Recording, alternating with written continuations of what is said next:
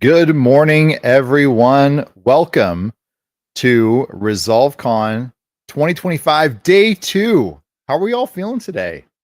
Probably a lot better than Casey because he's pretty sick. He is in chat. So if everyone could do me a favor and just wish Casey a speedy recovery, that would be awesome. We all miss him, and but we're gonna endure. We're gonna hang out together. First things first, though, want to just say a special thank you to all of our sponsors, the people who made ResolveCon 2025 possible. Thank you, Blackmagic Design, DV Resolve, Motion VFX, Whip Templates, and Pixel Tools. Also, want to let you guys know that we are still running our 25% off store-wide sale over at groundcontrol.film. If you use coupon code RC25GC at checkout, you will receive 25% off of all the courses, which is pretty awesome. Of course, we're going to be giving away some incredible things today. Thank you again to the sponsors who provided those, but you can't win unless you register. So make sure you click the link in the description. You only need to register once, and that will get you included into all of the giveaways. But again, you should be present. You need to be here to win, or else we're just going to give it to somebody else, and nobody wants that. We want you to get that stuff. We want you to get that stuff.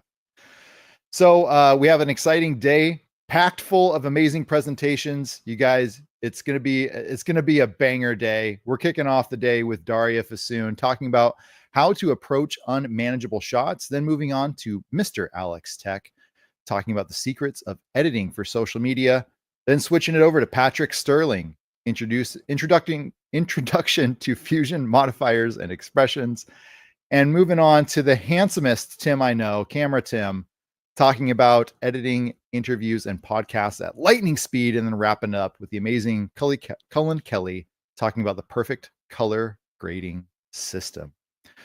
Again, guys, we can't do any of this without all of you. So thank you so much for being here, for supporting us, for making ResolveCon possible.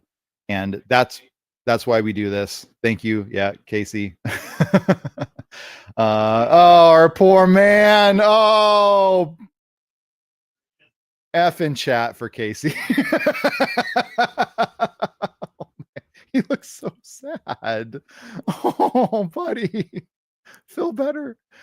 I want to remind you guys here that also we have this is our last day that is free of presentations, but we are going to be doing 2 additional days. That's right, Saturday and Sunday.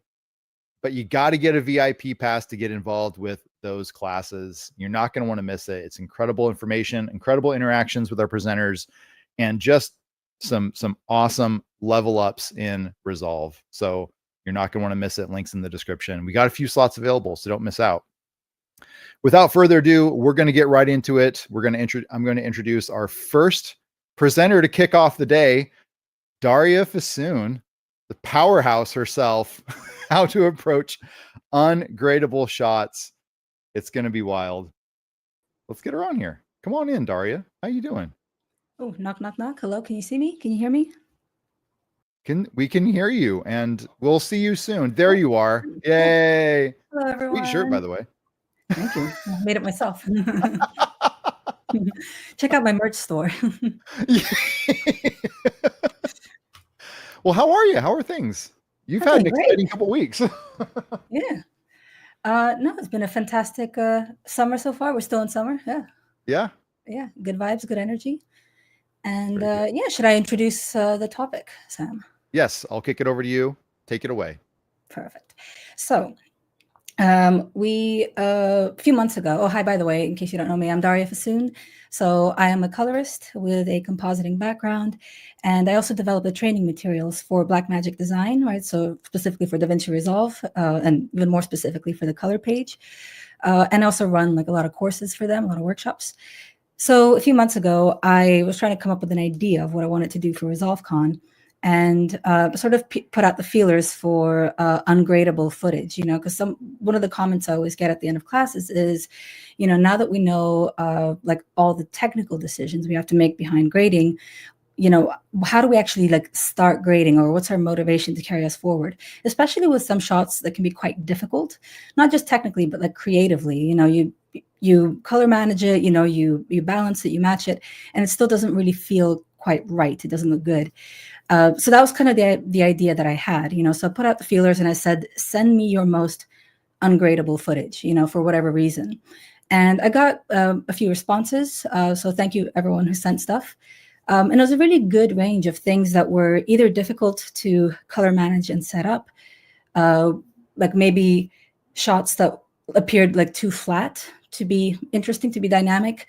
So they may have been recording something that was interesting, but it just wasn't captured in a very interesting way, like, just due to the limitations of the camera sensor or the dynamic range or something. Of course, over and under exposure, bad balance, flat skin, stuff like that. So I put together a little timeline. I'll just go through a few of the clips today, but hopefully, that will inspire you to kind of approach your grades more confidently in future, right? Just, take a look. Yeah, my screen, hopefully everyone can see that. Ooh, why are my scopes set to parade? I usually have to waveform, just because we're going to be talking about luminance quite a bit. Alrighty, so the very first clip comes courtesy of Sebastian Hinrichsen, who I just saw in the chat. So thank you for sending this in, Sebastian, and for being present. So he captured some clips over his holidays in, was it northern Italy? It was really beautiful footage. By the way, the location looks stunning.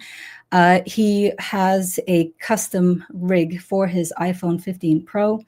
So like he sent me a photo of it, and it just looks like an absolute beast. He was using a variable ND filter from Kenko and an anamorphic lens, which he suspects is the reason why the footage is a little bit tricky to color manage. And you'll see in a second what that looks like. So let's start with just a bit of color management, right? We're just going to map the media from its log encoded starting point to something that looks more like human vision, which is Rec 709. Usually the first thing I do when I'm evaluating a clip for color management is I check whether it's raw, log encoded, or whether it's transcoded with a color space already baked in. So I'll double click a couple of times under the thumbnail of the clip. That tells me the name, version number, and the codec. So this codec is telling me that this is not a raw format. It's ProRes 422. And I can also check in the camera raw palette in the bottom left corner. If this was a raw clip, then the decode quality and that's resolution and method would be accessible to me, and they're not. So that's how I know it's not a raw clip. Okay, that's a slight limitation, but it's not like, it doesn't really prevent me from grading, right? That means I'm going to have to manually color map this. And usually I use project settings wherever I can. I use color management. But in this case, I'll use color space transform nodes for the whole timeline. Right, but I haven't actually activated color management at all. It's set to the default Rec 709 scene, which is kind of like a Gamma 2.4, but like with the optical transfer function baked into the metadata. Right, so this is actually ideal for like web deliverables, which is why it's the default standard, because like the developers of DaVinci Resolve assume that you are delivering for YouTube, and this is perfect for that. Okie doke. So let me go into my effects. Color space transform conveniently is near the top, so I don't have to search for it. I'm going to drag it in, label my node, CST. I'm already preemptively going to put it at the end of my pipeline because it'll be the one of the last actions performed in this grade. I want to grade the logarithmic version of the signal, not the version that's converted to Rec 709, because then my gamut is actually like considerably limited, as is my dynamic range, right? But I can't really grade while it looks like this, so I do want it to look nice. So yeah, I'm going to leave the outputs and everything else as it is, and I'm only going to set up my input, which is actually another challenge I had to approach, right? As well as like researching whether it was raw or not. I have to determine what my starting point is, right? And that is something I have to do on every single production that I work on. I work with a lot of independent creators, a lot of documentarians, and oftentimes there's like very limited information on like the type of footage that they're using or the color space that they're recording in.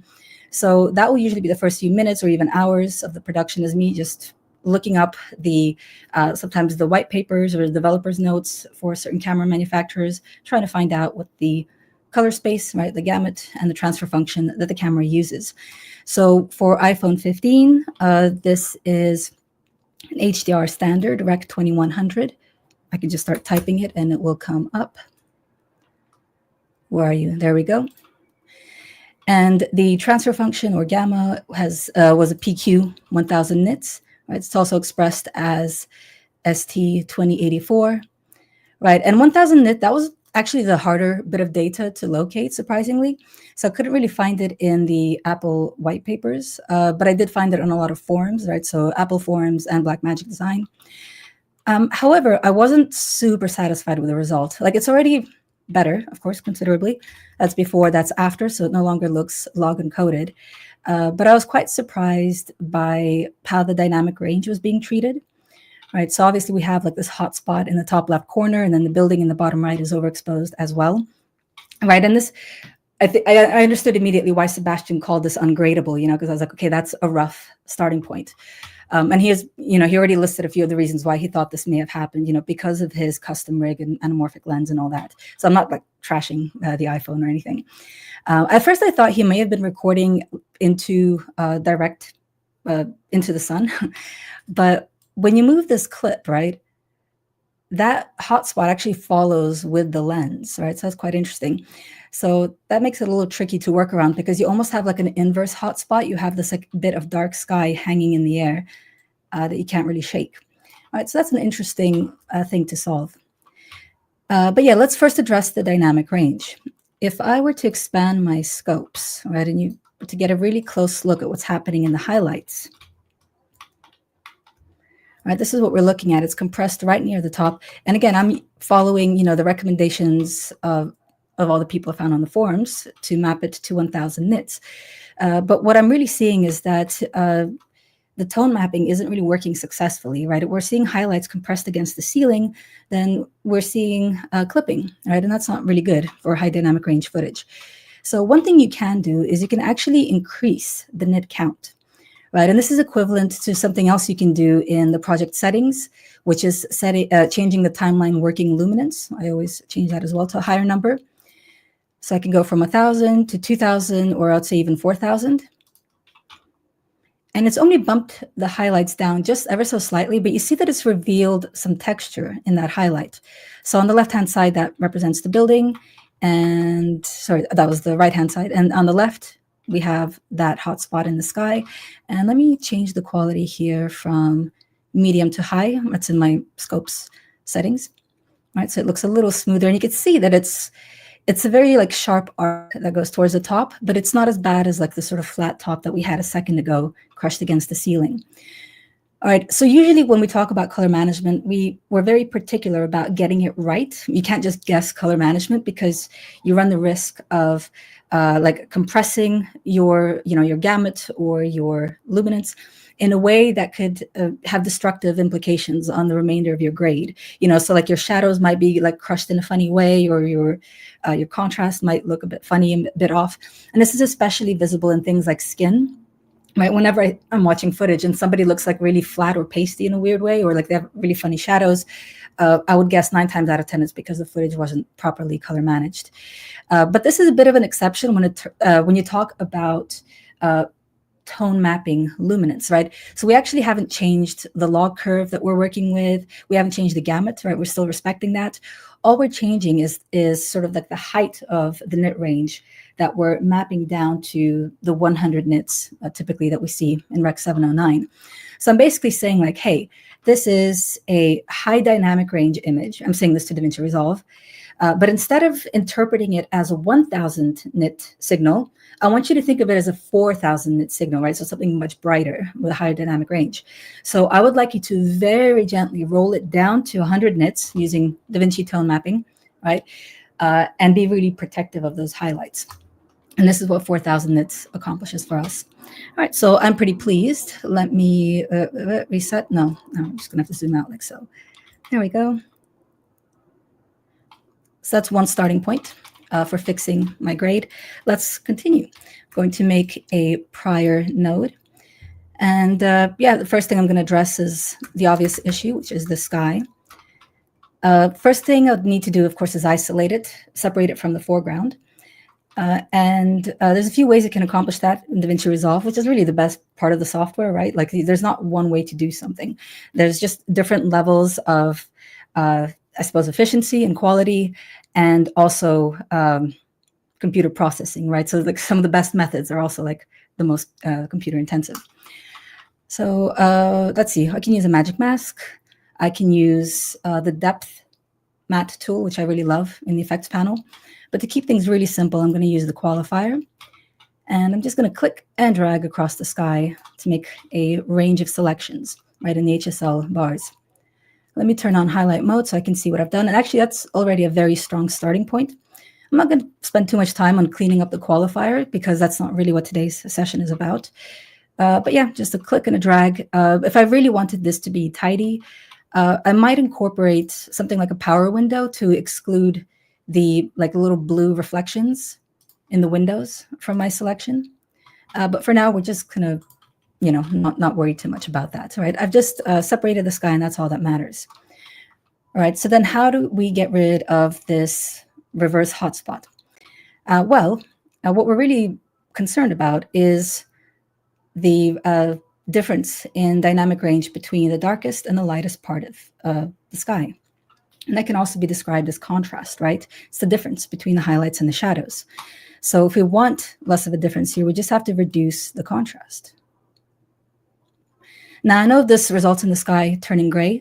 That's just a side effect of lowered contrast, in the same way that a higher contrast produces higher saturation, unless you're using something like the contrast parameter in the HDR palette. So I am going to turn it slightly gray, but that's fine because we can just push colors into it using the color wheels, so it's not really a problem. I can also use the pivot, right, to change the middle gray, which means that I can determine how light or dark my sky is. And of course, I can make it blue, which is pretty important. I'm going to drag my offset wheel. What are we feeling today? Let me make this darker, actually. There we go. Probably like that, maybe even lower contrast. We want to flatten it, but that just means we have to compensate with pushing more blue into the image, like so.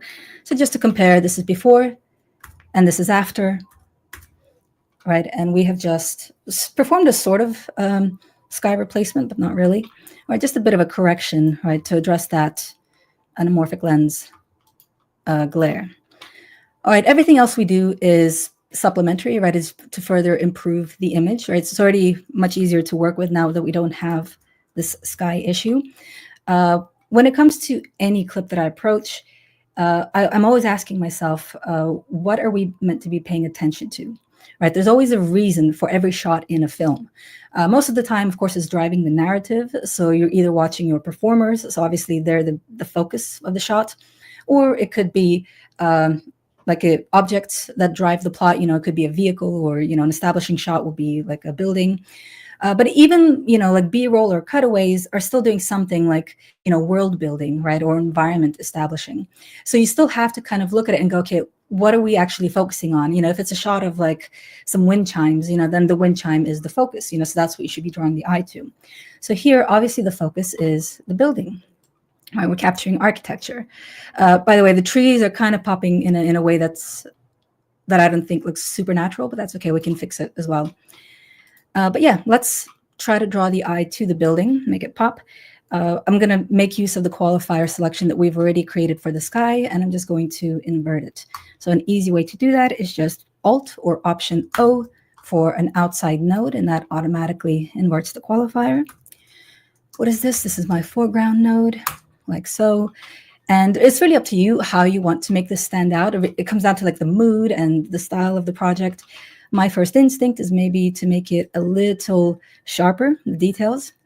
But instead of using like the sharpening palette or the contrast tool, I'm going to use midtone detail, which is also a contrast parameter. But what's special about it is that rather than determining the distance between the brightest and the darkest part of the image, it instead performs a contrast adjustment in the midtone region of the image, right? And what falls in the midtone region?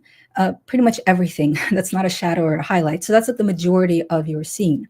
And that will be like texture, right? So clothing, textiles, hair, faces, pretty much everything except for like the super deep shadows or light sources. All right, so notice how I started. Let me reset my mid-tone detail. I drag it out, and you see how the building just becomes a bit more dramatic. You can also drag it in reverse, and people sometimes use that for beauty work, right, to soften people's skin. But yeah, I'm just going to pop it up just a little bit like so, give it a bit of sharpness. I also think we could do with a bit of brightness, make it pop. All right, there we go. It's commanding a bit more attention.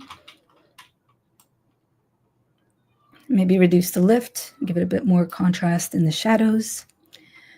And I can also work around with the colors. So I kind of want to increase the saturation, but also decrease it in the greens. So I'll go into my color slice, which I have been loving and using ever since it was released, I think about a year ago. Don't know how we've done without it. But what do I want to do? Yeah, let's see where the building is. Yellows, I think it's probably going to be the trees.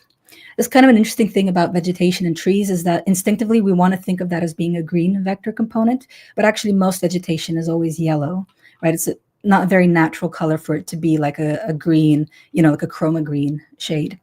So I can even turn on the highlight mode just to see if we need to adjust that selection. Oops, sorry, and I went to green. Let me go to yellow. There we go. Yeah, just drag it a bit so that it's less focused on the building. So I can use that to make the trees like maybe a bit denser, maybe a little less saturated so that they don't stand out against the sky in a bad way. And then I'll do the same thing for the building. Can you hear that? The ice cream van is right outside my house again. It's like every time I jump on a call, the guy's on speed dial. He's like, I'm going to sell my wares now. I can't even hear myself. All right, there we go. I just changed the center on the skin vector to get a bit more of the building. I don't think it's a red building. No, it's pretty much orange, which is what the skin vector is. Like an orangey red. All right, let's up the saturation. Ooh, that is very nice. Look at that. Nice and bold. If that's a bit too bold for you, you can also increase the density. So, oh, by the way, these two sliders, you have density on the left, which it kind of combines two parameters, right?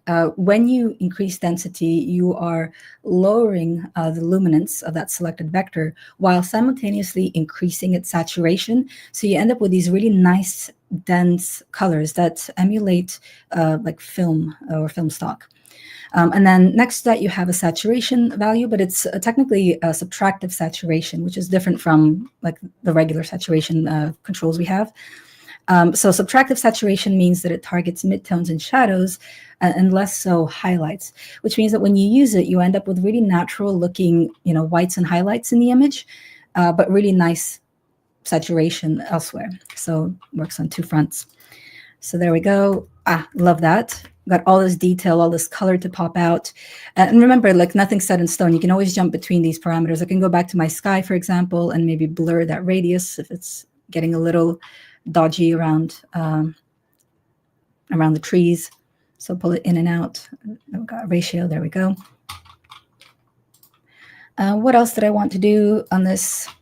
Anything else? Yeah, it's all supplementary. So I could further start to refine like the saturation of the overall scene. I could add a vignette to focus the eye to the center. But let's compare the before and after. So, well, that's the log image. So it's a bit unfair. Let me only compare it to pre and post color management. So there we go. That's color managed and that's color corrected.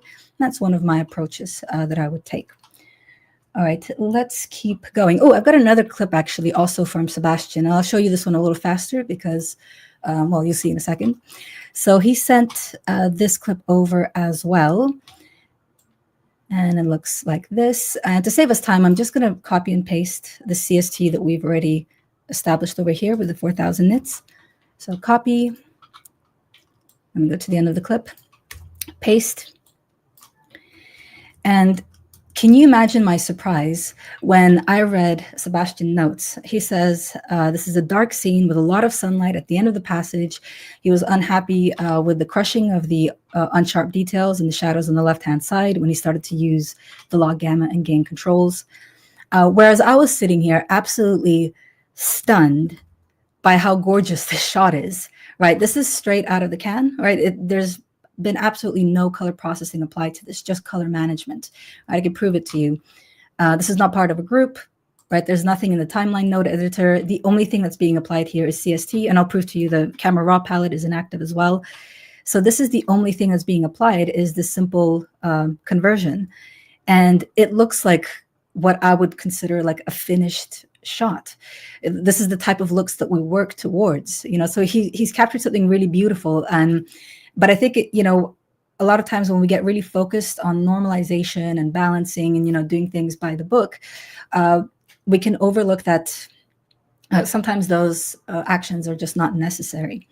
Right. I know that it's got a really high dynamic range, right? We've got these extra bright highlights in the distance. And of course, like a lot of data is so like quote unquote lost right in the foreground, but it doesn't matter, right? Because this foreground data in the hallway isn't really vital for the viewer. Like, what are they getting out of like these walls and doors and like a bit of graffiti? It's not really important. Like the fact that it's dark is actually better because it's drawing attention to this really beautiful scene at the back of this long sort of hall.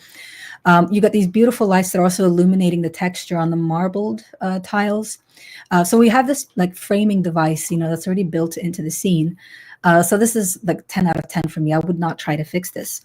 I think when we start to think in terms of like normalizing everything and making sure that things are not overly high contrast, we can actually end up breaking the image. So let's say I wanted to like correct this, quote unquote. Let me create a node before this. And, just by looking at the waveform, if I was just to criticize it based on this, if I hadn't seen the image, right, if I've got it hidden behind my my scopes now, I would maybe say, yeah, this image clearly is clearly way too dark, right? There's a lot of really compressed data just in the very bottom section of the scopes graph. So I'm not going to be able to see very much in the shadows, so that's bad. There's all this extension to the very top, so I'm assuming that there's something extremely bright in the image as well. So yeah, I would criticize it based on the trace and the scopes without actually understanding the context of the scene. So something people might do is, use like the gamma to try to spread more of this data upwards, and then use something like the shadows and highlights, either in the adjustment controls or in the log wheels, to try to maybe expand the data in the foreground, in the foreground or in the shadows. Same thing for the highlights, try to kind of keep those, quote unquote, in a safer region, right? So just without seeing the image, right, I would assume that this image is better than this one, just purely based on trace. But let me move the scopes aside, right? So this is my before, and this is my after. You can't tell me that this is a better image. No way. All right, so let me turn that off again. The original is much more superior. So I'm going to keep this disabled. In fact, I will delete it because it's offending me. The only thing I'd really do to this shot, like after I see it, and I'm assuming at this point that it matches the remainder of the timeline. Obviously, like if you have to perform matching, you would. But the only other thing I would do is maybe also check that it is like a legal image, right? That it's within bounds in terms of the scopes. So if I expand this waveform again, what's really tremendous, like what's really impressive to me is that even though this looks so high contrast, it is technically safe all around, right? If I look in the shadows, it's well above the black point. There's nothing wrong with it.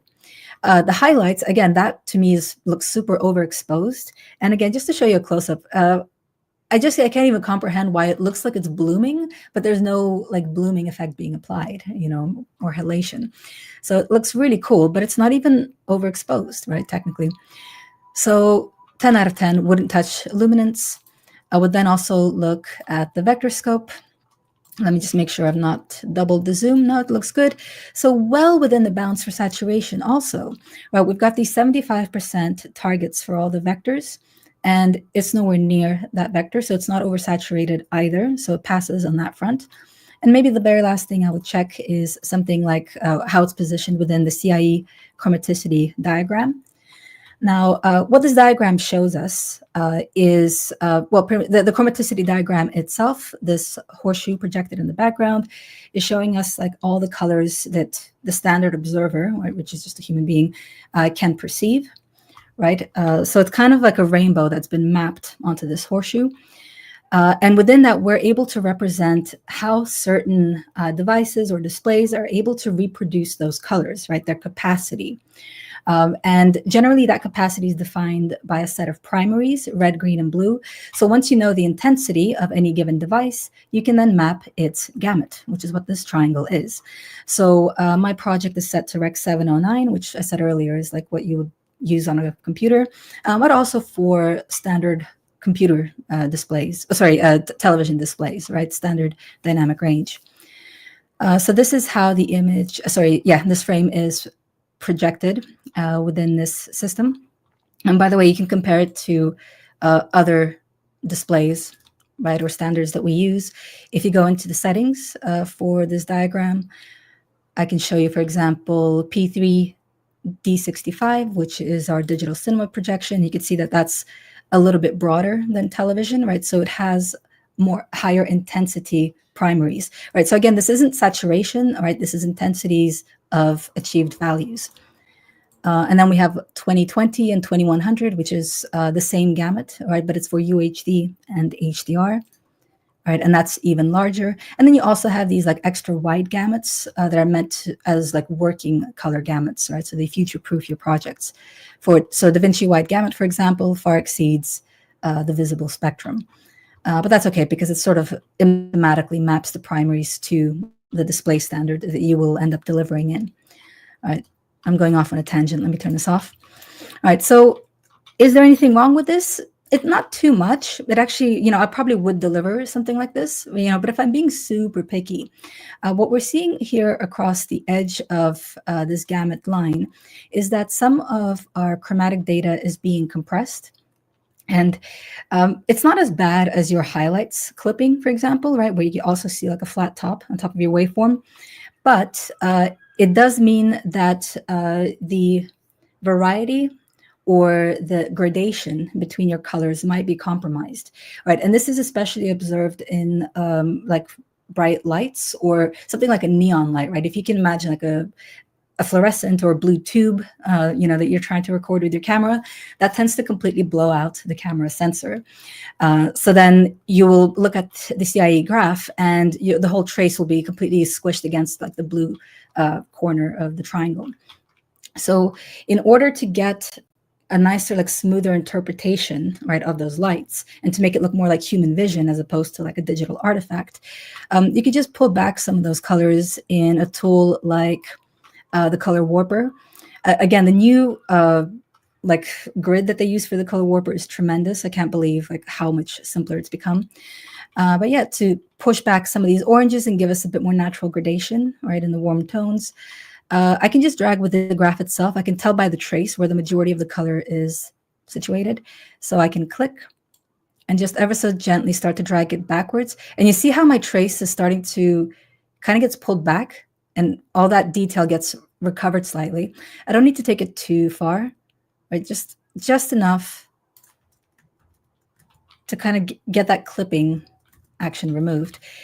Does it have a major impact on the image? No, not at all.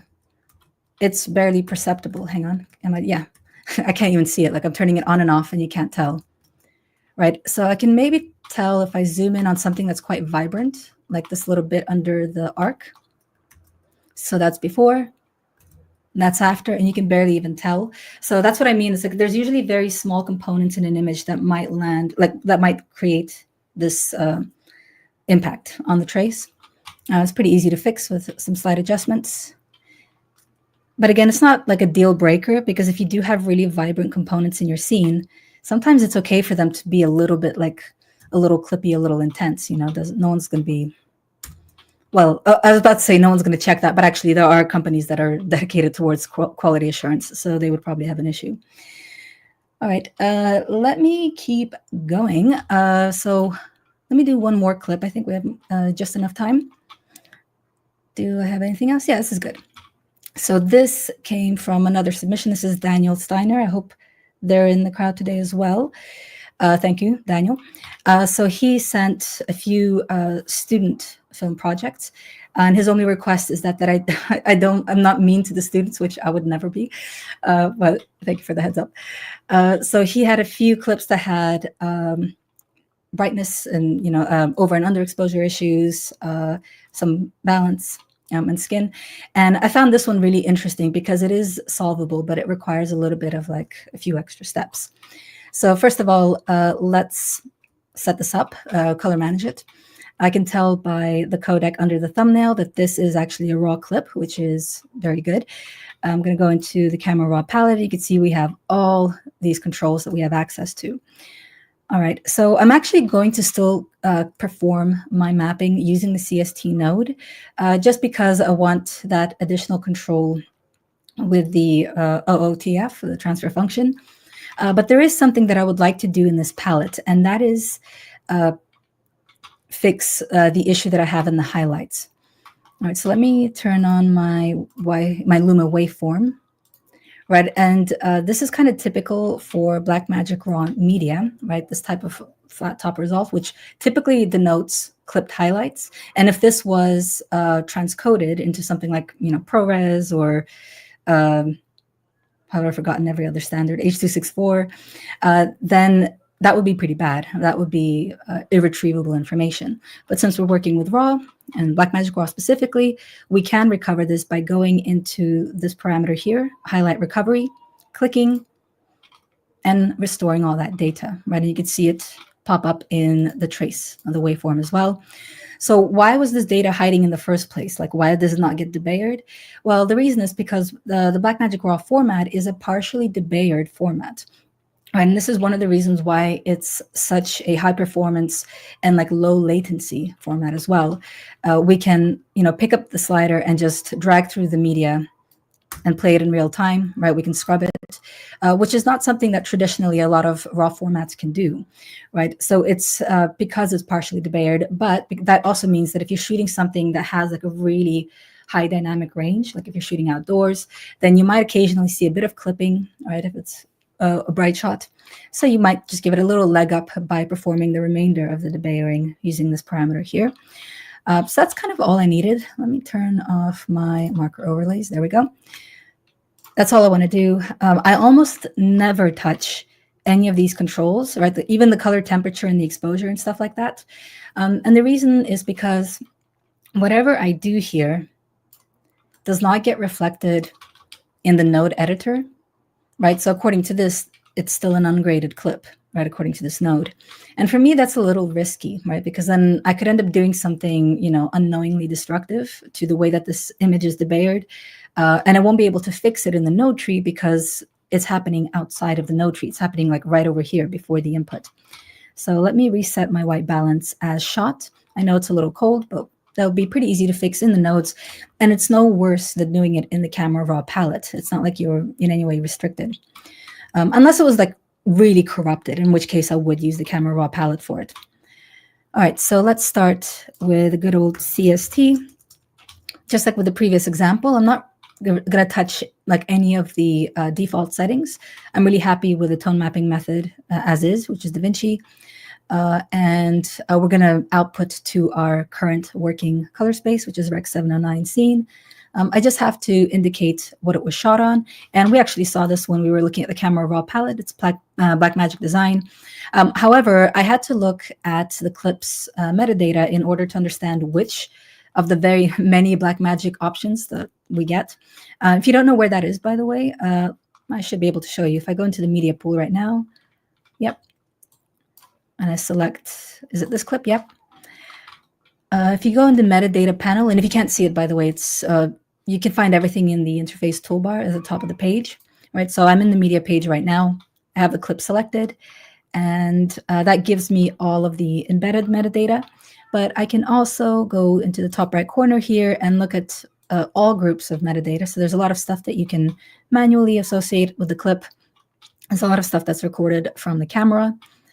And if I keep scrolling, eventually it will even tell me the camera information.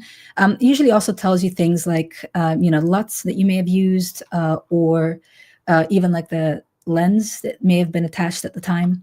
But this is what I really care about here is that this is the Ursa Mini Pro 4.6K, right? And that's pretty important because by looking at this, I may have thought that it was just Blackmagic Design, the original camera. So I'm going to make sure I choose the right one. There's 4.6K I'm going to go for Gen 3, all right, so more recent color profile, like so. And then for the input gamma, it's even easier because there's only one 4.6K film option. And there we go. So it's still a cold image, right? But the contrast now looks more like Rec 709, like human vision. Alrighty, so let's start with a balance. Shift S.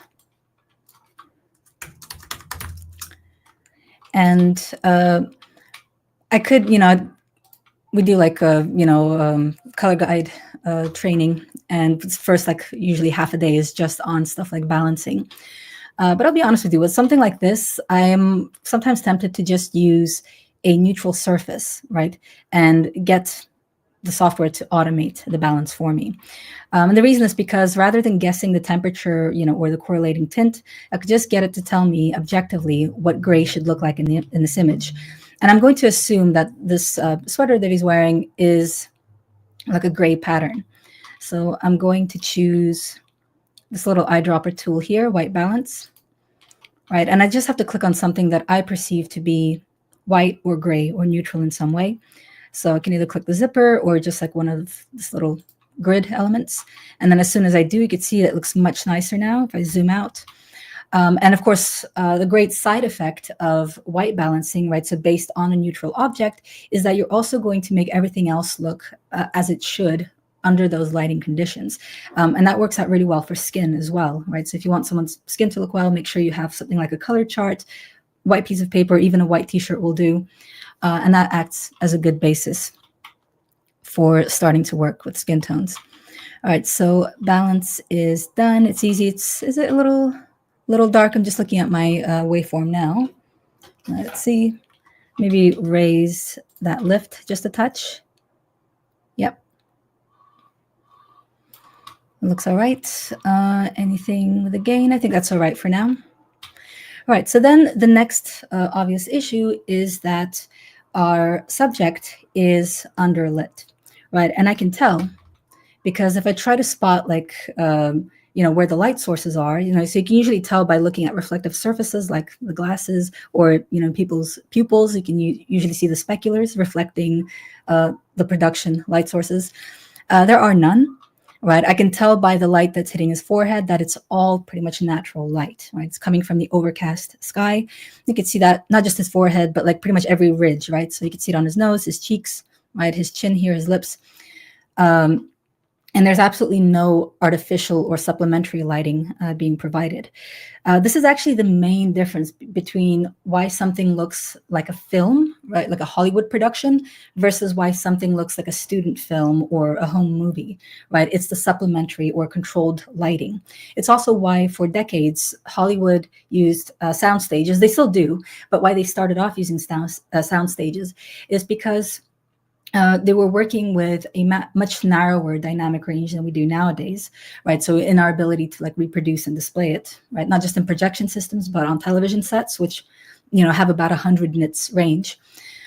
You've probably noticed that when you're trying to take a photo of someone, your camera device or your phone will either expose your subject well, but blow out the background, or it will expose the background really well, but then underlight, or underexpose the subject, right? So the reason why a lot of productions happen in sound stages, and historically so, is because you have a lot more control over the lighting, and you can light up a scene in a way that it all falls within a single stop, or two stops within the camera, right? And that's really advantageous because then everybody looks good, everyone's skin tones look good, and the background is perfectly visible as well. So they would have been creating like matte paintings, to look like real life, like environments. But, matte paintings have substantially lower dynamic range or nit values than real life, which tends to be thousands or tens of thousands nits brighter. So once, productions moved out of sound stages, when cameras became smaller, they still had to think about how to light things within a single stop in a camera, which is why on high-end productions, if you've ever seen like behind-the-scenes footage, right, of people shooting in the street, there's usually like a lot of kerfuffle around the performers, right? They might be just doing something simple like walking down the street, But then in behind the scenes footage, you'll see there's usually people on either side carrying something like a canopy or a parasol over them in order to control the natural light, right, that affects them. And there will also be people with things like diffusers or reflectors. In fact, when you buy a diffuser online, it will usually come with a reflective cover that's double-sided, right? So it's going to be silver on one side and gold on the other. And that way you can bounce light, right, natural light, or from another spotlight to create a fill, right, for these shadows. So silver for neutral or gold for warm light.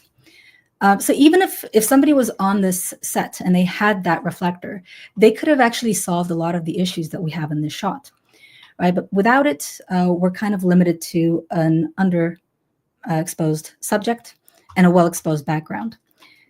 So one way to resolve it, aside from controlled lighting, is with secondary grading. Secondary grading. So let me create a new node. That'll be Alt-S. We will be addressing the face. Oh gosh, I have like a minute and a half remaining. I was hoping I could do this. So if you're working with a free version of DaVinci Resolve, you can use something as simple as a power window to achieve this. If you're working in Studio, I would recommend the Magic Mask. It works wonderfully for this. But essentially, we just have to separate the foreground from the background and perform like a lighting that is appropriate for it. So this is really the classic approach, right? With power windows, is just dropping an oval around someone's face, feathering it out so that it's not super obvious. And then you can use any manner of methods to make someone brighter, depending on the context and the type of footage that you're working with.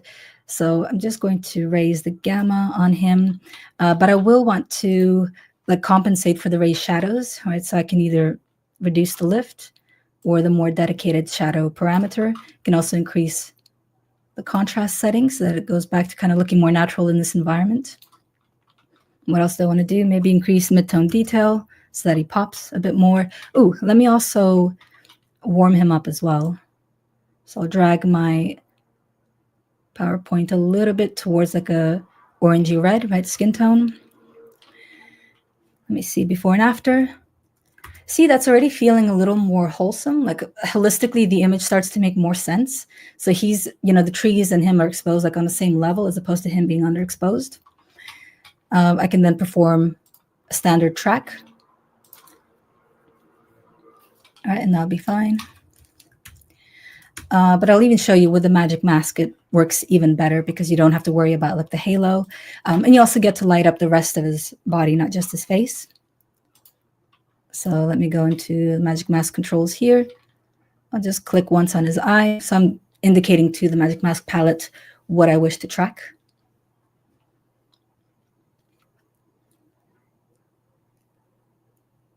And yet, I think I've seen someone mention depth map in the comments. That is also something I would use for this because he is very clearly distinct, right, from his background. All right, Resolve does like to take a good think about the first click that you do. There we go. Let me turn on my overlay. You can see that it assumes that I'm trying to target his glasses.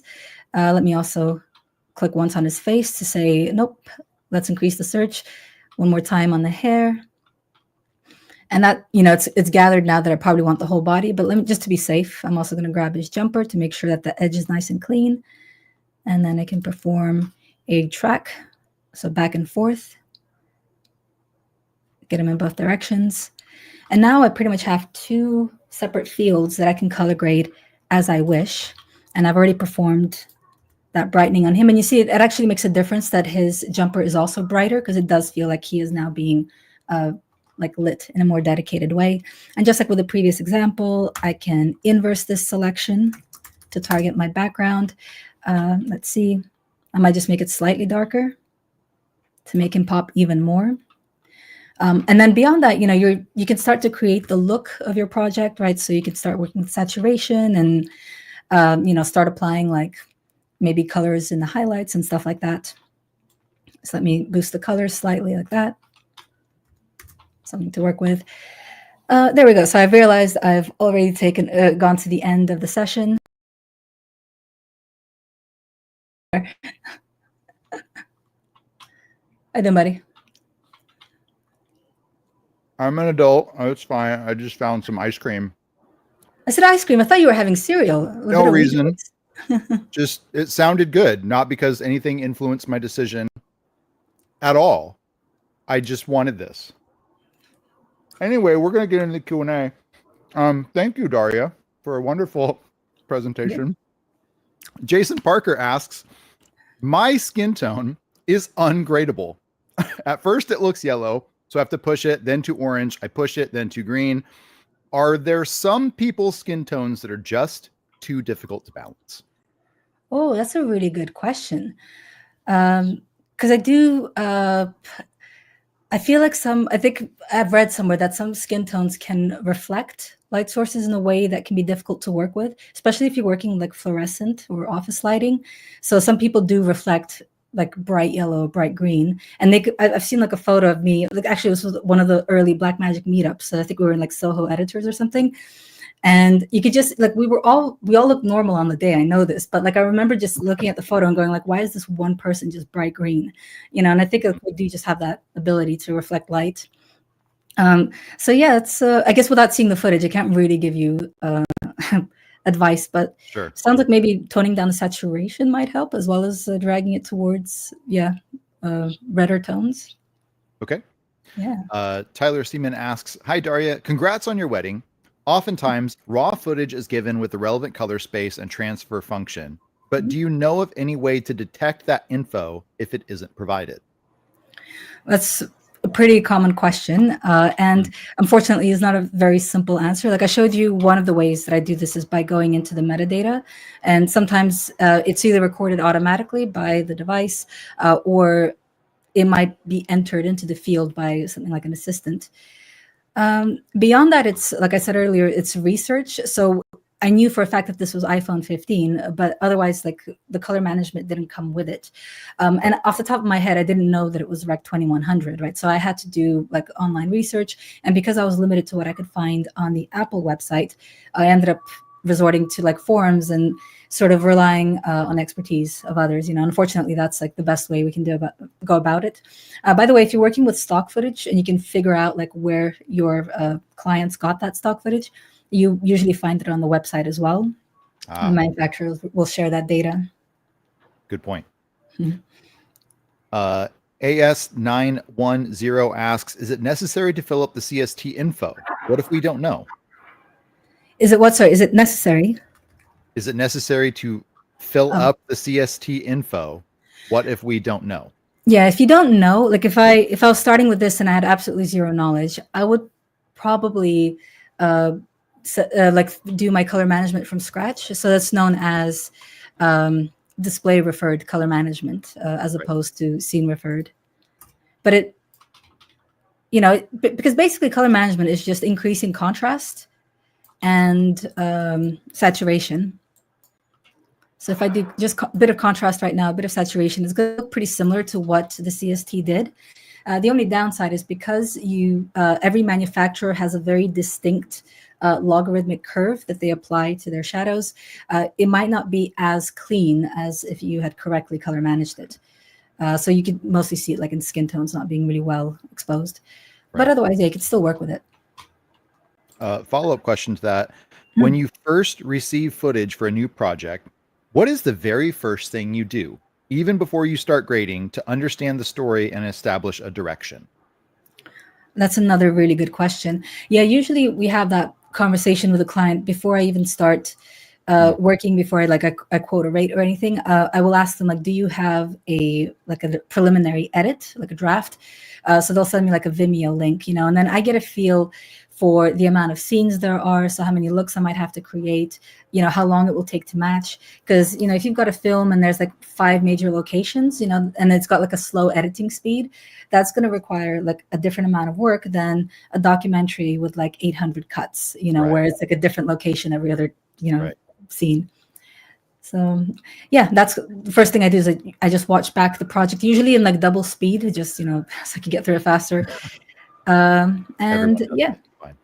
And then I will talk to a client about like what they used as much as possible. And some clients are really wonderful at having that like technical data, and others are just like, oh, you know, whatever. And then I'll be like, can you tell me who your cinematographer was, you know, and then I'll talk to them instead.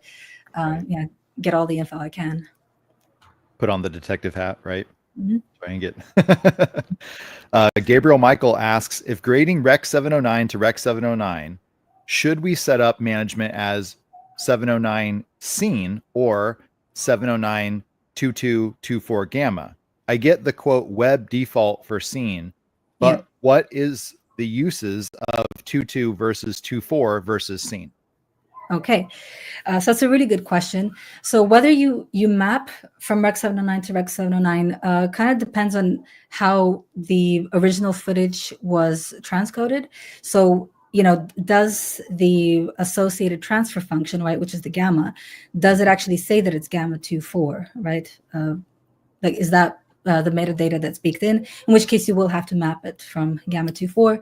And whether you're delivering scene or 2.2 or 2.4 also depends on what your deliverable is. So this would not be good for broadcast, right? Because this right now would be a Rec 709 scene deliverable, which means that it will lack the metadata for a broadcast or a broadcaster to correctly interpret the gamma, right? In order for it to be gamma 2.4, I would actually have to select Rec 709 scene gamma 2.4. And the thing is, it will look identical, right?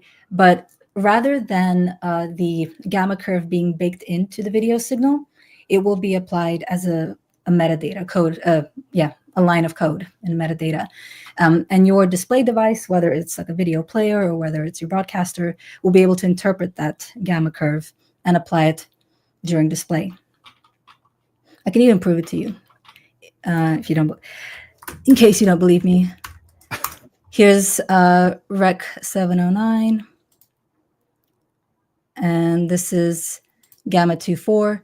And notice that my result here has not changed at all. The only thing that changes is the application of the OOTF. So gamma 2.4 to scene, exactly the same output, but now the 709 is applying an inverse OOTF like automatically. But they're actually the same exact gamma. It's just whether you're embedding it or applying it as code. All right, and the reason why I just saw a shift is because my current timeline is still set to scene. Yeah. Okay. Right. Robin Tate asks, Daria, are there any depreciated features or switches, knobs, thingies that you no longer particularly use in your grading as a result of Resolve's updates, or ones that you utilize more? That's a really good question. I can't say I've noticed it too badly. Like I feel like density is something that I've always done almost like instinctively, right? With the help of like saturation and like the HSL curves, for example, right? So increasing saturation while reducing luminance. And that's now been really like nicely combined into one vector tool now.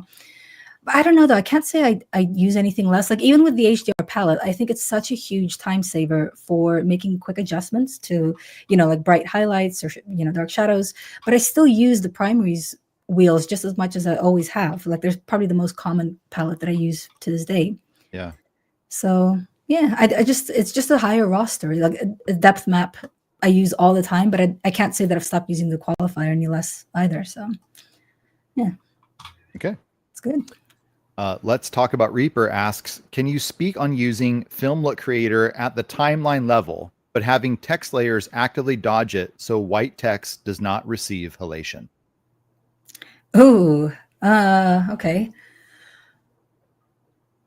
No, I don't think you could do it on the timeline level, but you could probably apply an adjustment layer in the timeline and apply it to that, and then put your text above the adjustment layer, and then that will circumvent that. Where is that? Is it an effect? Yeah. So you do that, you put the text on top of that, and that's it's sort of equivalent to using the timeline node editor, but being able to control which tracks you're impacting. There we go. I don't know if I'm actually going to apply a grade, but just to prove a point, I guess, and just make everything really blue. Right. Still, well, I mean, that wouldn't have affected the white text anyway, but yeah, halation was the issue, so may as well. Well, actually looks quite nice. basic title is fine. Great. Okay. Daria, can you expound on additive and subtractive saturation and the differences between the two, please? Well, is there an additive saturation? I'm not sure about that. I don't know if there, I mean, we have just like uniform saturation, and that Maybe means that's that what it they mean. applies. Yeah. Oh, beg your pardon? Maybe that's what they mean. I don't know. Oh, sorry. Yeah. So yeah, saturation as is, let's see. Do I have a clip I can show this on? Like something, yeah, I think this will be good. This will apply to the entire image uniformly. Actually, do I have, yeah, a bit more color on this. It'll apply to the whole image uniformly, whereas with subtractive saturation, it will target the midtones and the shadows, but it will kind of avoid the highlights, which means that your whites will remain like more natural looking. Because, you know, when you think about color dominance and things like that, it doesn't really affect light sources so much because they're the emitters of light. So this is why color slice works, like the color slice saturation works so well, because it is more filmic in its behavior. Though I will have to say maybe another question worth answering is the difference between saturation and color boost, because I use those quite purposely as well. So with saturation, if you keep an eye on the trace, in fact, let me double the zoom on this so you can see better. Right, the difference between the two is that with saturation, you get a completely uniform increase, right, in the saturation levels of the image, right? So the trace is just pretty much being scaled up. With color boost, you will see that it's got this really interesting behavior of almost like like a pulsating behavior of like a balloon blowing up, right? And you can see that the edges of the trace move at a faster speed, or rather, sorry, at a slower speed than the center, right? Whereas the center sort of blows outwards. And the idea with color boost is that you are targeting lower saturation regions more intensely than regions that are already high saturation. And the idea is that, you know, you might have something that features people, right? And you want to increase the oranges or the reds in a shot, but you don't want to blow out people's skin tones. So color boost is a really nice way of kind of just popping up the oranges without ruining skin. So it's a great little feature. But yeah, I don't know how well you'll see it. There is a saturation control here. And I think, yeah, we couldn't really tell on the vector scope how that works because vector scope doesn't show us luminance. But you'll have to take my word for it. It is, it's targeting midtones and shadows. Okay. Paul Curum asks, how do you keep yourself clear when grading bad shots? Sometimes when I grade bad shots, I end up at with a bad grade because I'm seeing in contrast to the original shot instead of real life. Yeah, well, wow, it's a good, like, how do you keep yourself grounded with bad shots? Like, I always just ask, like, what was the intention, right, of the director? Why was this shot? And if you can latch on to, like, what is like the shining star of a particular frame, you know, like what we're supposed to be drawn to, then it really helps with how you construct the grade. So this is something I had in the backlog to show you today, but didn't come around to it. This is not a bad shot by any means, by the way. Of course, it's gorgeous. But when I first color managed it, this is how it came out. And I could see why it got submitted as an ungradable shot, because even though, you know, I imagine like if you were there on the day capturing this fantastic waterfall, if you got home and this is the footage you were looking at, you're like, it doesn't feel as like grandiose, you know, as like the where I recorded it. So my intention as a colorist is to look at it and go like, I want this to feel as epic on the screen as it would have felt for the cinematographer capturing it at the moment. So this is where, you know, this is just CST being applied, by the way, and this is correct color management for the Canon. So I started off with balancing the rock face. I realized that the greens were distracting from the waterfall, so I dulled those down, which might feel counterintuitive, right? But like when you, again, think about the frame holistically, right? This is just a better look for the trees. Then I emphasized the waterfall, where I just selected that with a power window, and I used the HDR palettes, what was it? Probably the light and highlights to create like contrast in the water. Right, so the eye is instantly drawn. Did a little bit of correction on the sky just to dampen it a little bit. And I think beyond that, just a bit like contrast. You might want to do like saturation. Yeah. But then, so like I'm always like keeping my eye like, on the what is the focus? Right. Yeah. Awesome. Last question. From this space left intentionally blank. What is your approach when clips are grossly underexposed and or mildly out of focus? Really good question. So sometimes I just ask, like, does the underexposure need to be fixed? Which is kind of what I said with this clip here. I'm like, how much vital information are the shadows actually hiding or containing that we need to show the audience? And I used to get stuff like this all the time, like especially with, again, student productions. Like, why not just lean into the darkness and make this into like a silhouette scene or silhouette shot? So there's a few examples of that, and I think like you can make it look really dynamic. You don't have to see everyone's face perfectly. You're never going to make someone's skin tone look fantastic if it's underlit. So you may as well just kind of work with what you have. Okay. Well, that's all the questions that we have today for you, Daria. Thank you so much for continuously sharing being so generous with your years of experience and wisdom as a colorist and being involved with ResolveCon all these years. It's a pleasure to see you.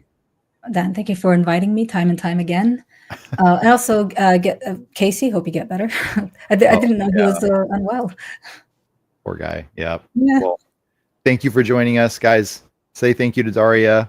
And we'll see you later. We're going to move on to our giveaway time now. Thank you so much, everyone who registered for a giveaway. We have some cool stuff to kick off the day here, including the winner of the Split Tone Pro DCTL from our sponsor Pixel Tools. Congratulations, Eugene McDonald. The Prime Grade DCTL from Pixel Tools. Congratulations, Paul Wilkinson. The winner of the $100 Motion VFX store credit goes to Mogal Rejek. And the winner of the Blackmagic Micro Color Panel, congratulations to Caleb Taranzo. If you won any of those, expect an email here by end of day or tomorrow, and we'll let you know what other information we need. So congratulations to all the winners. Thank you so much for entering. And if you haven't entered, click that link in the description so that we can get you guys some cool stuff, because we're giving away stuff for the rest of the day at the end of every presentation. Also, make sure you guys are getting your VIP tickets. If you think 2 days of free ResolveCon is awesome, well, you're in store for a big bonus, because we're doing 2 more days. Not public, exclusive to only VIP ticket holders. Click the link in the description. Get those today. We have a few left. Also, if you're looking for some more DaVinci Resolve education in the form of online courses, groundcontrol.film is your place to go. We are hosting a 25% off sale store-wide. Use coupon code RC25GC at checkout and get a smoking deal on some killer education. Guys, we're going to take a quick break here. Up next is the one and only MrAlexTech talking about the secrets to editing for social media. We're going to take a little break to get things set up for his presentation. While we're on break, guys, get a VIP course. Register for giveaway. Get yourself some ice cream. We'll see you later.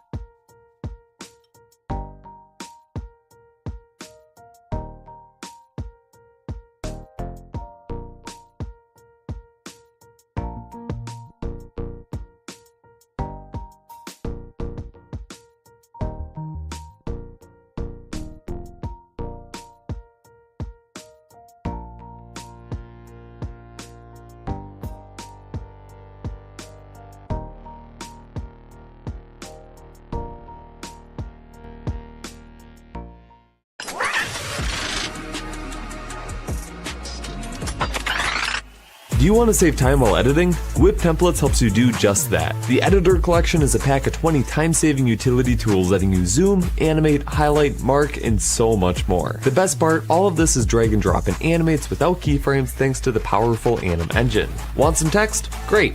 Check out the Editor Titles Pack, which contains 270 highly customizable titles covering many styles. Want to call attention to someone? That's easy with an edit page tracker. How about a countdown for an event or a sponsored segment?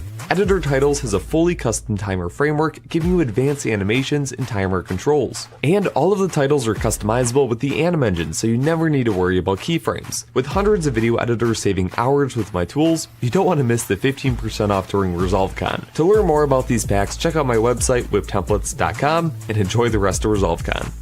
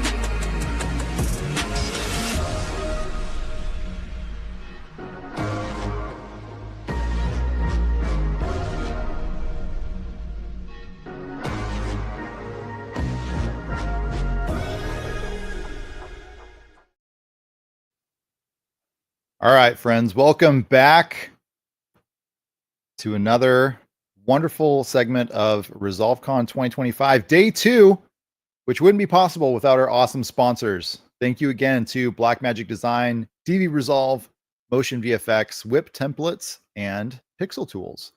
Also, just a friendly reminder that over at groundcontrol.film, you will get 25% off all courses up until Sunday using coupon code RC25GC.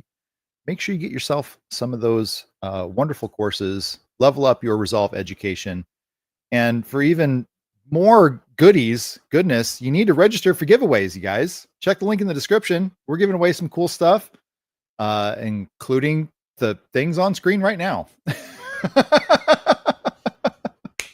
And of course, make sure you get a VIP pass. We're doing 2 extra days of Resolve education that is private, not streamed publicly. This is exclusive stuff. You're not going to want to miss it. Don't pass up on that opportunity. So without further ado, let's introduce our next presenter, a longtime favorite and friend of ResolveCon, MrAlexTech. How you doing, buddy? Hey, how's it going? It's going great, man. How are you? I'm good. I've got water. I've got ResolveCon stuff. I'm ready to go, man. I'm ready to go. Fantastic. Well, thank you so much for being here again. Thank you so much for continuously being a wonderful addition to the event and for just being a bro. Thanks for having me. Thank you for listening to my nonsense every time I'm here. Hey, anytime. Take it away. Cool. So, yeah. Hello, everyone. My name is Alex, better known on the internet as MrAlexTech, as some of you may know. And I couldn't really be far further from Daria. It's kind of hard to follow Daria. She's like a complete professional, an absolute wizard. And then you've got me. Hello. I'm just a guy on the internet, but I'm going to do my best. I'm going to try and show you some things because I like to try and break DaVinci Resolve down into really nice little bite-sized chunks and make it fun and accessible so everyone can sort of get involved and to have some fun with editing, because that's kind of how I found it. It was a thing, and now it's a job. So yeah, editing, it's fun. Let's make it more fun and accessible and whatever else. And today we're talking about editing for social media. I'm kind of trying to show you the tips and the tricks and the workflows and the things which I do when I'm making my videos and trying to make it as simple and as easy and as frictionless as possible. That's kind of the thing.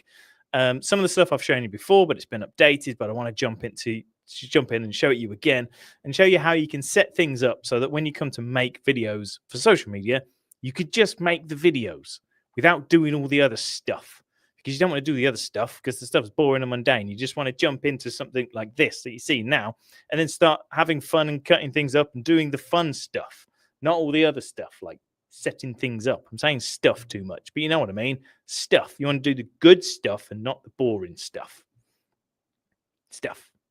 And we're going to try and have some fun, keep it nice and short and to the point. I'm going to show you my workflows. I'm going to show you some tips and tricks, and I'm going to show you how I cut together my vertical videos for TikTok and shorts and whatever else, because I do that in a slightly unusual way.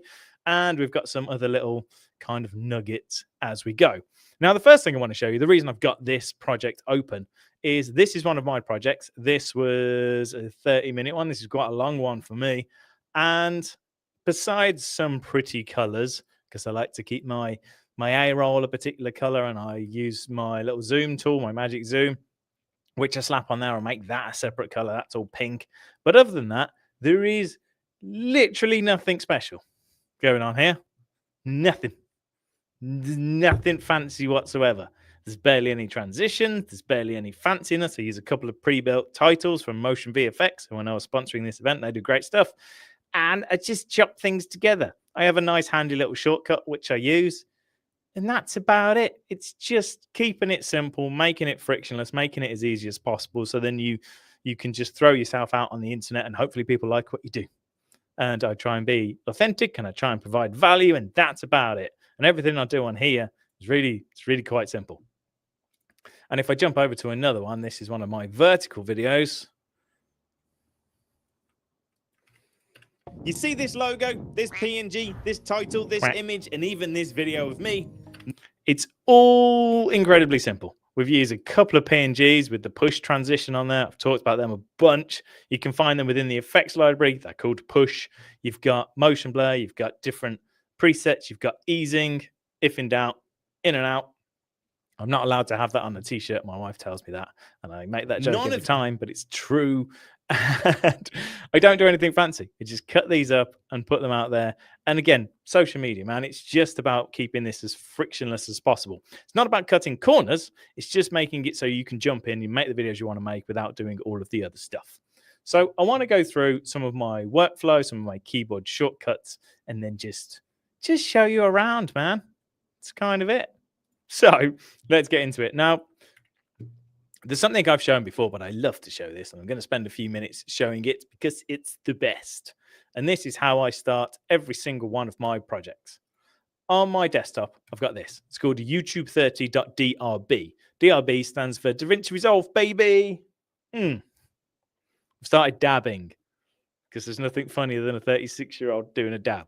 Anyway, I can double click on this at any time. So anytime I want to start a project, whether it's a vertical one, whether it's a horizontal one, whether it's YouTube, whether it's TikTok, whether it's whatever, I have this on my desktop and I just give it a double click and DaVinci Resolve is going to open up just like this.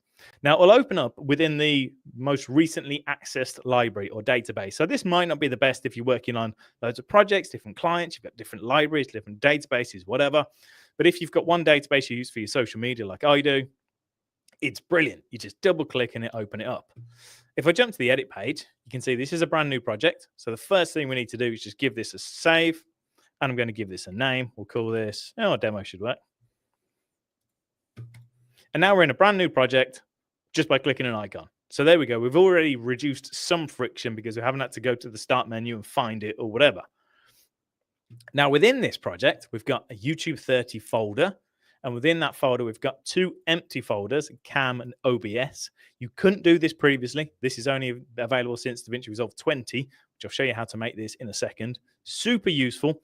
I am the most unorganized person in the world, as lots of people will be able to validate, and they will agree with that. So just having some super simple folders can really help me. And then I've got a folder called Timelines. And within Timelines, I've got two folders, two timelines even. Clues in the name. I've got a YouTube 4K 30 and I've got a short form 1080. Now, if I open this short form, the eagle-eyed amongst you, I don't know what the noise eagles make, you'll see that this is a horizontal timeline. This is a landscape timeline because I build all of my short form on a landscape timeline, which is one of the processes I'm going to show you shortly. And then I've got a YouTube 4K 30. And if I open this one up, you can see I've got all of my tracks, screen capture, A-roll, voiceover, music. And if I go to voiceover, I've got the AI dialogue leveler. I've got a couple of audio effects. I've got some EQs. I've got some volumes. I've got stuff, which basically means from this point, I can dump some footage in this folder. Let's just do that. Let's grab a quick one. And I can start editing. Double click, I'm in the project, everything's already set up, I can dump some footage in and I can just get going, which is the key thing for me. I just want to get going. I just want to be in a project, ignore all the setting up, and I just want to get going. So let's just put this on the timeline a second. Here's my face. Now you can see I shoot in Vlog because I shoot on a Lumix, so that's an issue, but because we've set up a color managed timeline, which I'll show you in a sec, Daria talked about this. Again, I can skip a bunch of the stuff because I can just go, yeah, there you go. I can input the color space, and now it looks all right. And I've got this thing called a power bin over here. If you've never seen power bins, if you don't see them within your media pool, you click on these three little dots just above your media pool. Make sure to enable show power bins, and you'll see power bins here. And within here, I've got resources. Within here, I've got audio. I've got sound effects and music. So I've got this little audio catalog. So when I need sound effects and when I need music, it's already in this power bin because power bins are accessible on any project. Any project you open, you go to the media pool, you see a power bin, anything you put in that power bin, you can use. So it's this shared collection of stuff. There's that word again, stuff. Now, thanks once again to DaVinci Resolve 20, they improved this. So this folder here, this audio folder with my sound effects and my music, is actually a live folder. It's got live sync. So if I'm away from DaVinci Resolve, having a little dance, find some cool music, and you can shove it in that folder, and it's there ready for me to open in any project. I've got titles for stuff that I like to use. I can just drop them on there. They're all ready. And I've got some super handy tools like little punch-ins. I've got a magic zoom. And I've got these ones, which I don't know if you can see the icons. This is something which not many people talk about. They're super useful. I don't know if I'll have time to explain them exactly towards the end, but you can have like a face cam preset. This one might do slightly strange things, but I can link it and you get a little face cam. And then you can cut this up. You can create a bunch of these, and they're these super handy little presets which sit within your power bin. So every step of the way, I've kind of got something to do the things that I want. I've got them on the color page, I've got them on the export page, deliver page, and all that sort of stuff. So I want to show you how to get here, how to reduce all of that friction at the beginning, and I'm going to show you how I set them up. So let's do that. So I'm going to start on a brand new library. I'm going to open up a brand new project. So I'm starting on a new library, so there's nothing here. So I can show you it kind of from scratch. Now, the very first thing, of course, you need to do when you open up a new project is click on your little cog or gear in the bottom right-hand corner and set all of your settings. So timeline resolution, the one I use the most, Ultra HD, for all of my YouTube videos. My timeline frame rate, going to set that to 30. I don't touch anything else on there, to be honest. Color management, because I shoot, as mentioned, with a Lumix, and I like to shoot in Vlog, I need to set this up. Darius just talked about all of this, and you had Darren talking yesterday and Chloe, so you should know all about this. I just set it to color managed, untick this box. I'm going to set this to custom, and I set my timeline resolution, timeline color space to DaVinci wide gamut intermediate, and that's it. I just leave it as that. Easy as that. We come in at 709, we work in DaVinci wide gamut and export it at 709 scene. I'm on Windows, so I don't need to worry about gamma shift issues or anything like that using 709, whatever. This is absolutely fine. Ask the colorists about gamma shift issues in the chat. They love it. Love it. And that's it. That's all I change. So I'm going to set this as my default. You can do that by clicking on the three little dots in the top right-hand corner, set the current settings as the default preset, update that, save. Happy days. Now within my media pool, I'm going to right click and I can create a new bin. Now this is just like a structure of things that I want. Now I'm going to give this a name, ResolveCon. And then within ResolveCon, let's do the same thing. Let's have cam. And then let's have OBS. And then let's have timelines. You could make ones for images, logos, PNGs, whatever you like. Bunches and bunches of stuff. Within timelines, let's make a new timeline. So we're going to go timelines, create a new timeline, give this a name. This could be my YouTube 4K 30. Give this a couple of tracks. I do all of mine in mono. So I'm going to set that to mono. I'm going to untick my use project settings, and let's just see if there's anything else. Ultra HD, 30, colors all good because it's pulled through from my timeline, my project settings. So we're going to create this. Sweet. We've got a timeline. Now we just need to amend it. So let's just click around or name some of these tracks. Let's go with, this is going to be my A-roll or my face. This can be OBS. This can be other cool things. This can be dialogue. This can be music. And this can be sound effects. Now you can actually do this if you've already made a project. You can literally just wipe it, get the timeline you had and go from there. But I'm going to redo the entire thing so you can see what I do because it's really simple. So in my camera, let's just import some footage so we can actually look at something. Let's use my other one. Let's do cam and we'll do audio. Sweet. So let's just grab some audio and I'll bring this down here on my dialogue. And now I can just kind of use this dialogue to set my presets and whatever for my dialogue. DaVinci Resolve. Now, Jason, don't be too mad at me if you're in the comments because I do very little to my audio. Sometimes people are mean about it in the comments, but generally, most people are quite kind and they say, could it be better? Yeah, but it sounds all right. It sounds fine. So this is what I do. I enable the AI dialogue leveler, knock that up a bit, That just balances things out. Sometimes I move further away from my mic. Sometimes I'm closer. The AI dialogue lever can help that along with some compression and stuff, but it's there. It's useful. It works. I like it. If we open up the effects library, come down to audio effects. I like the dialogue processor, so I drop that on the dialogue. This is where people get mad because I just go, yeah, I'm a man. Cool. Dialogue processor done. And if you don't know, if you click on mixer on the edit page, you can open up the mixer here. That's been there for a while. You should know that bit.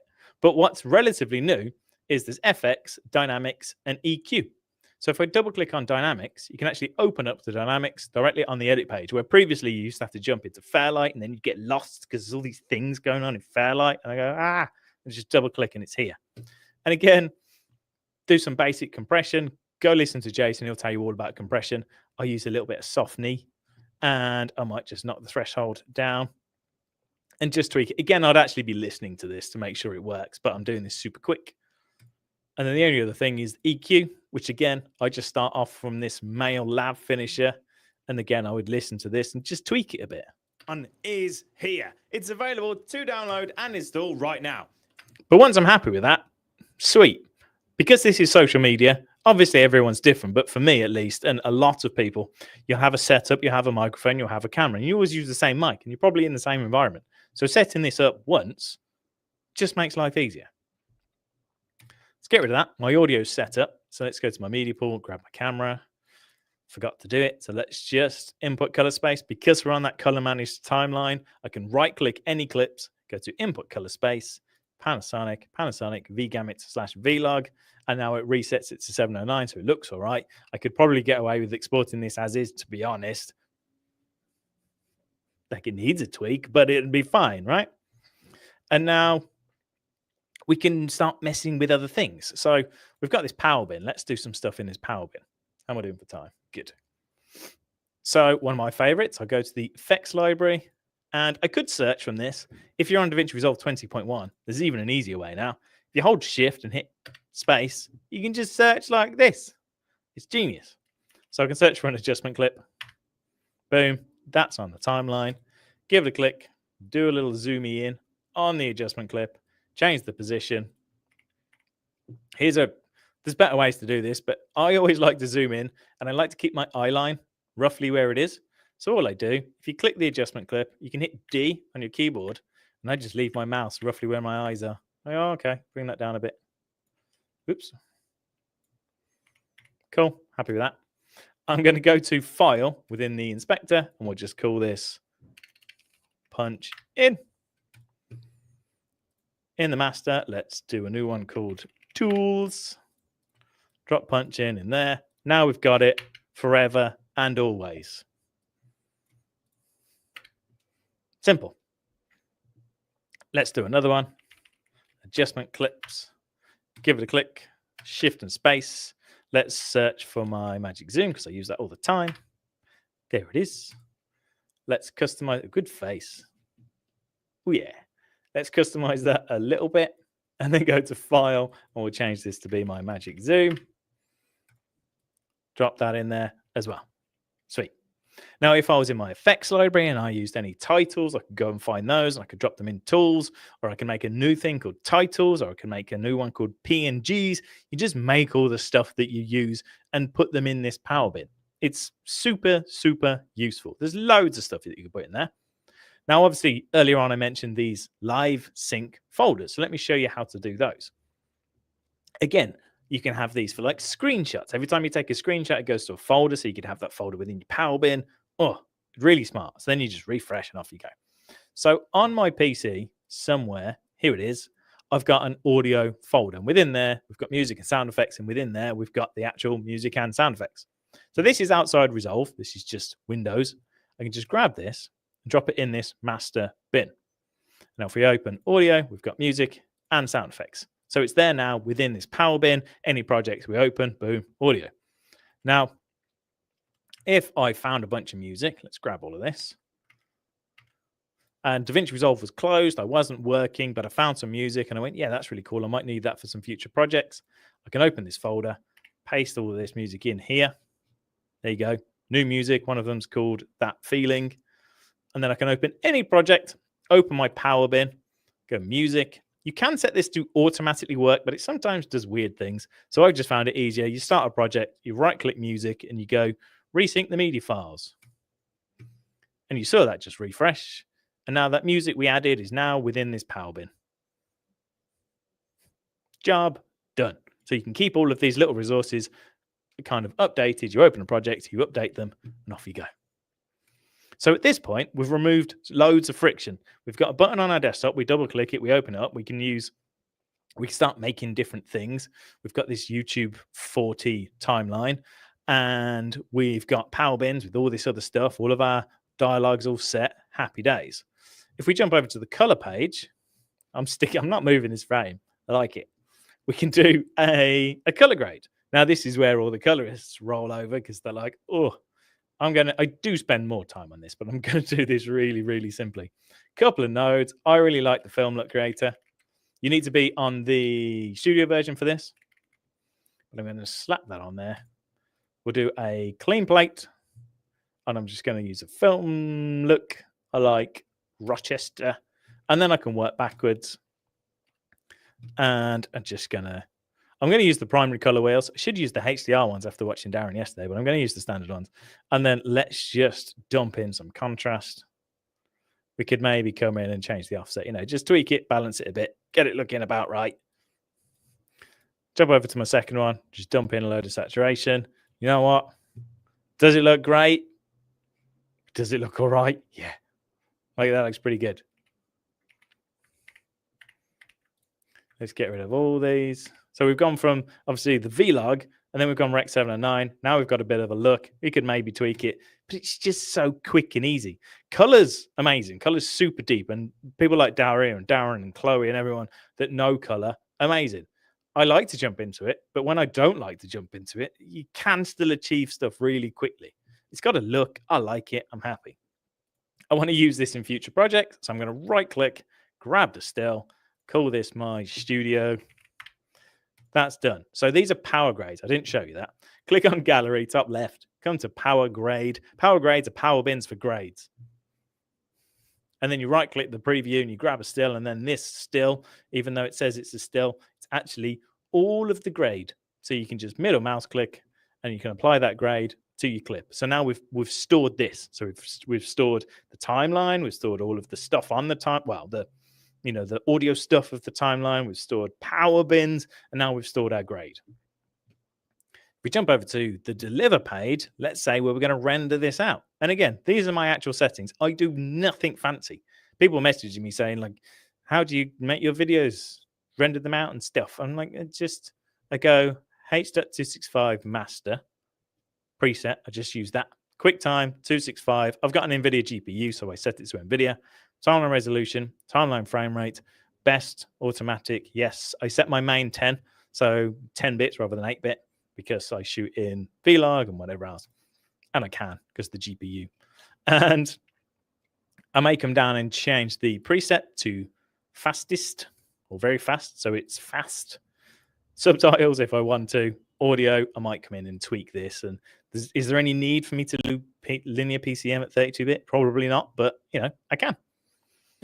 Once we're happy with that, click on the 3 little dots, and there is an option to save as new preset. Now, they improved this again for DaVinci Resolve 20, so I can call this YouTube 30, and we've got nice little icons. So I click one of them, add to quick export, save that.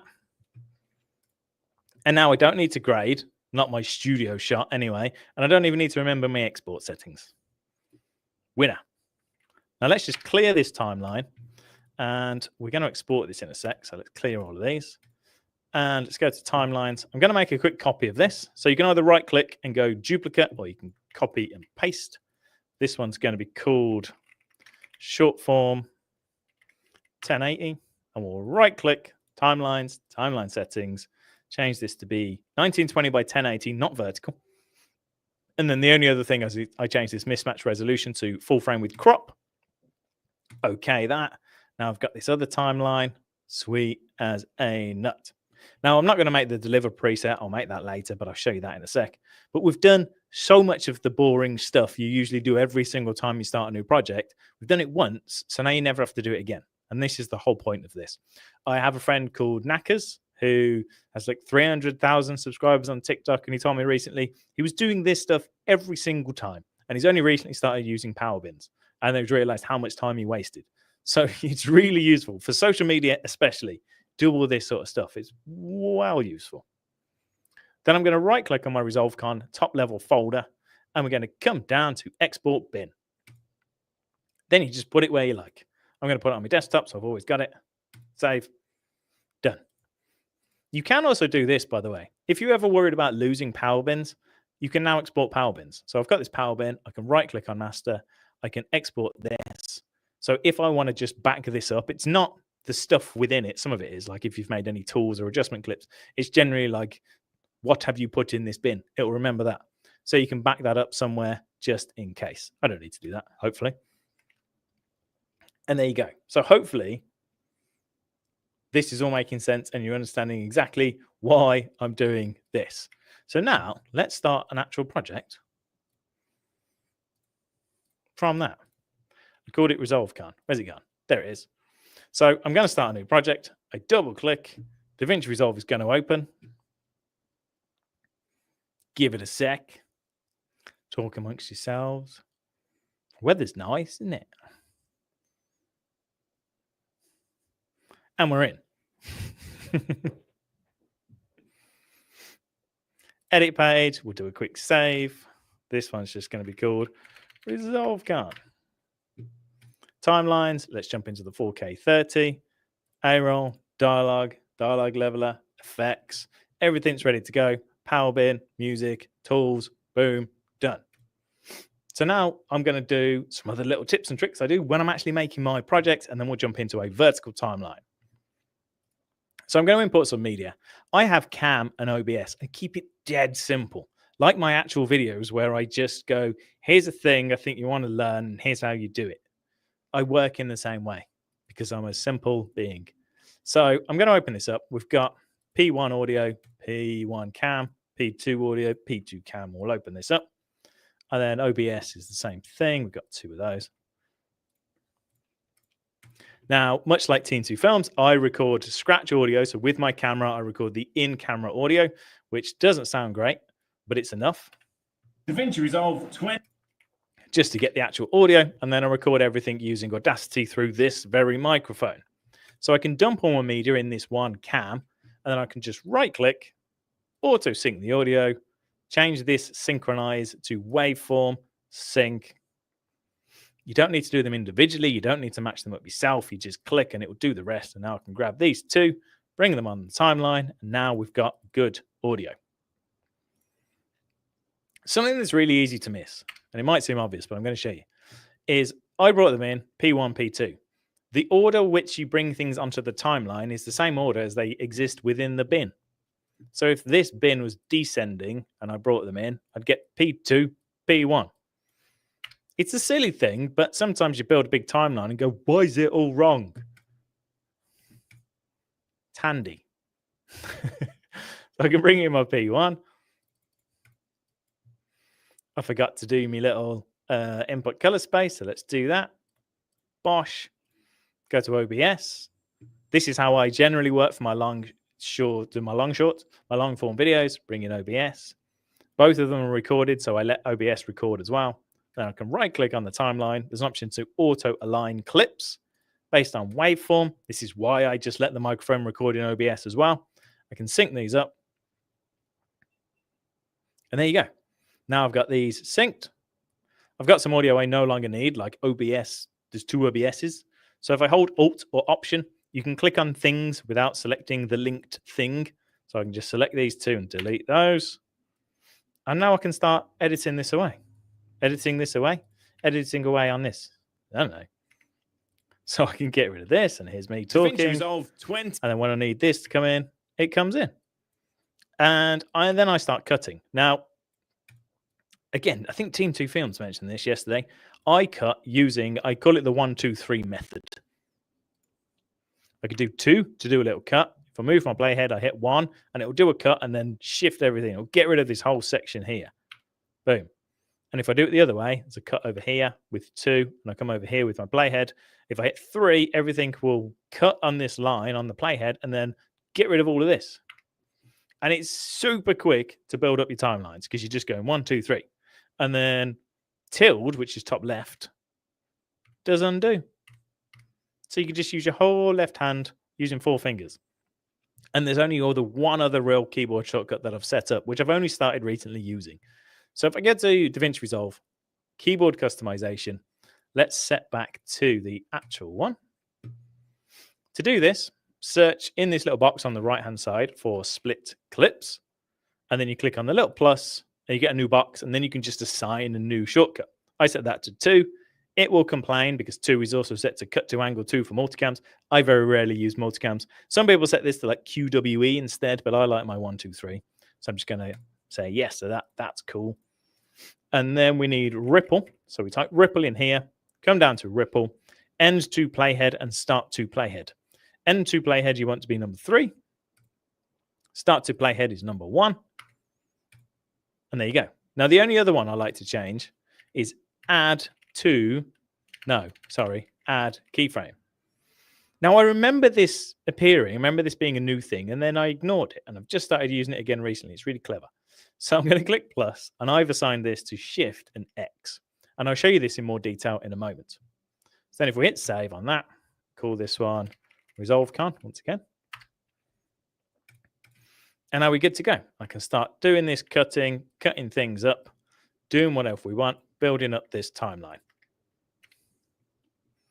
Term to term, so we may kind of cut here, we may bring this over here, maybe we bring this down a bit, or do some stuff. I am going to actually edit a proper timeline in a second. But something I forgot to do, which you will have noticed I intentionally forgot, is on all of my timelines, I had all of my A-roll, all of my talking head stuff was orange. Because I've done this before by accident. It's been really annoying. So I want to grade all of this talking head stuff, right? I want it to look the way I want it to look. But I've already built my timeline and I've mixed everything up. And let's say there was titles on there from my tools. I had punches because these all appear on the color page and it's all a bit of a pain. Well, even though everything exists on this timeline, if I go to my cam folder, I can just highlight everything within the cam folder, which is purposely why it's organized this way. Right click, clip color, orange. Now it's all orange on the timeline. That's super useful. So I can see everything is orange and go, that's a talking head shot. Cool. But then if I go to the color page, again, color page is really clever. There's like remote grades, there's groups, there's timelines. You can do all sorts of stuff. I'm a simple being. I'll make everything orange. So then I can go clips, clip color is orange. There's all my talking head shots. Then I can I'll hold shift. I can select them all, go to my power grade, use my middle mouse. Now all of my talking head shots have my power grade, which we made earlier. DaVinci Resolve, I think it looks all right. Let me know when you got it took 2 seconds to do that. I think it looks all right. It looks relatively well balanced as well. It looks all right. And it sounds all right too. Just remember to turn that off. Go to all clips. So there you go. You cut up your timeline. Happy days. Then I can go to quick export. I've got my YouTube 30 there ready to go. It's got everything done and I export it. Social media. In a nutshell. So let's actually do something proper. So let's get rid of all this.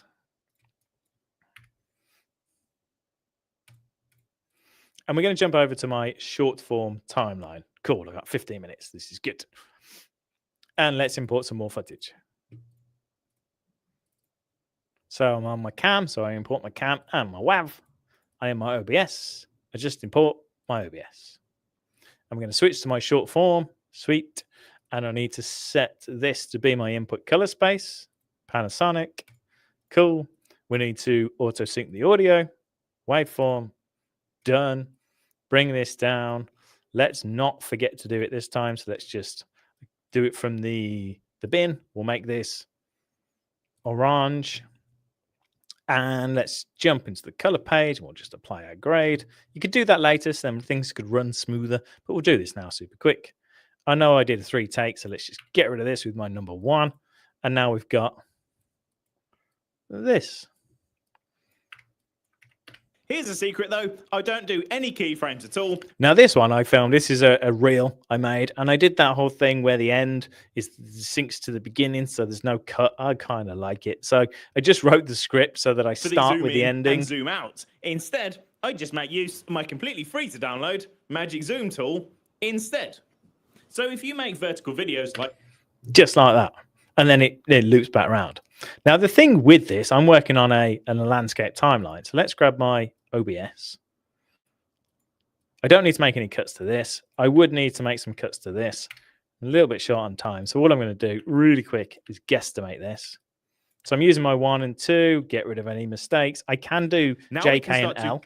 If you hit L twice. Keyframe our footage to keep our subject within our social media overlay. Put your playhead at the very beginning of the clip. Give it a click on the timeline. Open up the inspector. And the only keyframes we need to make are on the position X. So click on this. So click on this little icon too. And you can just play through nice and quick. We'll make some cuts here. Right. Then within the preview window or preview. I get that bit wrong. These are big gaps. We get rid of those. I'm going to assume that's just a gap. Pause. Hold shift. Now if we hit play, at this point we can change our. Then click on this. That'll do. Portrait origin timeline. Now, if we want to make this look a little bit nicer, if we click on... Cut this up just like this. I'm going to skip a bit there. So we just cut this up like so. Now, the reason I'm showing you this is because landscape timeline, said it a few times now, but this is going to be a portrait video. Now, a lot of the time, things move around. Sometimes you just stood like this, and it's nice and easy because you just crop it in and you put it on a portrait timeline, job done. But sometimes things move around, particularly noticeable when I'm doing these videos. And it's really annoying because you're in a portrait and you don't know where your mouse has gone. And you're trying to shift things around, or if you're chasing your kids around, your kids, make sure they're your kids or you have written permission to be chasing kids around, or sports or pets or whatever it is that you're doing, right? And so just doing this on a horizontal timeline to me made sense because I used to do it on portrait and it never worked. So I want to show you this little workflow that I do. But before we do that, Shift and X. So Shift and X will add a keyframe. And by default, it'll add a keyframe on the audio track, just like that. So we've got 3 little keyframes. Let me undo that. But if I come into the inspector and just change rotation, and now do Shift and X, it adds a keyframe on rotation. If I change zoom a smidge and then Shift and X, now we're adding keyframes on zoom. So it adds a keyframe on the last thing that you changed, which is just really useful. So what I do here is I click on this little drop down to come to right there, that one, to enable the 9:16 social media overlay. And then we click on this little icon down here to enable the transform. Now with these 2 things enabled and our little keyframes, we can do this really quickly and really visually. So I'm going to add a keyframe on position X because that's the only thing we need to worry about right at the beginning. Then we'll hit play. Here's a secret though, I don't do. And all we need to do at this point, I start to kind of leave the frame. So I'm going to do Shift and X, and it's going to add a keyframe in that position X. Any keyframes at all for these zoom Wait for me to get to my new position, and then we can just move me into the box. Now, the easiest way to do this, if you hold Shift and then click your footage and move left or right, I can now move left or right, do that again, without affecting the up and down. It locks whichever one you didn't do first. So make sure you do a little left and right. Put this over here, and then we hit play. Instead, I just make use of my completely free to download Magic Zoom tool instead. So if you make vertical videos, wait for me to start moving out of the frame once again. One of the most tedious things is the keyframe. Shift and X. Because you need to keyframe things to keep your subject in new position. Hold Shift, drag to put me in the box. In the middle, especially if I'm moving it again. Shift and X. Moving around like this, or in my pause, Shift, drag, put me in the box. In my case, with my tutorials, I need to move the UI around so you can actually see what I'm talking about. Well, here's the workflow I've been. That looks pretty good. Now, as mentioned, this is actually my end, so I'm going to do a little cut there. I'll put that right at the end, and that'll be nice and seamless. And then we just need to do the same for our screen recordings. Now, here's something I love to do. If I hit play here, that little bit easier. First, create. because my recording's so tight at this point, when I start talking, I cut it a little bit tight. I love to do a little L cut, make it quite long. And an L cut just gives the viewer the video before the audio. And rather than it feeling really abrupt, The whole process, that little bit easier. First, create. like that, if we drag this over, I'm just holding Alt, clicking on the edit point, dragging it to the left. I've been using to make the whole process that little bit easier. First, It just gives people time to prepare to go, oh yeah, we're going to learn something in a minute. Let's get the kind of the notepad out. a little bit easier. First, And now we're into it. It's really nice. Now, what you need to do for this, to do the same thing, how am I doing for time? 5 minutes. Make sure if you've done any screen recording or gameplay, or even if it's video and you've had to cut it up, make sure you don't do anything with the transforms. Don't touch any transforms on any of these clips. Otherwise, it breaks things. Now, if I highlight all of these OBS recordings, I can right-click, turn these into a compound clip. Boom. And now I can do the same thing. And it's way quicker than having it do section by section and doing keyframes, and it's really annoying, but this is really nice. So I'm going to keyframe at the position X. Let's put this so I can actually see my cursor. easier. First, create a new I need to move at this point, so I'm going to shift and X, play forward a timeline. bit, and then just move this over. Untick use project settings, go to format, make sure you have a 1920 by 1080p timeline, and then come down to mismatched resolution and change this to full frame with crop. I'm going to hit create now, so I'll shift and X, play forward a bit. Create. Where am I going now? So this is usually where you get lost, but I can see my cursor's going to the left. So I'm going to shift, drag over, play. Now we can add our footage to our timeline and make any amendments or cuts that we need to make. Once that's done, So we'll shift and X, click on this move over, and you icon get the in idea. top We're just right-hand building corner. up these keyframes as we go on this clip. And we've already done it on this one. So if you make vertical pinch result, these things is the keyframing. So you can Because see I'm need to staying in key- the box. And now we're doing it on this Easy. one. You'd continue First, this over the create whole a new timeline. Timeline, untick use project settings, go to format, make sure you have a 1920 by And it all kind of works. Now, to make this look even smoother, because at the moment it's not very smooth, and this is where the new keyframe splines stuff comes in. If we click on keyframes at the very top, I'll just do it on this main cam clip at the moment. You get loads of keyframes. Jump over to this icon, which is the keyframe curves, and you'll see your curves. You've still got too many. So click on these 3 little dots, come down to display selected parameters. I like to just get rid of audio, get rid of all video, and then just tick position X. And then we can see these keyframes we laid down before to move this around settings is the keyframing. to keep me in the box. Now, right at the very top, there's this little icon. It's called flat handle mode. If you give that a click, that means when you do ins and outs, it keeps the top bit flat. You'll see what I mean in a second. So then I can highlight all of these keyframes. So if I'd done this entire compound clip, I can highlight them all in one big go, right click anywhere you like, and then click this middle icon to do ease in and out. And it's just going to put these as eased so they get nice because you need to keyframe things to keep your easing subject in the to middle. look nice. Goes to the compound. We've only got a few on here, but let's do the same thing. Highlight them all, right click, ease them in and out. Happy days.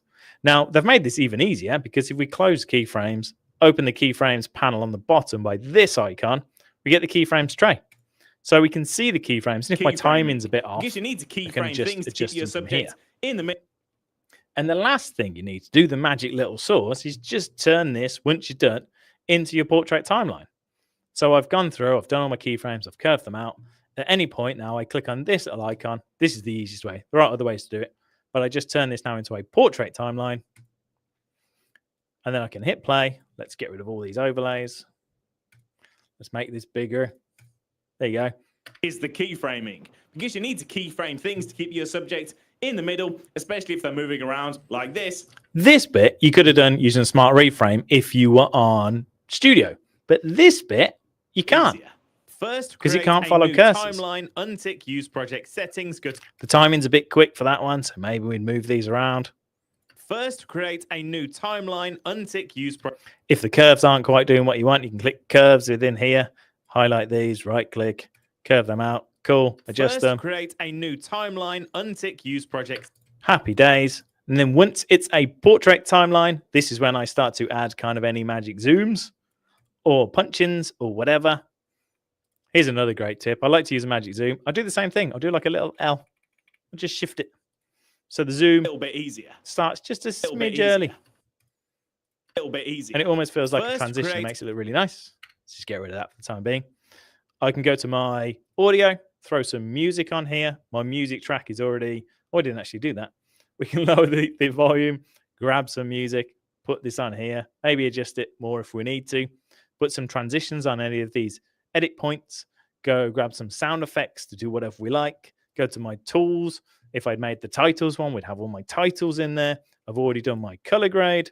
Let's go over to deliver, and we'll just really quickly set up the same thing. Let's go with a H.265, everything the same, timeline resolution, timeline, blah, blah, blah. We'll go to these three little dots. We're going to save as a new preset. I like the phone icon because this is a vertical video. This is going to be called vertical 30. Add to quick export, save, do that once. Now I chop all this together, do all my keyframes, get it looking nice. Then I go quick export, vertical, export, drop it wherever I want, job done.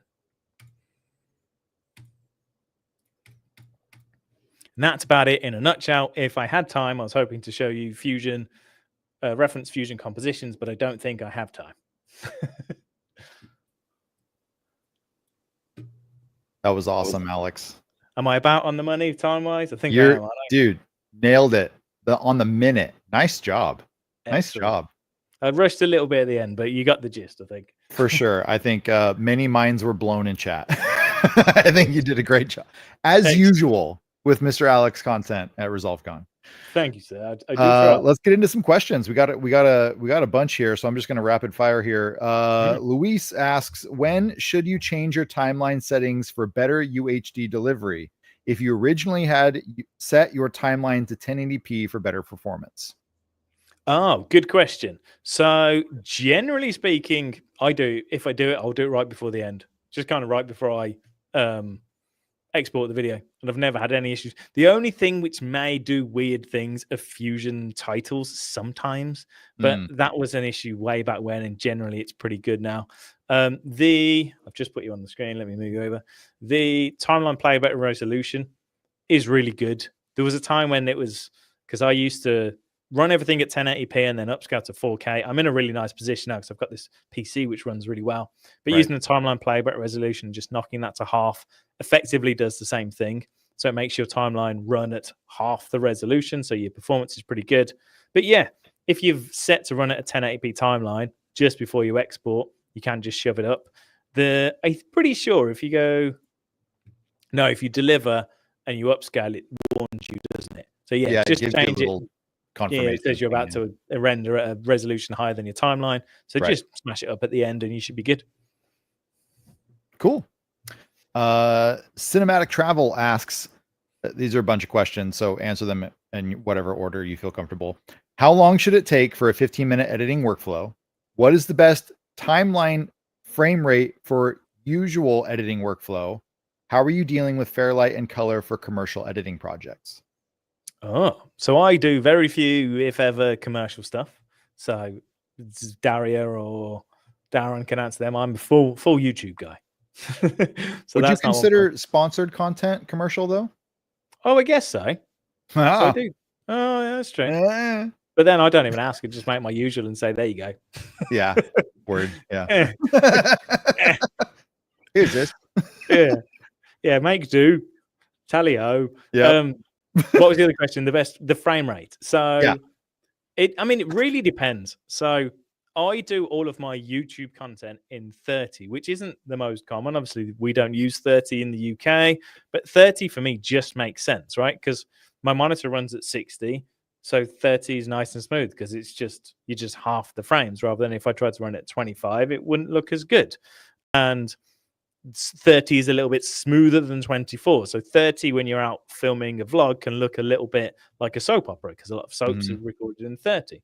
Right. Whereas that's why lots of vloggers go 24 or 25 FPS because it's got that, excuse the lack of a better phrase, but it's got that cinematic sort of look. What I'm doing, the smoothness of 30 is much nicer because I'm showing you a UI, and it's just like, yeah, that makes sense.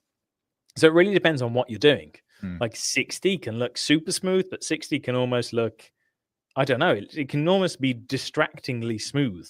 Sometimes if you're showing gameplay, 60 probably makes the most sense for everyone, but for me, not really. Plus, it halves my render times, and it means that everything I do in Fusion is twice as difficult because it's having to render twice the amount of frames. So it's really independent on you and what you're doing and what system you're using, and then the requirements. I always think of this cost versus value analysis. It's Hmm. like if you're doing gameplay, doing it in 60 does add value, but does the value outweigh the additional cost to you? Like if Right. your PC can run 30 fine, but struggles at 60, does it make sense? Just do 30 and it'll probably be absolutely fine. Was there another one? And how long should it take for a 15-minute editing workflow? Again, it really depends. Yeah. If it's kind of your bread and butter, relatively simple stuff, you can probably get through it really quick because you'll just get used to doing the things that you do. If it's something new and you're having to really think about it and you're trying to make kind of fun decisions, then that's going to take you a lot longer. And it might take you like an hour to do a really tight little 30-second or a minute segment. So it really depends on what you're doing.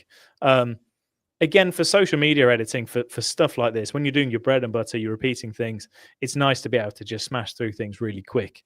And if you can do a 15-minute section in like, I don't know, a couple of hours, let's say, or an hour, so that's really nice. Yeah. But it as I say, it will take me a disproportionately long time to do a vlog when I do vlogs because it's kind of new to me and I have to relearn it every time. So it really depends on the content. Sure. Ryan O'Hanlon asks, do you use a networked attached server to store the audio folder that you put into the power bin? What is your recommended best practice for storing media sources that you reuse for projects? Yeah, I do exactly that. So the audio folder I dragged in, this one, open the file location, is on my Blackmagic Cloud Store Mini. So for stuff like that, it doesn't necessarily need to be on my system. I can just drop it into my NAS. And I thought I might have issues with it, to be honest, but it's just been fine. It's only music, so they're relatively small files.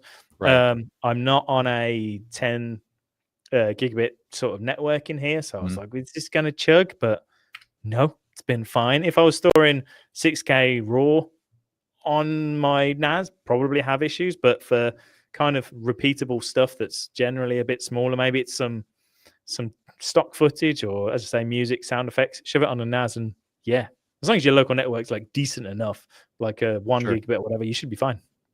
Awesome. Spirit Warrior asks, I would be curious to hear how that 5070 Ti versus 4080 is working for you now that you've used it for a while. I'm looking to do that in the near future. Yeah, I can make a video on that. It's the 5070 Ti has been really good, to be honest. The main thing, there was a big conversation in the chat yesterday about NVIDIA being very sort of AI driven. Totally agree. For some people, it doesn't work. But for us editors, especially if you're on the Studio version, it's great because things like magic masks and subtitles and whatever are really quick. Like if I give you a demo, let me do your demo with Magic Subtitle, because why not? It's the thing I made. Open this, compound this, transcribe this. This is a yet unreleased version, so hopefully it doesn't crash. That's going to transcribe the audio and it's done. So if you make vertical videos like this, and now we've got word for word you'll know subtitles. one of the most tedious. So like the transcription engine, which used to sit there and used to wait, and it just goes pa-pow, because the GPU, the AI stuff's really good. Right. Same thing if we really quickly do a magic mask.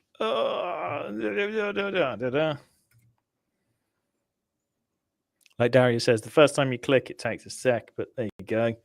That's doing all right. This is 6K footage as well, open gate. So tricky.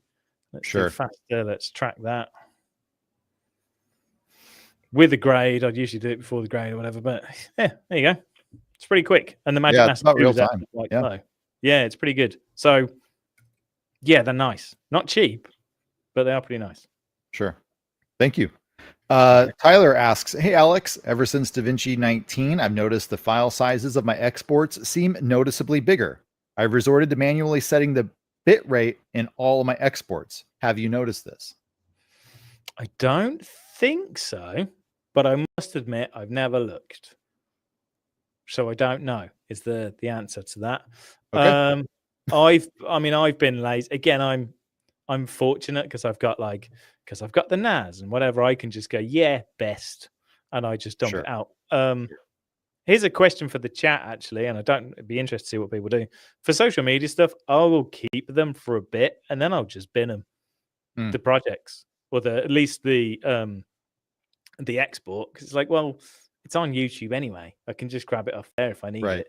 So it's one of those. I know that doesn't necessarily answer the question, but that's all right. Viewmaster asks, are power bins consistent over multiple databases and versions if installed side by side? 19, 20, free, studio, etc. No. So power bins are limited to the library that you're currently in, which is both a positive thing and a negative thing, depending on how you use them, I guess. So the positive thing is that you can have one setup for YouTube videos and one setup for like another library for client work, because you might not want like a SpongeBob meme in the power bin for when you've got clients round, or you might. I don't know. It depends on the clients, I guess. Yeah, so you can split them up per library. The downside is obviously then if you do want them shared across libraries, they don't work.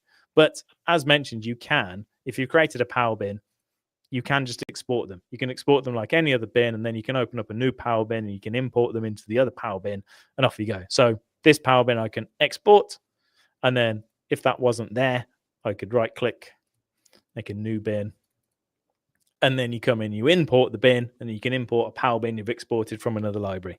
And the same thing will apply if you've got different versions of DaVinci Resolve installed. Same thing, they won't talk to each other. Awesome.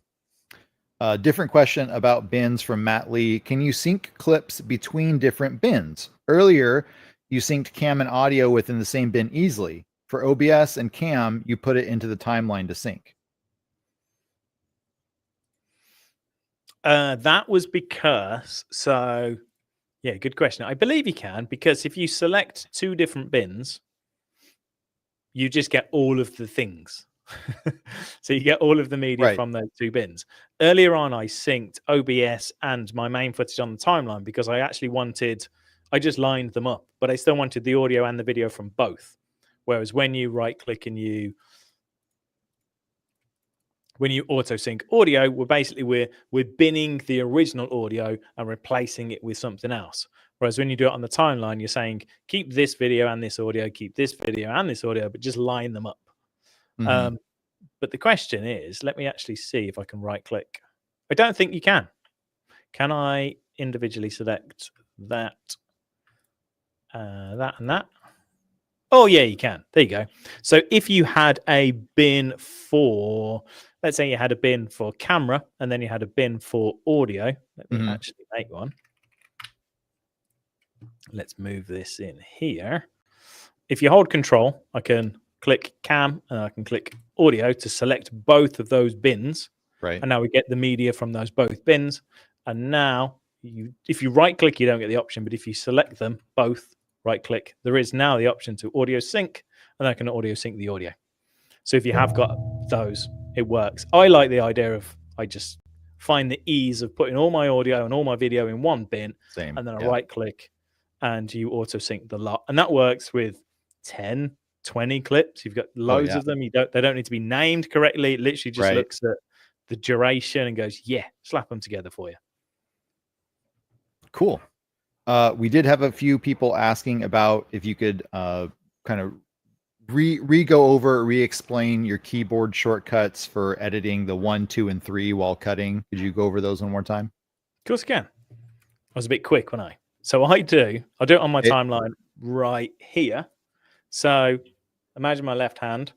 I have my pinky finger on the tilde, which is the top left, just under the escape. And then I do 1, 2, and 3. So the only finger left is my thumb.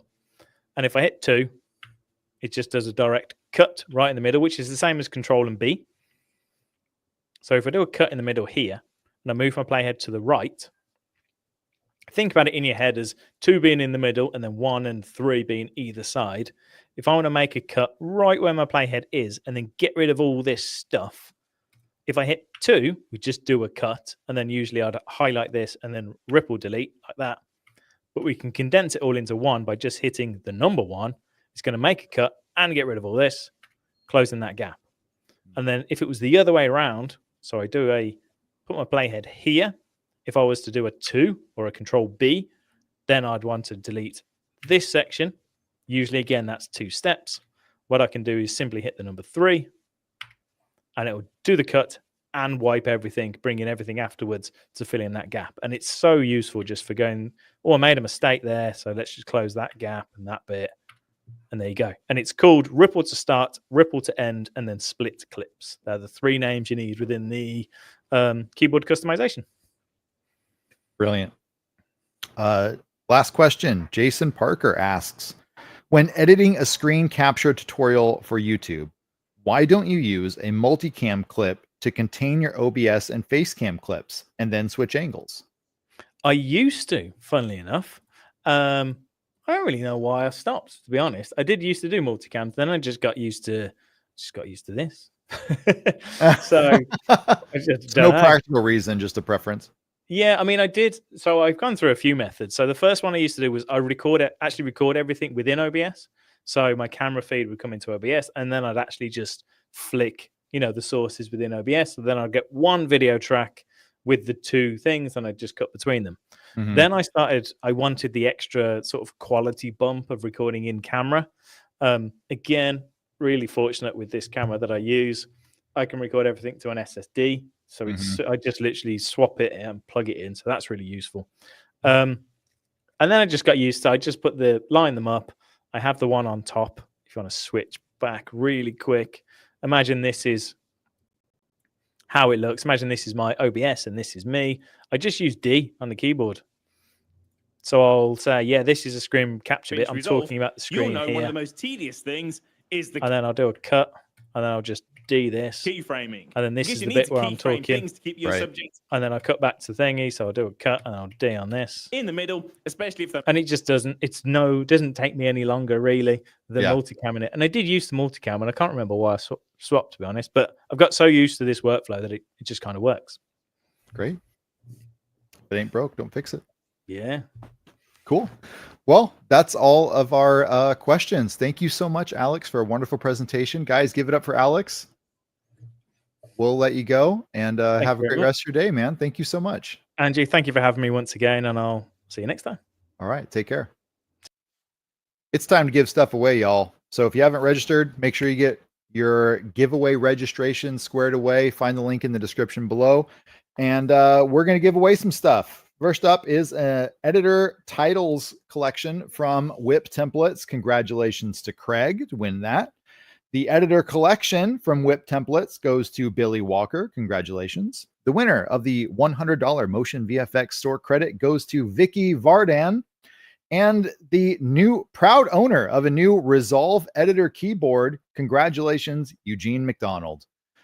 We will make sure to email you guys to let you know if you've won anything, because we might need some information for you to pass along to the vendors so that they can fulfill that order for you. So expect an email here pretty quick.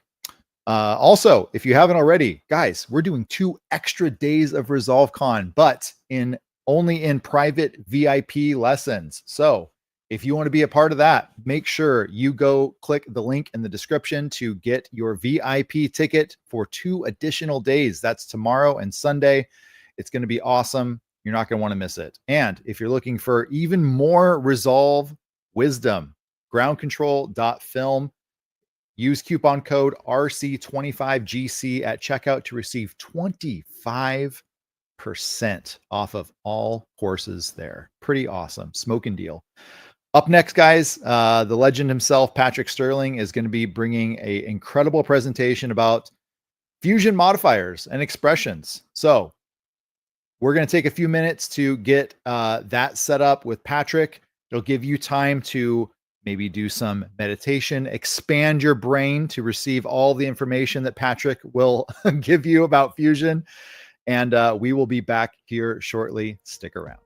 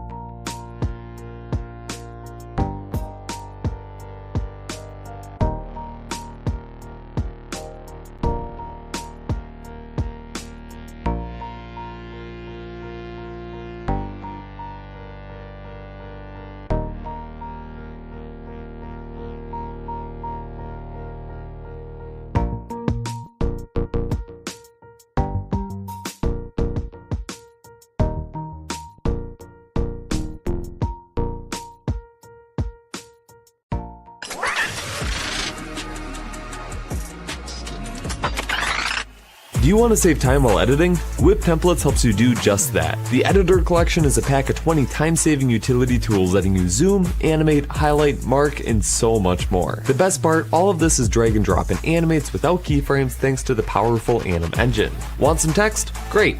Check out the Editor Titles Pack, which contains 270 highly customizable titles covering many styles. Want to call attention to someone? That's easy with an edit page tracker. How about a countdown for an event or a sponsored segment?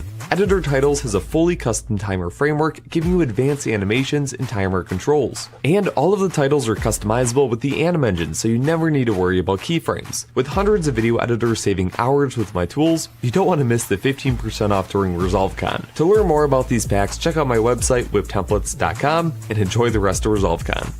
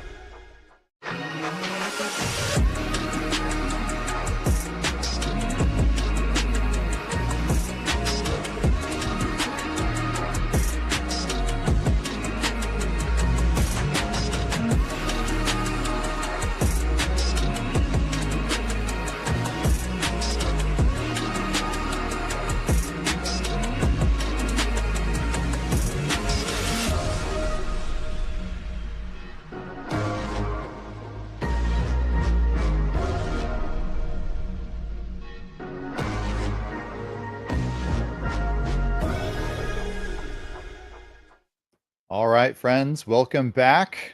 I want to say a quick thank you to, again, our sponsors for making ResolveCon 2025 happen. Thank you so much to Blackmagic Design, DV Resolve, Motion VFX, Whip Templates, and Pixel Tools. Along with that, we want to remind you guys that we are having a huge sale over at groundcontrol.film. If you're looking to upgrade your Resolve knowledge, check out the amazing courses provided there. And for this weekend only, using coupon code RC25GC, you will get 25% off of your purchase, which is a pretty incredible deal. Also want to remind you guys that we are going to be giving away a ton of stuff. This today, this is our last day to do giveaways. Make sure you're registered. Links in the description. We want to make sure you guys are eligible to win the cool stuff that our generous sponsors have provided, as well as the VIP sessions that are happening tomorrow and the next day. Make sure, click the link in the description to get those.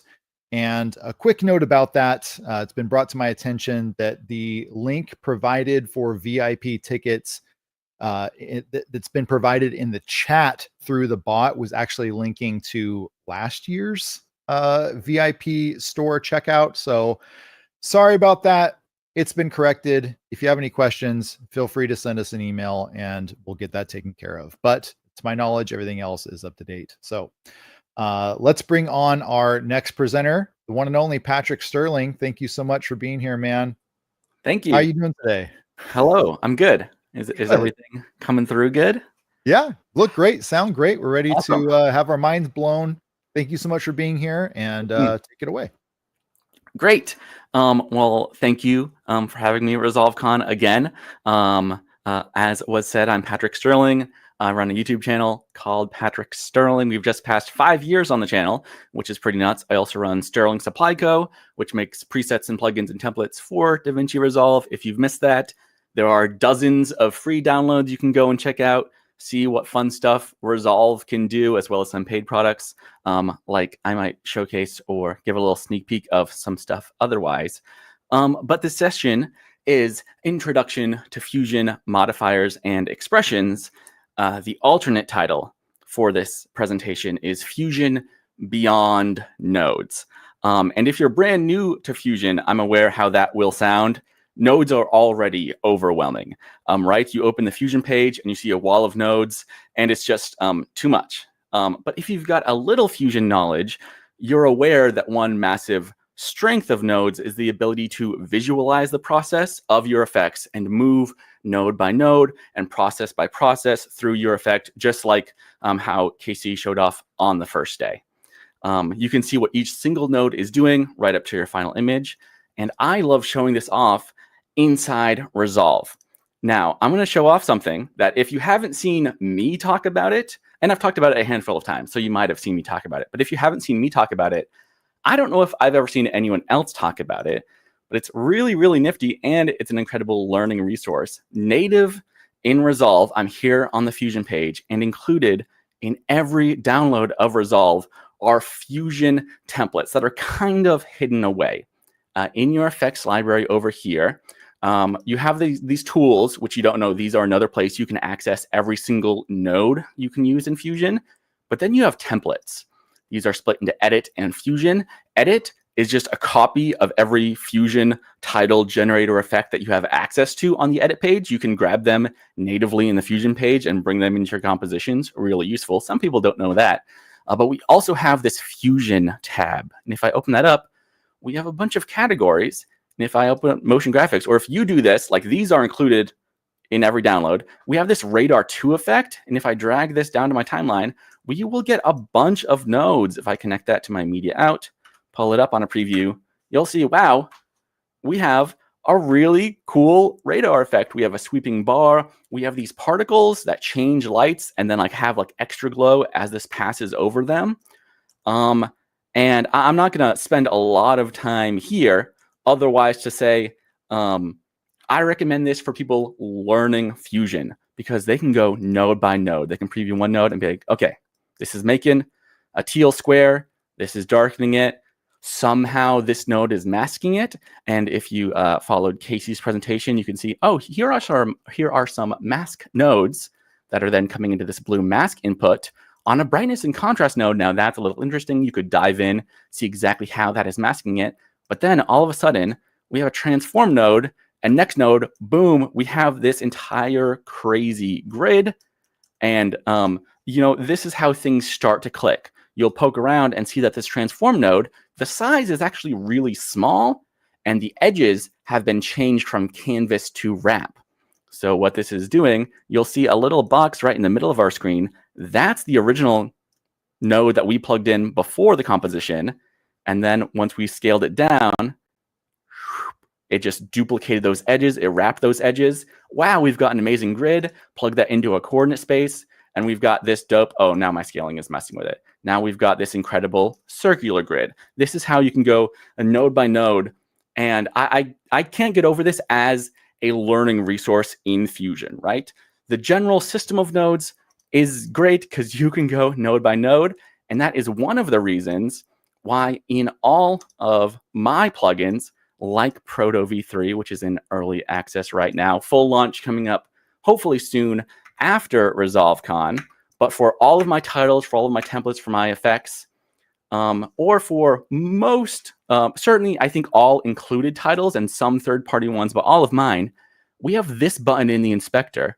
And if I click this, it will load that title into Fusion. And you might think, oh, okay, it's just like this node over here, right? Not quite. Because boom, you double click and you see all the guts and glory of how Proto 3 was made. And you can go node by node. It would be slightly trickier in this. But a lot of like the cool stuff in Proto, which if you want to see some cool stuff, of course, we've got presets, but you can also change the source for all of these. You can pull in video. You can do lots of stuff. This isn't a video about Proto. Oh, man, it could be. Oh, man, I could talk about Proto for 45 minutes, but I'm not going to. The point being that a lot of the cool stuff in Proto is going node by node. You just get this outline, then you run it through a displace node. Oh, that's doing interesting things. And then you mask it if you want, and then you add glows, and then you change how it's colored. Even on complicated effects, even if you don't know like the crazy deep stuff, a lot of the times you can still go node by node and figure things out. Unfortunately, that is not what this presentation is really about, because we are living more in the world of something like this. This is an effect. This is something I showed off in the VIP session last year. So if you don't want to wait another whole year to see what I talk about in the VIP this year, check a link somewhere in the comments or description and get VIP, because tomorrow we're going to talk about more Fusion stuff. It's going to be great. But I have like a count up little bar chart here. And oh, I have to open it in Fusion to, oh yeah. With some custom controls, you can change this value. You can change the text. That's really neat, right? Again, this is a group. But when I open up this group, it has a single node in it. It has one text plus node. Now, text plus nodes are extremely powerful in their own right. You can do lots of stuff with them, but I did several extra things to get to this point. I used modifiers. I'm not sure if I used an expression, but I used a lot of the things I'm going to talk about in this presentation.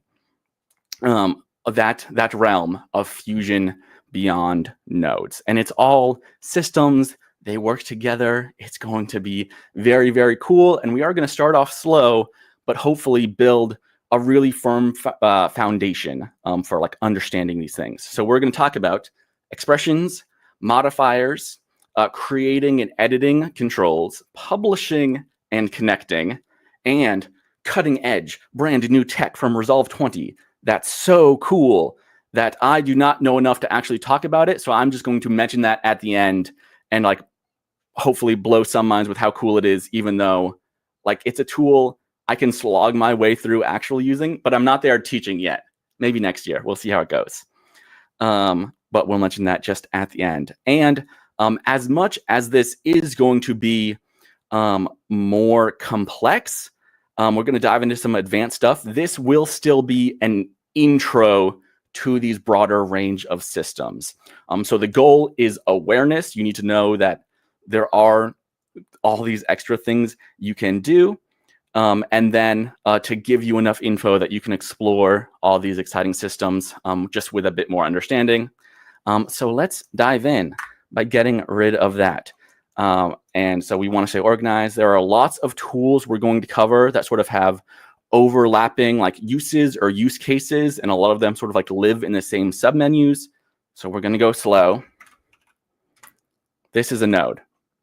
It's a background node. I have pulled up this green slider, so it is just making our entire frame green. And I did that because in the inspector, for every node you make, you know, you have things you can click, you have things you can toggle and scroll, and you have things, right? What are these things? These are all controls for whatever node you make. You have different things in the inspector that change what that node does. So if I added, you know, a ellipse mask to this background, then these ellipse controls do things. And if I make this smaller, boom, we've got this little green ball. And coming out of this background node, I can add a transform. And wow, these controls will do all kinds of things. Let's look specifically at this size control, right? You pull it down. Oh, once you preview that transform, don't forget, it gets smaller. You pull it up, it gets bigger. And if you let go and play, nothing changes. This, by default, is just a static value. You set it to a point, it stays there.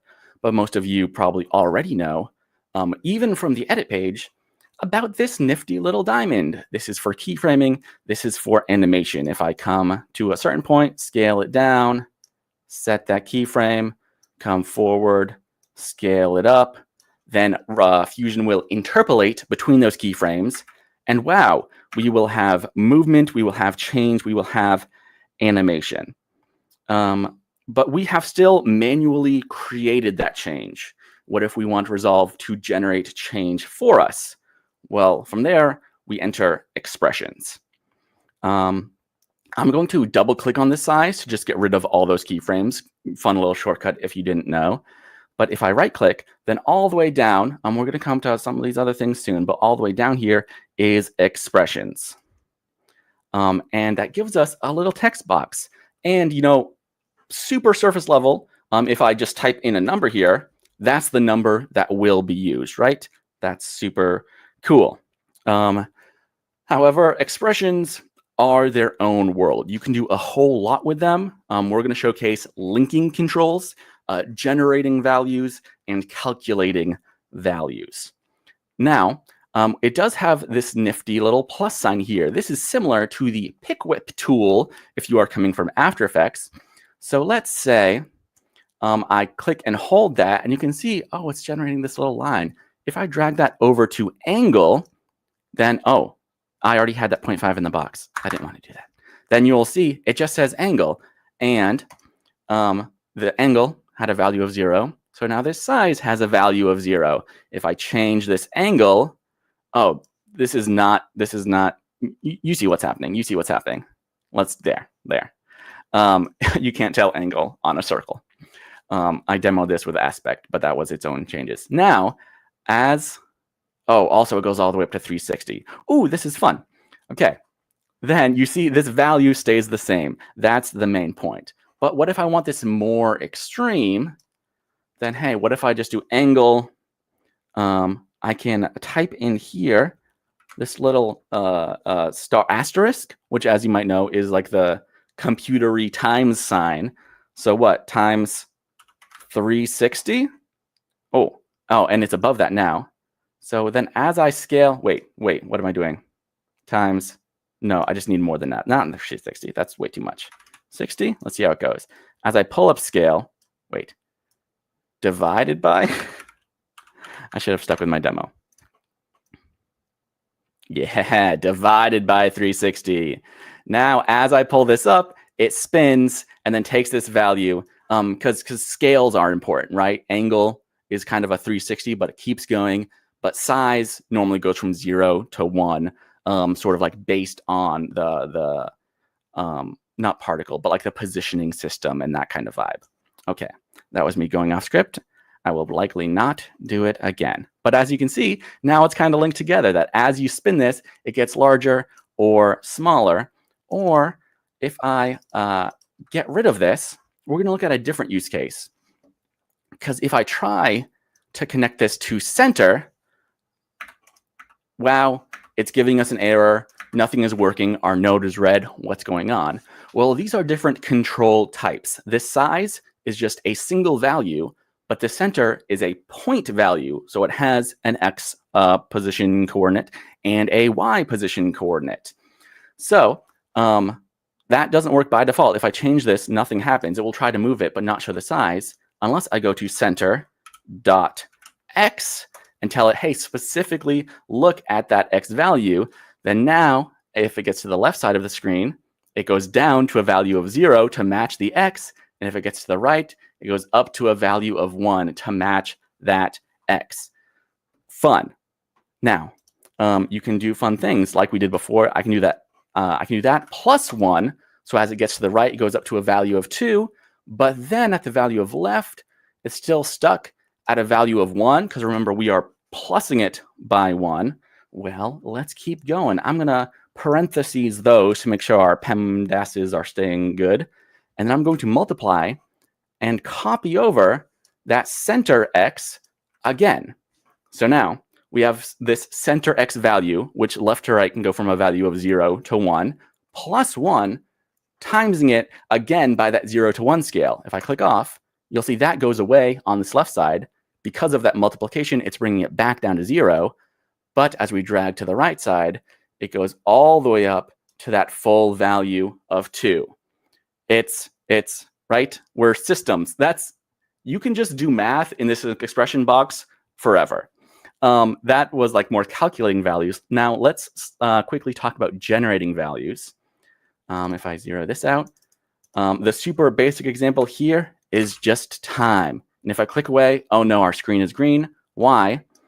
Because this is pulling in your frame value as the value, right? So at frame 0, it's 0. At frame 3, it's 3. And it's getting out of hand way too quick. But again, we can calculate. Divided by 100. Now it starts small and will just scale over time. And this will go and go and go as long as our entire composition goes. As you can see, lots of stuff here. Expressions can be super flexible. They can be super powerful. But you should know there is one major trade-off. They do affect the performance of your compositions faster than you might expect when you start stacking them up. Fusion has to check in with these expressions every frame to make sure to tell itself whether it should like do something, you know? So for something like time, it knows that, or it doesn't know, but every frame, you know, it's getting new information. If I were to just connect this back to angle, even if I didn't do anything to this angle, even if it had no animation, because this is linked like this, Resolve and Fusion still have to check in every frame. Because like this expression doesn't know whether angle has changed. Angle's over doing its own thing. And it's just telling us, hey, every frame, look over here. And even if nothing has changed, it still has to look. So you're still going to pay that performance price. Now, we have some good news. But before that, I want to specifically call out some resources. These are things I'm kind of dropping just at the end because, you know, in this little text box, you can do so much stuff. So there are some incredible creators that have sort of created expressions cheat sheets, especially for, you know, those generating values. You can pull in like your frame rate from the edit page. You can do tons of cool stuff. You can do math. You can do like sine curves and things. There are 4 of them I specifically want to call out. Jake Whip, of course, has an incredible one. Bill Justice on his site. Noah, I never asked him how to pronounce his last name. He's so cool, and I think he's going to start doing more stuff in the community. Noah Hanel, and then Mr. Jay Holt, who runs the Not Another Resolve blog, or did run it for a period of time. He especially has lots of like super like niche expression use cases. I was going to share them, but I believe we might have another fun way to share them, or you can just Google those specific names, Resolve expressions. I'm sure that is being handled by people who are caring for me in this time. Very cool. But we were talking about our problem with expressions is that they have that performance task. But the good news is that for one of these 3 use cases of expressions, we can immediately replace that with a better option. Now we're going to talk about publishing and connecting. We're going to start with something pretty basic, but pretty cool. Let me try to get to another little use case here, although I want these small. 1 and 1. Okay, let's say we have this little green ball. I'm going to copy this entire thing, and we're also going to have a red ball over here. Merge them together, and what have you got? 2 colored balls. Nice. Now, we're going to start with something pretty basic. That's cool, and we're kind of going to show off half the system, but it's a half that I missed, right? We're going to talk about publishing and connecting, but you can connect without publishing. If you don't know what that means, that's what the presentation is for. Let's start with this red ball. If I'm going to come down and set a keyframe low, come forward, keyframe high, keyframe low. That's neat. You see these keyframes are activated. Now, what if I want this green ball to match this animation? There are, of course, 12 different ways to do everything in Fusion. But if I come to this other transform, right-click on size, I can connect to that red transform size.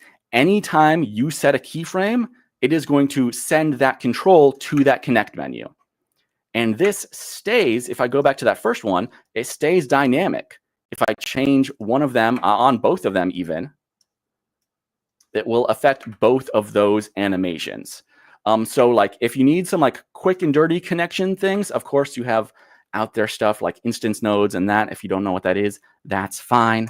But you've got options and this just works.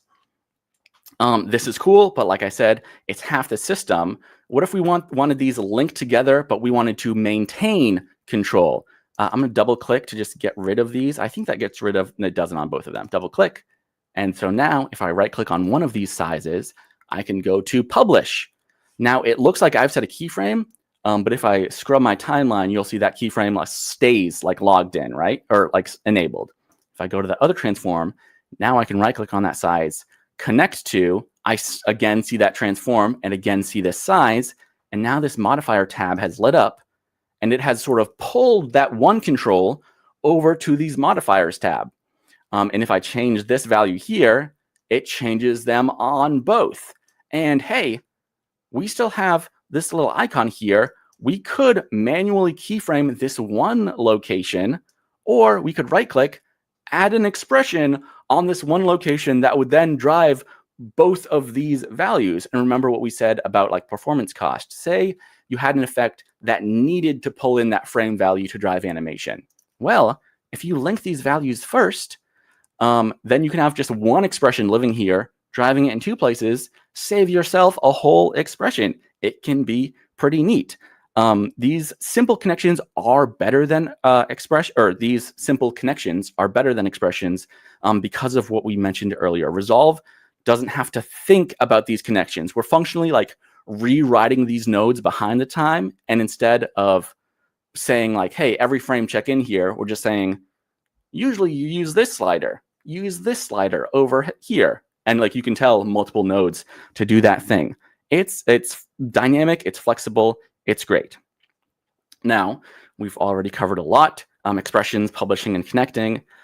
Time for the other sort of like title feature for this presentation, modifiers. And oh boy, I love modifiers. And if I didn't think the groundwork I slowly went through here was necessary, we could just talk about modifiers and show off cool stuff. I'm still going to show off cool stuff. But just know modifiers also its own world. Now, so, right, you have these controls on every node. Let me just get rid of this size so we're back to dealing with this. Yeah, so we got this green. And we showed off this right-click menu where you come to an expression or to publish, but you also have modify with. If I mouse over this, boom, you got a whole bunch of options. These are the modifiers. And you've got, options. Modifiers are kind of like, you can think of them this way, internal nodes, right? They are a process. They are what you would otherwise use a node for, but you're not controlling like the image of an input. You are controlling a specific value, a specific variable.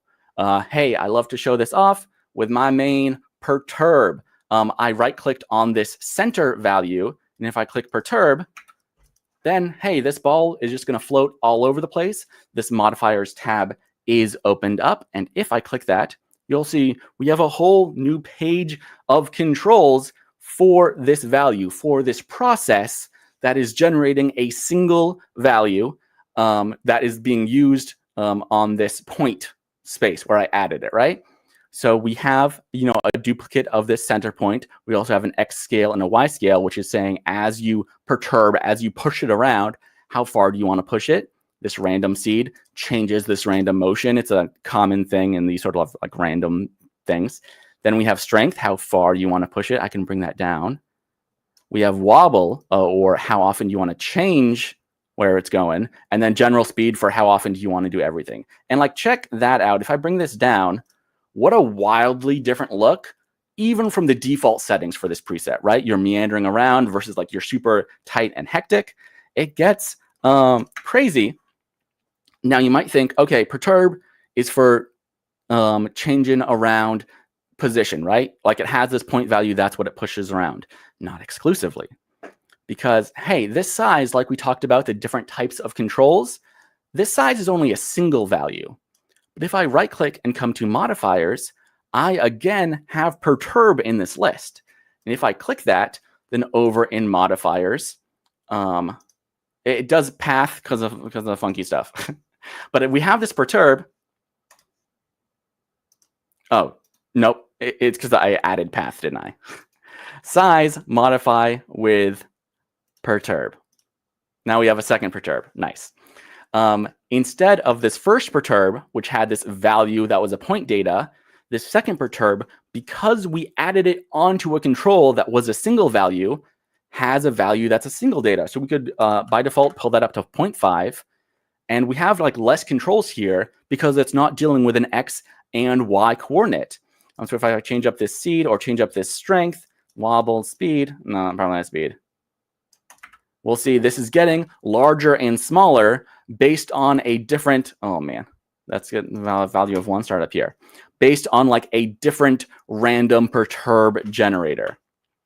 So this is really important because modifiers in general are context specific. Even individual modifiers like this, if you use them on a point versus a single value, they will function differently. And super importantly, you have access to different modifiers based on the type of control you start to use them on. For instance, let's look at this like just static. I'm looking at this like transform here. If I go back one, just to this green ball that sits here, if I right click on any of these color values, I have modifiers. Lots of stuff here, of course, even perturb, which, wait, I believe, yeah, perturb would add that onto that single red value. But some of these color specific modifiers, like gradient color, you see, it looks like it's adding a keyframe on all of these values because it is sort of taking this entire color group and shoving it through a modifier. If I click that, you'll see, oh, we have a gradient. I can do this to like red to bluish something to what? Yellow? Yeah, check that out. And we have time controls on this now. So instead of, if you have ever tried to manually keyframe a color change just using these sliders, it gets funky quick because these sliders are just dealing with numbers, and especially like they only know to go from one color to another based on sliding that single value. So things can get like muddy or messy really quick. If I wanted this ball to go from here on a start time, I could add in here like 20 up to an end time of like 70. I set this gradient, and now over that time, it will cycle through these colors. You even have option of like this interpolation space. If I change this over to this option, it uses like slightly different math, right? So this will cycle like through the proper like hue values. On this RGB, it does get a little like messy or muddy. Yeah, mix those together. But HLS like keeps like full saturation hues and is pretty nice. And like I missed this after I was working in modifiers for probably years, because you never think of like right clicking on a different kind of control that you miss over time. One which I think I'm going to mention, but not super dive in for brevity, is the world of like text fields. Text fields, because like this area you type in is a kind of control, right? So if you right click, you can add an expression. Oh, we've already moved on from expressions, but specifically when working with text, expressions are its own, like you have to play nice with expressions. So if someone wants to ask me about that, I have some extra things I can show off, but that's kind of extra credit. We're still talking about modifiers. You have a handful of modifiers you can only use when working with text. Of course, kind of the big one is the follower modifier, which is like the text animation engine in Fusion. But if I pull up something like timecode, hey, it's just going to show me the timecode. And hey, if I toggle off hours, minutes, and frames, we've got a simple second count up machine. Pretty neat. Put that into a time speed node, change the speed to -1, and boom, you've got crazy dirt simple countdown effects that, because this is happening on this control inside the text plus node, you have access to everything else that's going on in this. This is small. I should have made this better. In this like text field, you could make this like a circle box, or like however you want to spell it out. You've got options. But you can use the full power of text plus, but you're just like piping in the actual text from this modifier. Incredible, super valuable. But again, that's like a modifier you only see when you go to add a modifier in this like styled text option. Like the idea that modifiers are context specific, super, super important. And don't forget, on all of these modifiers, this isn't a great modifier, but something like these perturbs, right? Let me get rid of this perturb on size. Don't forget, on this perturb are just normal controls, right? This ball is flying around. But I can right-click on this strength, add an expression, time divided by that 100 to slow it down, and then all of a sudden, it will start with sort of slow motion, or start with narrow motion, and then that strength is getting pushed up over time. Or you could just keyframe these, or you could add different modifiers. Like, oh man, another thing I could give another whole presentation on. I can't believe I haven't mentioned it up until now. Modify with anim curves. If the follower is the main engine for text animation, anim curves is kind of like the main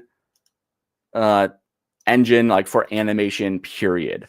So many different ways to drive animation based on the length of your clip, or based on like custom keyframes you can enter in here. This scale and offset is like its starting point and how far you want to push it, it being any value you apply it to. We're going to talk a lot about this in tomorrow's VIP breakout session. I am very excited for that. We're also going to talk about other beloved modifier with calculation node. You know what? Let's do that now. Because remember that super basic, yes, that basic like scale based on X position? Let's rebuild that using modifiers. The first thing I'm going to do, I'm going to right click on center, and I'm not going to publish this, because if I publish that, it would publish that point data, right? I want just its X data, but published. I can right click and go to modify with XY path. And if I click over to modifiers, hey, now we just have individual sliders for its X and Y values. And you can see they have this little keyframe already enabled. Let me double check. If I connect new, this It does work. Great. I had to be sure that worked. These do have a single keyframe, but they are published. Oh, even if I undo these, I think they stay published. This is also... No, it doesn't. In that case, okay, we have split these into X and Y single values. At this point, I can publish that X. Neato. I'll get rid of some other stuff. Then, over on size, what do we want to do? I can show off something else. I want to connect to that transform X. And then now, even back here on the main control, if I change that, it is still generating that same value, right?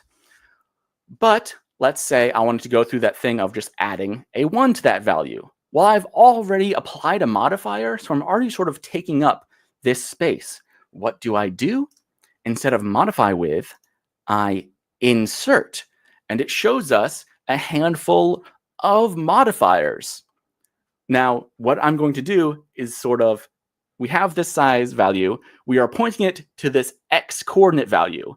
And what insert does is in that chain, just like shove another little modifier in there. So we want calculation first operand. If I click that, it will add another modifier down here. The calculation modifier, incredible, so powerful, but so like clean, right? Because we have a first operand, second operand, 2 values that you can set to whatever or link to whatever, and an operator. What do you want to do with them? Well, we have this first operand already connected to that X value. So the second operand, we want this adding to a 1. So now that's that over on that. And if we change that X value, it'll go from that new value of 1 up to 2. If we want to go to that next step, we can also do that. Oh yeah, I didn't expect that. By doing the same value. So right, remember in expressions. And here, at some point, you will run into diminishing returns, right? Because it's kind of like, yes, a single expression can get beefy, but like if you start stacking modifiers on modifiers, there will be a point where that is also beefy. But we're just showing off cool stuff right there. Remember how we multiplied that again by that X value? Size, insert again, calculator first operand. Now this first operand is tied to this other calculation modifier. And so the second operand, I can connect to that X value. Now on the second one, we don't want to add those together. We want to multiply those together, which then, now, if I go back, on the right side of the screen, this will equal 2. On the left side of the screen, it will equal 0. No expressions. This stays dynamic. Ooh, you want to get even crazier with it? Check it out. Okay. We can, so this center is driving those calculations, driving this size. In the center, I can insert. Let's see if this will work. I think it will. What happens if I insert a perturb? Nothing. What happens if I, this XY value. Ooh, what happens if this? I shouldn't have gone off script. There is definitely a way to set that up where it uses the perturb motion to then drive that point, but I would have to structure it a bit differently. I'm not going to do that because I want to try to squeeze in some fun stuff. And mostly the thing I didn't super talk about, which I said I was going to talk about, but I knew I wasn't going to talk about. I kind of just cheesed up. That's not a word. Okay. Back to basics. On any of these controls, you can animate, you can add expressions, you can add modifiers. Here is the crazy kicker, right? Each node has its own controls. But on each and every node, you can add custom new controls. If you right-click on the name here or on the node, you can come to this Edit Controls menu. You can do this to like modify some basic controls. If I go back to this merge with these red and now yellow, this like blend slider is functionally an opacity slider for the foreground element. If I right-clicked on blend, went to edit control, by the way, that's a new little sneak peek that it goes right to it in 20.1. It shows me this blend control. If I change that to a checkbox, click OK, it bumps it over to user. Now I functionally have a toggle for this other ball. I just changed the type of control it is. But I could add a completely new control. I could add a slider. I could add a text field. And by default, those controls will do nothing. But as soon as you create them, you are able to use them and reference them and put them through all these positions we have shown. This is especially valuable with those text expressions and modifiers. I want to show off something else. Ooh, but now that I say it, the two things I want to show are really cool. I think I'm going to go for the crazier thing, but text expressions and modifiers, you should know. Adding controls to reference in text expressions, extremely powerful. That's how you get things like number sliders that then also have like a $ before them or a prefix or suffix that you can change on the fly, but it still runs all of that through the text system. Incredible, incredible. For now, I wanna fly because we're gonna do some fun stuff to just show off this wild world of expressions. We've got ball 1, we want to perturb. We've got ball 2, we want to perturb, change up this random seed so it's doing different things, pull down the strength a little bit so it doesn't go as crazy. Oh, the color is also changing. Sure, I will leave that. Cool. 2 balls flying around and another background. I'm going to connect with a new merge. This blue background. Check it, check it, check it.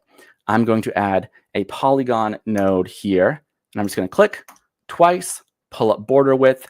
Wow, it's a blue line. Maybe I'll make this kind of teal so it's easier to see. A blue line. Cool. Now, one thing we have not talked about at all is this general workspace working with paths. You can do a whole lot of fun stuff. But if I click over to this insert and modify, just so I can select these points, you can come up to this option right here and go to publish points, right? This line just has a start and an end. If I go to publish points, it adds that. Oh, I didn't select all of them. This one as well. Publish point. It adds those as controls in the inspector that you can then modify here in the inspector. And if they are controls in the inspector, you can push them through all of these other systems. Now, remember what I said about how like keyframing automatically adds things into that connection menu? Well, anything living on a modifier also does as well. If I just right click on this 0.0, I can connect to perturb 1 value, and it snaps way over here. Why is it snapping over there? You might know why, but I'm going to keep going. 0.1, which is really 0.2, connect to perturb 2 value. It snaps over here. Why? Well, if I preview this merge, because that's where the ball is. So 2 perturb nodes driving random animation, because those are modifiers, I can then connect to that info via publish points on this line, and they stay perfectly dynamic. I've done this with like 20 different floating balls around here and run them through different like polygon or line nodes, and it just stays dynamic. It's floating around. It gives you awesome organic looks. If you want this line behind these nodes, select this little merge node. Keyframe shortcut for the day, Control T, will swap the foreground and background element for those. Really neat. But ooh, we're not done. 3 minutes? Check it out. We're going to add another merge. We're going to add a background, make it green. We are going to add a triangle mask, connect it up to that background, and do some numbery stuff, right? So that this actually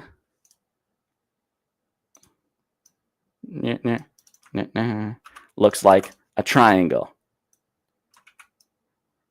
It's a triangle. It's a green triangle. I'm going to run that through a transform node. Ooh, this is going to be cool. Transform node on the center. And I will go ahead and preview. On the center, I am right-clicking, modifying with another whole modifier, offset position. Nothing happens. In offset position, we have a point data for 2 different points, right? Position and offset. If I connect this first one to that same perturb, it like snaps kind of over here, okay? If I snap that offset to that second perturb, it goes off in a different way. What's going on? By default, it's just sort of asking to be pushed in a direction. We don't want that. what we want is to come down to this mode and select average. We're feeding it 2 points. It can average those points and find out specifically what's in the middle. And this is already doing math. It already knows these 2 points. I said that each modifier generates like 1 point of data. That's not always true. Because if I go back to the main tools for this transform, we have already fed that offset node 2 points. It knows what the average is, but it knows some other things as well, like the relative angle between those 2 points. So if I right click on angle for the transform for this triangle, connect to offset on that transform, angle, boom, it snaps from one to the other. So now as these balls fly around, I can even scale this back down. As these balls fly around, they are randomly flying around. The line is staying linked between them, and this arrow is staying perfectly halfway between them, but always pointing from one to the other. No keyframes. I wouldn't know how to begin keyframing this. And hopefully, as you saw, we started from this is a node. This is how you change a slider on a node. The world of modifiers, especially like stacking modifiers on modifiers, like publishing and connecting, using all these things for different things, it can get wild. In like my world of presets and templates, this can drive so much power behind the scenes and keep things like dynamic, but like pretty performance, like light as well, relatively, for how cool it is. And it's also just kind of like a fun playground to play around with. So if you haven't explored any of those, it's fun. Like right click, look at connect to or like modify with. You don't know what you're going to find there. It's worth spending time there, because every time I've like found something new in that menu, it's been pretty phenomenal. And it's fun. It's a whole little thing. That's most of it. If you want another fun modifiers deal, speaking of keeping things dynamic, I also made fun circles a few years ago. But this is using those things. That's all. No, that was just a little bonus. Patrick, that's incredible, man. What a just treasure trove of applicable expression information there. That's pretty awesome. We have a ton of questions. Ooh, okay. So we'll just get this going quick. Jason Parker asks, Final Cut Pro has a bunch of titles with in and out toggles. How can I use Fusion modifiers to have the ability to add checkbox toggles, animate in or animate out on a custom title? Yeah.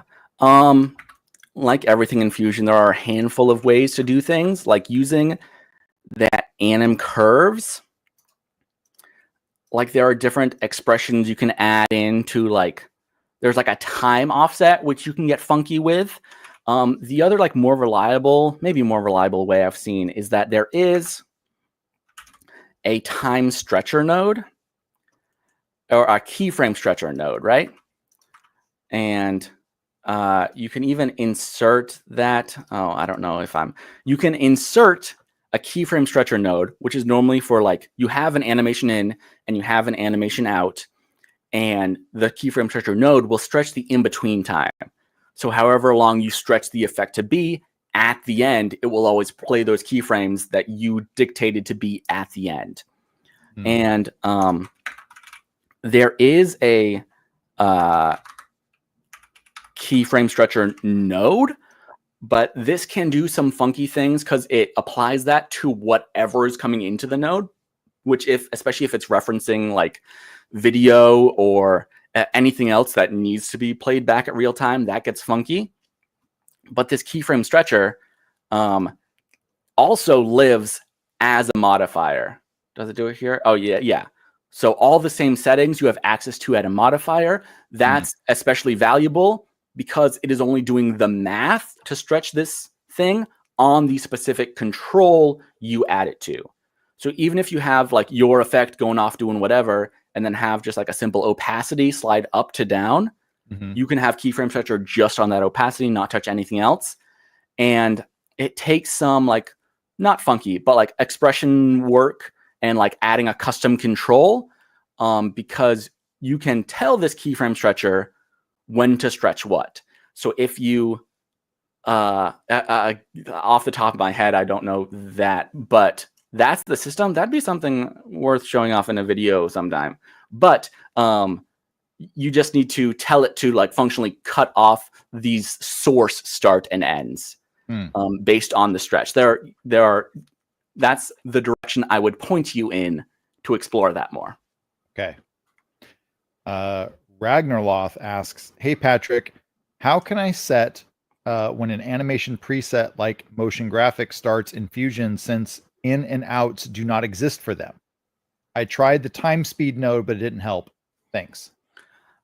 I think that question is talking about like Fusion frame timing. Maybe. And that has, it was 20 or 20.1 that like changed the new defaults of that.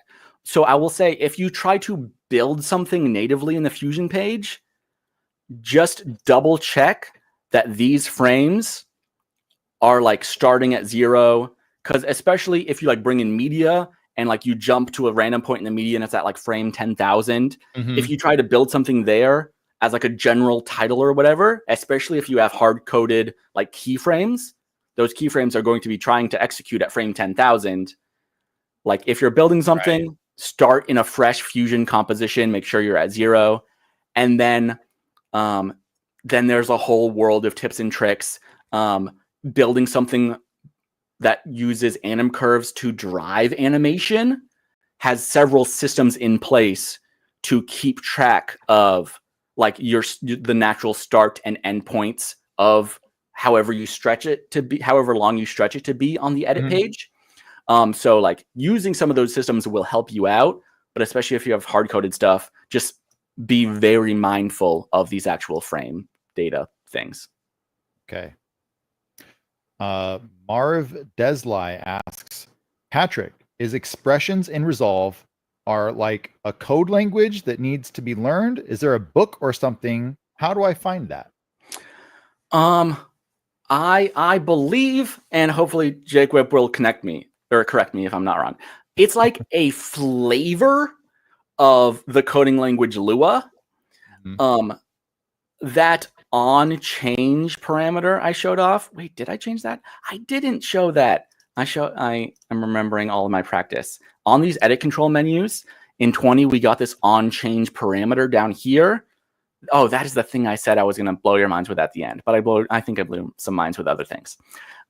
This is like proper Lua code, and you can add code in here, and each time the user changes this control at all, it will execute that code. And that's what I like. That's the world I'm not aware of. I've gotten okay comfortable with expressions. This is next level stuff, but it's also the next level stuff that is driving some things like on Proto. Let's find a fun one. It has a source control, right? If it's a rectangle, it shows you the height and width for those rectangle options. If you change this over to text, it shows you those text controls. This is possible that's built on this new on change parameter, which uses stricter like Lua code, which is a world I am just dipping my toe in now and is a lot, but it's powerful. Right. Very cool.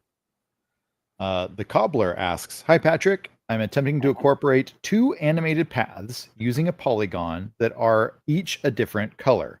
I want to add a delay for the second color to follow, keeping the timeline intact. How do I do this?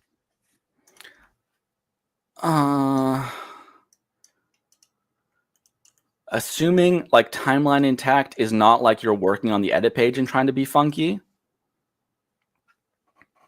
Ooh, okay. I think I understand. Just took a second. Like say green, blue, and you have one master path over here that is affecting both of these. And for the sake of this, we'll just pull it up here as well. And you want, like, if you have an animation for draw on using length, super awesome. Or that's way too, whatever. So these draw on. They will draw on at the same time. Right. If you want one and then the other, let's see if it will let me do this. Will it let me use a time speed node coming out of a mask? Sure will. Time speed node, you can just add in a certain frame delay and it will play whatever is coming into it 5 frames later. That's pretty slick. Using like funky, and I mean, the value of that is, of course, this stays fully flexible, right? I added that as animation. Pay no mind to things. This stays flexible here. You're still using a single math. You are just delaying. At this point, you're delaying the actual image of the math when that gets plugged into the other background. There's probably some other funky ways you could do that. Like you could have 2 different masks, but actually publish the path and connect it to somewhere else. That would be useful if you wanted one to be thicker than the other.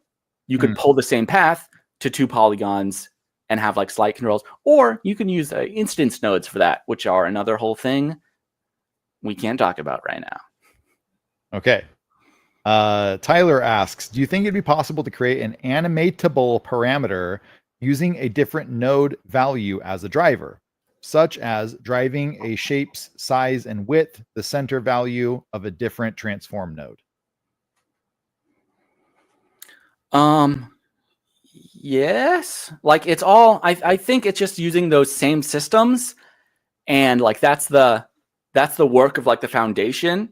Like it does get tricky with like those point values, but you can reference the specific X and Y one.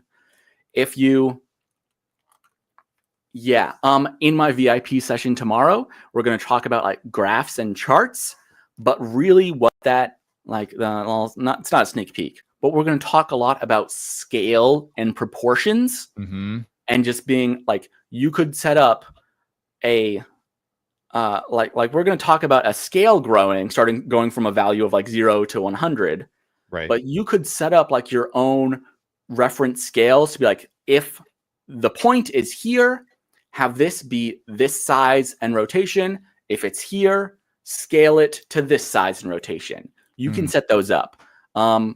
Maybe for that would be something I would have to figure out, but you can do it. Okay. Shadowhow asks, how would you add a sort of proximity to, let's say, a circle, and there's a bunch of triangles around it, and have it so when the circle is near to the triangles, they point at the circle? I would explore, that would be funky stuff. I would explore more of that offset position. Okay. Because you like, you saw we judged like the average of those 2 points and the angle, but it also can generate the distance. It can generate a single value of distance for 2 points. So you could have, you might need lots of modifiers, but you could have it be like the point of the triangle to the point of the circle. No, you know what you need to do? You have to take the point of the circle plus the like scale of the circle to see how far away it is, looking at the point of the triangle and using this distance you could generate from this offset modifier. You could tell it, it would be easy to tell it once it gets past a point, change it to look at this direction, or you would plug that into an anim curves, which would be a little more dynamically responsive, which it could be like, as it gets closer, drive this animation to do a thing. Whoa. But I think you could do it.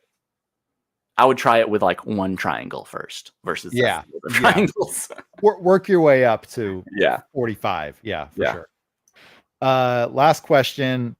Gabriel Michael asks, I'm curious how much Patrick has incorporated AI into his workflow outside of DaVinci Resolve. Does he use third-party VFX AI tools with the Resolve, or is he still doing everything inside of Resolve? I have, short answer, I've done nothing. I've occasionally checked in on a few like LLMs and chatbots and things to be like, because like even like, oh, you want to see a wild thing? Yeah. Boom, Notepad. So Boom, fun. nodes in Resolve. Copy them, paste them in a Notepad. Your Fusion compositions can live as plain text. This is the basis for like all of the presets and templates I make. This is how you you have access to like all the controls you changed. But there are this like expressions isn't quite like a hard formal coding language. Right. So like this or this is closer to like proper Lua, I believe, than like expressions. But like there are some funky things that I've found that like it's just such a relatively niche case that the information hasn't gone to a lot of those like AI sources. Some are probably better than others. I know some other creators have like done referencing stuff. A chatbot helped me with one small like coding thing where I think I was using like parentheses instead of a bracket. And I was like, I'm stuck. I asked it like, hey, what's up?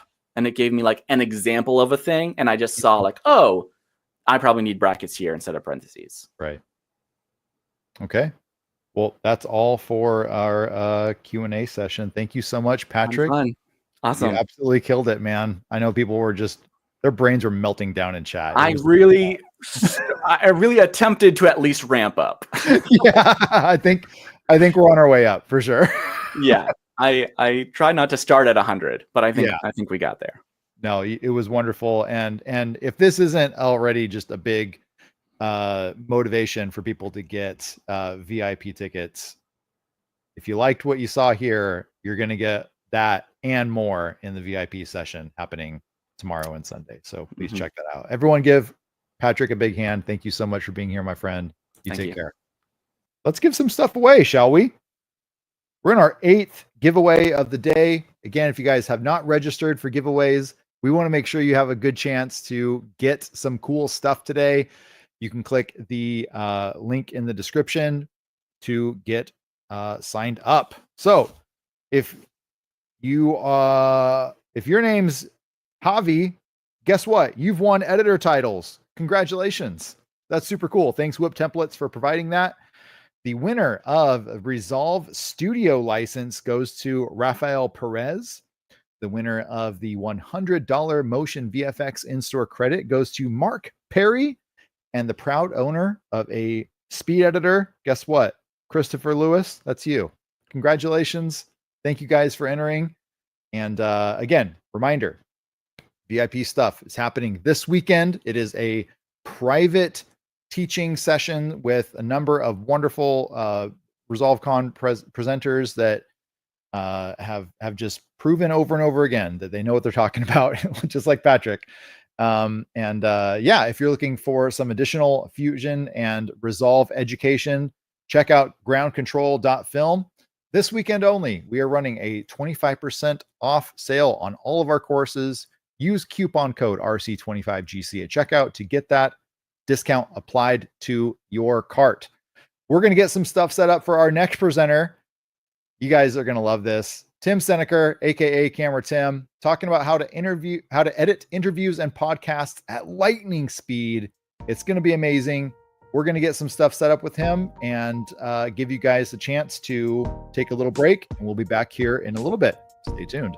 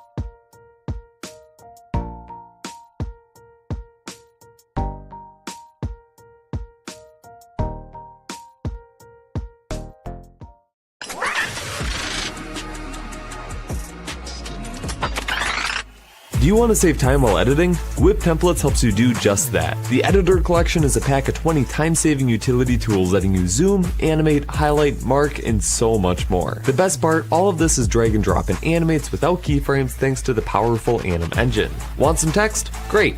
Check out the Editor Titles Pack, which contains 270 highly customizable titles covering many styles. Want to call attention to someone? That's easy with an edit page tracker. How about a countdown for an event or a sponsored segment? Editor Titles has a fully custom timer framework, giving you advanced animations and timer controls. And all of the titles are customizable with the Anim engine, so you never need to worry about keyframes. With hundreds of video editors saving hours with my tools, you don't want to miss the 15% off during ResolveCon. To learn more about these packs, check out my website, whiptemplates.com, and enjoy the rest of ResolveCon.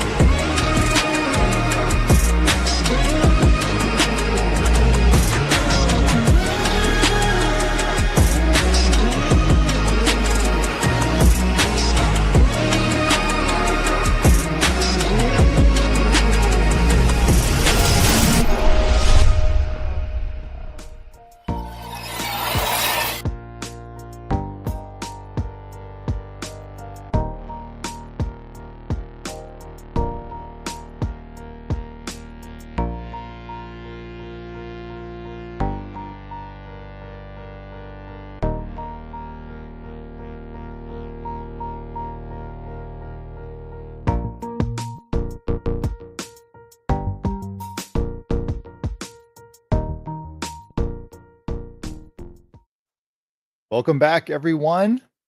We are getting ready for another incredible presentation from our dear friend, Tim Seneker.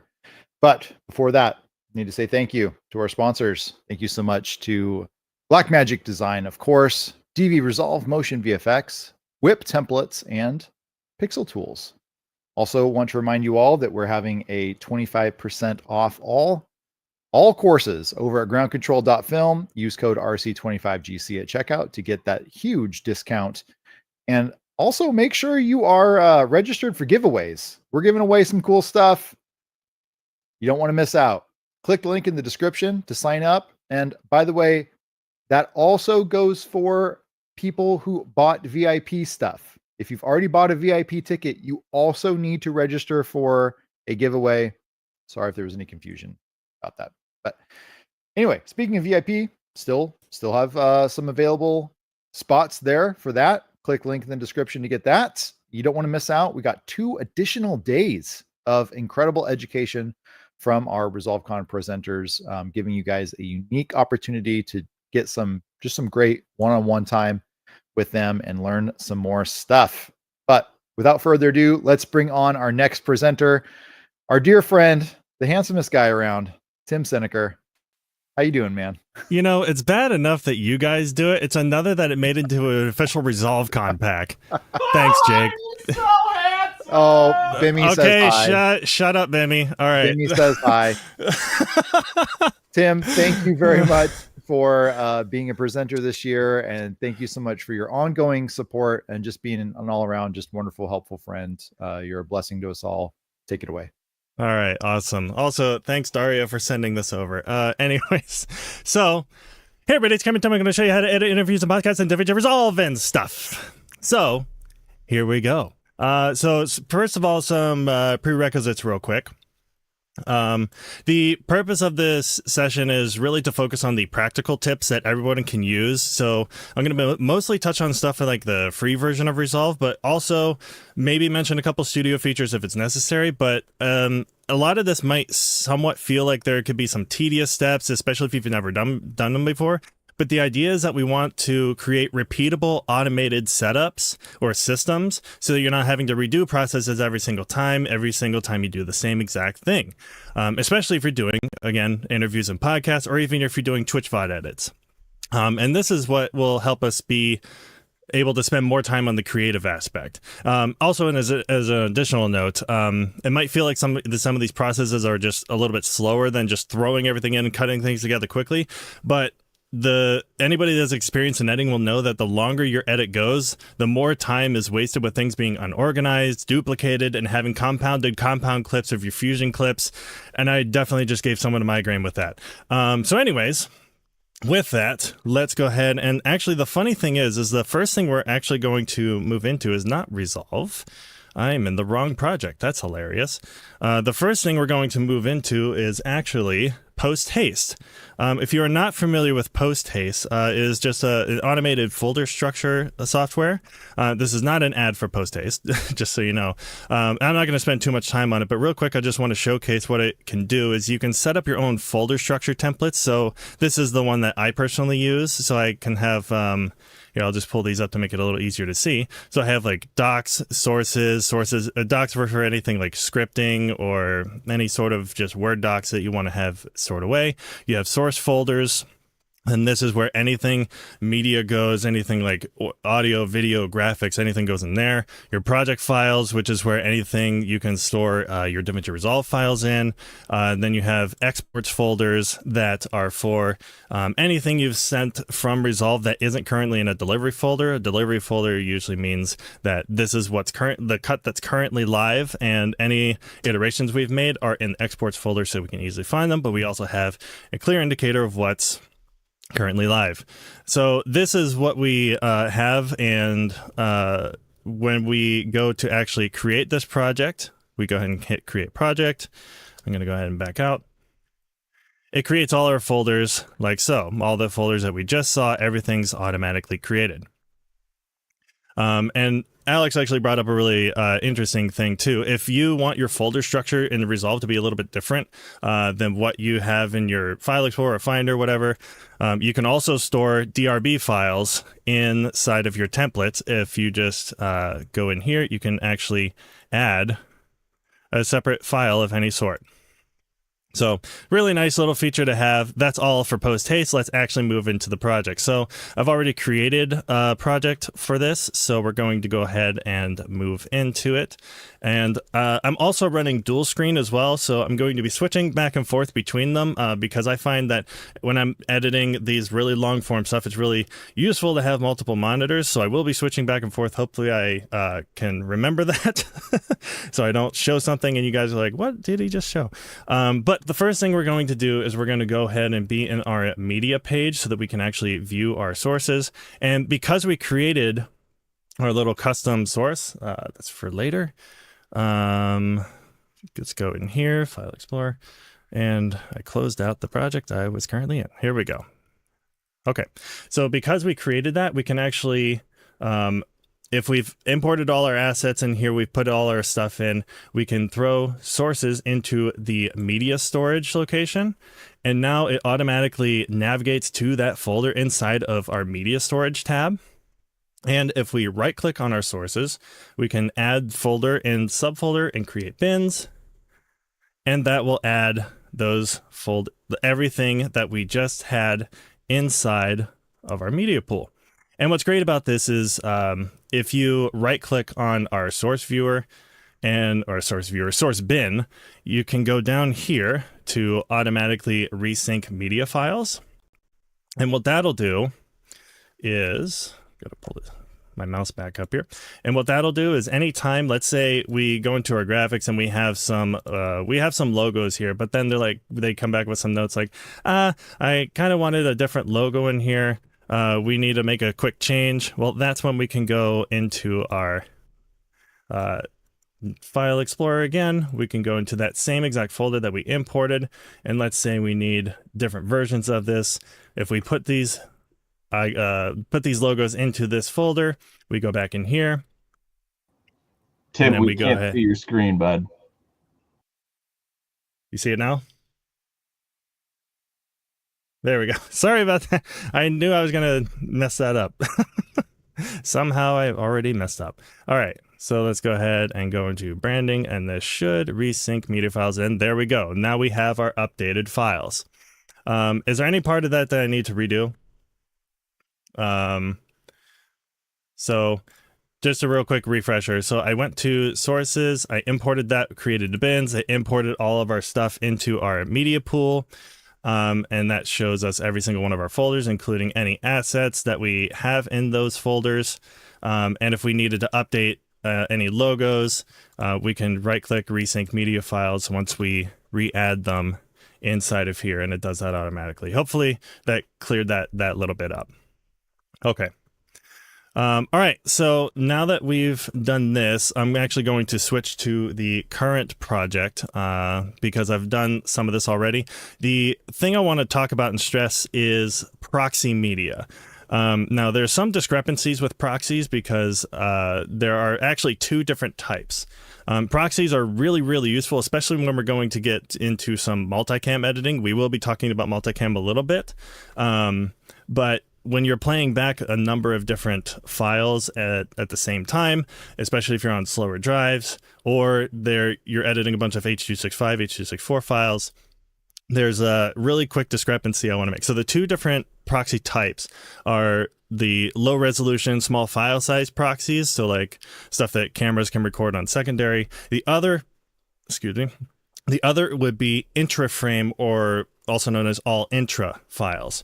And the biggest difference, if I pull up this example here, I'm just going to pull this up in the timeline. Whenever you're editing an H.265 or H.264 file that's not an all intra file, all intra in intra frame, just for clarification, that means every single frame is rendered individually. So every single frame is its own frame. With inter-frame files, or H.265, H.264, whatever, that's not the case. What's actually happening is, I'm going to disable that, and you see all these clips up at the top, these like little single frame clips, what's actually happening is that these are what are known as keyframes. Now, again, this is like a hypothetical. This isn't exactly how all of them do it. There's all algorithms, but this is just for simplicity's sake. What's actually happening is the encoder is taking every single one of these frames and saying, okay, how can I use this information and spread it out across surrounding frames to basically throw away as much information as possible, reduce file size, while still maintaining the same visual quality. That's the purpose of how all that compression works. The problem with that is when you bring that into an editing software and you're trying to edit this back. Now it's going to play seamless because I have proxies enabled already, but let's just say I didn't. You'll notice that like as soon as I disable proxies, it's taking a while to load those frames. It's taking a minute. That's because it has to essentially look and rebuild all of those frames that are no longer there. These are basically all fake frames, and that's not exactly how it works, but this is just visual representation. So what we can do is actually we can create intra-frame proxies. So that means your ProRes, your DNxHR, and those will give you per frame encoding. And that way, once I enable these, and I'll show you how to enable in just a second. Now you'll see like anywhere I skim in the project, it instantly loads because it only has to load one frame at a time as opposed to loading like 30, 50, or however many frames at a time. So it's much, much easier on your system. So that's essentially how proxies work. So let's go ahead and I'll show you how to generate those real quick. We can go up to File. This is actually where you set your proxies. You go to File, Project Settings, and under Master Settings, we'll scroll down. And you can go to where it says Optimize Media and Render Cache. You can set your proxy media resolution and proxy media format. And usually I choose ProRes 422 proxy because that is the lowest bitrate intra-frame codec that we can use. So hopefully that all makes sense. If there's any clarification you guys want on that, please ask questions. I'll be happy to answer them at the end. So once you set those, you can go into your media pool. And we can go into whatever sources we have video in. So let's just go into our interview bins and stuff, or just anything that has video. We highlight all of our clips, right click, and select proxy media. Generate proxy media. Sorry, I need water. And then that'll run through the process of generating all the media, and then you'll see the icon indicator that shows that, hey, there are proxies generated. And then you just have to make sure on your timeline viewer up here that you have prefer proxies toggled on. If they're not, then it's going to not use them. So just make sure preferred proxies is toggled on.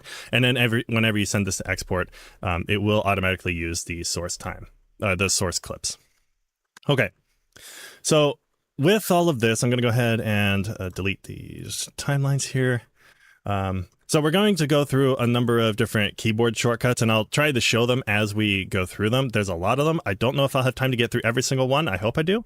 But first, we're going to start by actually setting up our timeline here. So with the interview, we'll go ahead and start with this one. We know our audio is inside of here, so we'll tag the interview audio. And then we can control click and select interview cam A, cam B for all of our source clips. So they all are showing up at the same time. We can select inside of the bin, press Control A or Command A on a Mac, right click. Oh, there's one more prerequisite I should mention on this. Let's go back to our media pool. So if we look at all of our clips that we've highlighted here, you'll notice that we have an additional tab here. Which is the camera number tab. This allows us to specify which of the clips go to which layer. So the way to enable this is if you just right click on this and then go to camera number up here, you can just toggle this on and that'll bring up this menu. And then all we have to do is just click on this and then we can just go through, press F2, and then press the number that it's assigned to. And of course, I've already done it, but that's how you would essentially do that. So you can specify which ones go to which place. All right, now we go back into our editing page and go into selecting all of our clips here. we're just going to right click, and then we can create new multicam clip using selected clips. And I'm just going to rename this to interview multicam. And then I'm going to make sure the time code starts at 0. We're syncing by sound because we did not record time code because I didn't. And then we're going to set channel to mix. Now I've already taken care of the clip attributes for these. So it recorded with 4 channels, but I changed it to 1 so that it doesn't use channels it doesn't need to. I can explain that later if you want. And then for multicam audio, we're just going to keep it on source audio channels. And the reason for that is if any of them don't sync, it's still keeping all of the camera audio in there so I can resync it later if need be. If you choose reference audio, it will only use the audio that that you specify, which is this audio up here. And then you have to re-add everything later. So we don't want that. We can keep angle name sequential. That's fine. We'll want to uncheck move source clip to original bin because we don't want this to move our source clips anywhere. And then we can detect clips from same camera, and we'll use that metadata tag that we specified in the media pool, the camera number tag. And if we hit create, it'll analyze all of the media and put it together. Now, what you'll see when we actually go into this is it doesn't quite sync everything. So I'm going to show you how we can fix that real quick once this finishes. But you also will see that when we do import this, it'll show all the clips that have successfully been imported, and it'll give a little indicator underneath the media. So, all right. I'm getting a notification that my quality is pretty crunchy. I don't know if there's anything else I can do. Hopefully you guys can kind of see it. If the quality is bad, I had a lot of internet problems this morning. I had to call AT&T. That was a nightmare. Anyways, we're going to go ahead and I'm just going to move this timeline, this multicam timeline into our timelines bin. And then I'm going to right click. Actually, I just realized something. Let me see if, oh, that's why. Okay. Tell me if, chat, tell me if that's better. For some reason it defaulted my resolution to 480p. That was awesome. That was not how I had it set before. Okay. Is this any better, guys? Way better? Perfect. Awesome. All right. So ignore the first half. Okay, here we go. Interview multicam. So basically what we can do with this is we can right click and we can open in timeline. We'll go back to our main page here and we'll see what we had synced. And it looks like it did a pretty good job, but not everything synced completely. So we can just highlight, move this stuff around. It looks like this might have missed it. So what we can do is we can use, we can right click. And usually we can do auto align clips. I've actually bound this to Alt S, so I can just highlight these, press Alt S, and synchronize the waveform, and just do this, and it'll analyze accordingly. And I can fix each one so that we can set up our multicam accordingly. So we'll just wait for this to be done here. Usually it's faster, but because I'm running OBS, it's takes its time. All right, so. And it synced the audio sync failed. Auto sync failed. Okay, awesome. That's awesome. Definitely didn't do this before. That's fine. We'll just take this first one because this is the only one that's important. So the keyboard shortcuts that I'm going to use here to make sure everything's aligned. I'm just going to delete these because we actually don't need them. If we go into our DaVinci Resolve keyboard customization up here, we're going to come down and we're going to search for, let's see, ripple. And then we're going to click on trim, and then you'll see these ripple end to playhead and start to playhead. I have these bound to Shift Q and Shift W. And basically what that means is that wherever this playhead is, if I do ripple start to playhead, that's going to ripple whatever is behind the playhead to it. So if I do the start to playhead, that's what it does. If I do end to playhead, we'll ripple everything that's in front to the next edit point to the playhead. So that's what those do. So what I can do to make sure all of these are aligning and just flat up against each other so we don't have all this blank space is I can just press the start to playhead 3 times. Go over here, do it again. Is there a frame gap in there? Yes, there is. And we'll do that. And then do this. And now we have a much cleaner looking multicam timeline. Beautiful. And then we can just solo this out. And whenever you create multicam clips, for some reason, even if it's mono and it says mono, it's not mono. Don't know why. We can right click the track and select change angle type 2 mono. And then we can get the correct channels here. I could just move my webcam over here. Anyways. So that's how we fix that. And then we don't really need our camera audio, so we're just going to go ahead and unlink this and just nuke our camera audio, highlight all of our video, and then we can just press Alt down, and that'll shift everything down a layer. And then we can right click on our tracks and select delete unused angles. And then that way we don't have more angles than we actually used in our multicam sequence. So now that we've done that, we can go over back to our media pool and we can right click on the interview multicam clip and we can actually create the timeline. And we're just going to call this interview full because this is a complete uncut. And you'll notice we have this use Fairlight preset in here. I'm going to talk about that in a little bit. If you don't have that check, it's because there's a certain thing you have to do inside of Fairlight to enable that. I will show you how that works. So we'll go ahead and click create. That'll bring up this interview full. And if we go back to our main timeline over here, we have the interview in full. And if we go up to our source viewer, different from the program viewer, if you hover over here and go to this bottom left tab, you can select multicam.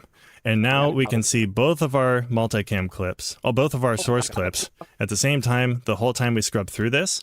And then there's very useful shortcuts that we can also use with this too. So we go to DaVinci Resolve, keyboard customization, and we can search. It is multicam. And you'll see right here in the first section here under clip, we have multicam, switch, and cut.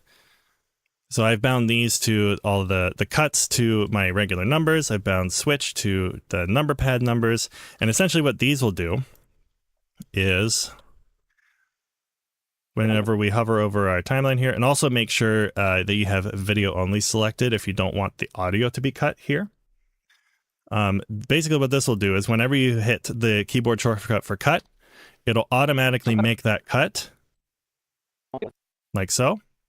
Or if you use switch, it'll switch the camera without making a cut with whatever the playhead is over top of.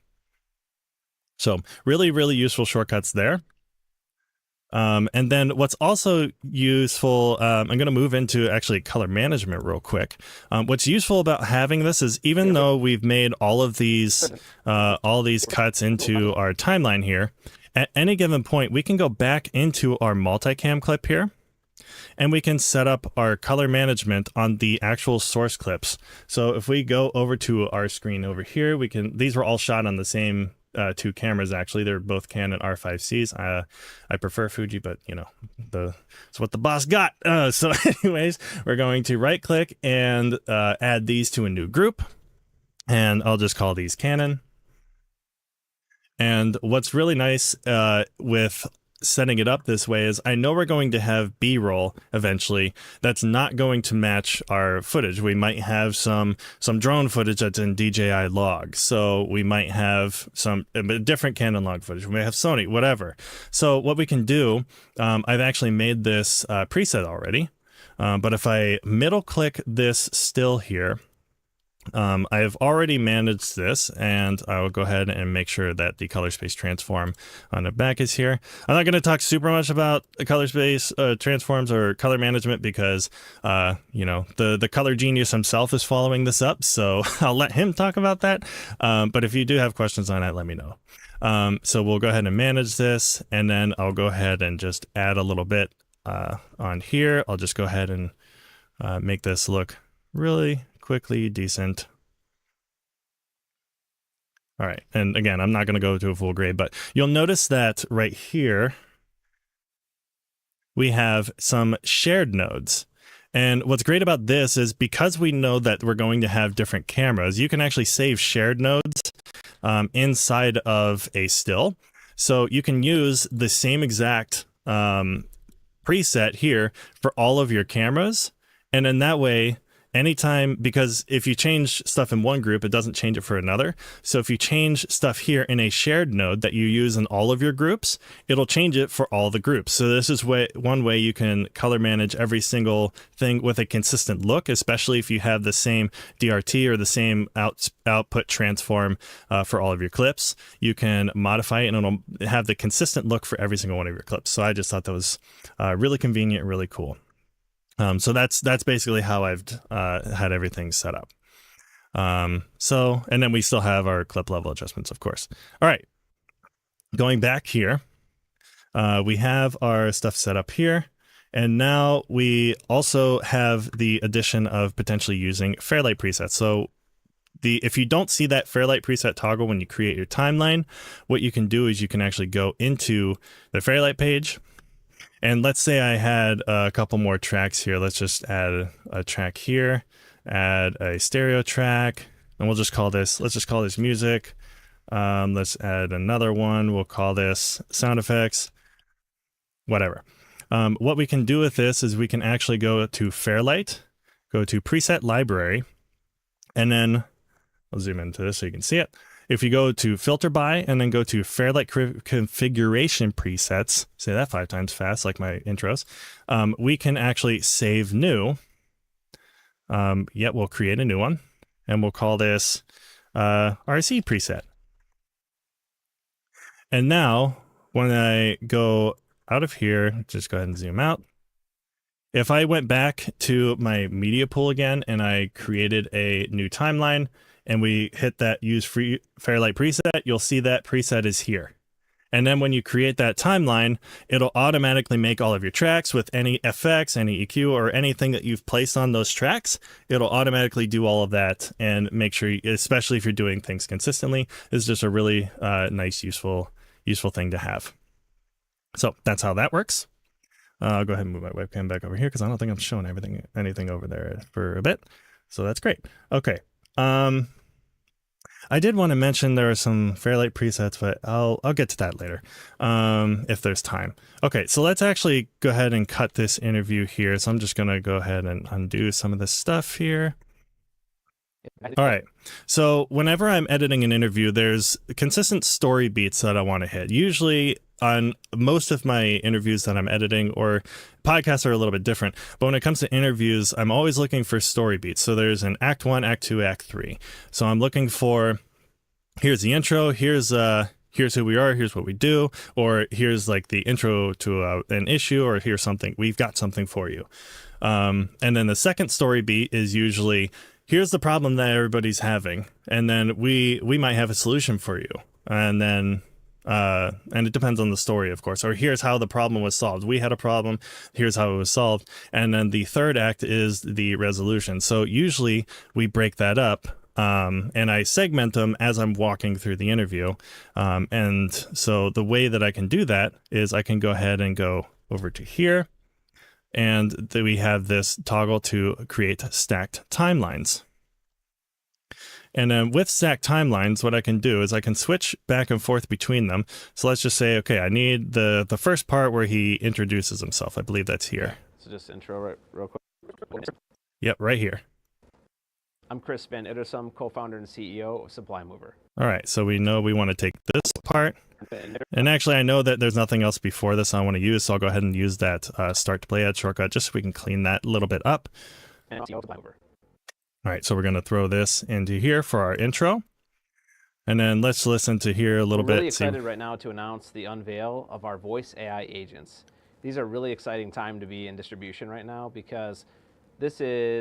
And then he kind of messes up there. So we like this first part here because this is really exciting. We're getting into this now. So we've already had the intro, so now we're getting to the actual first act.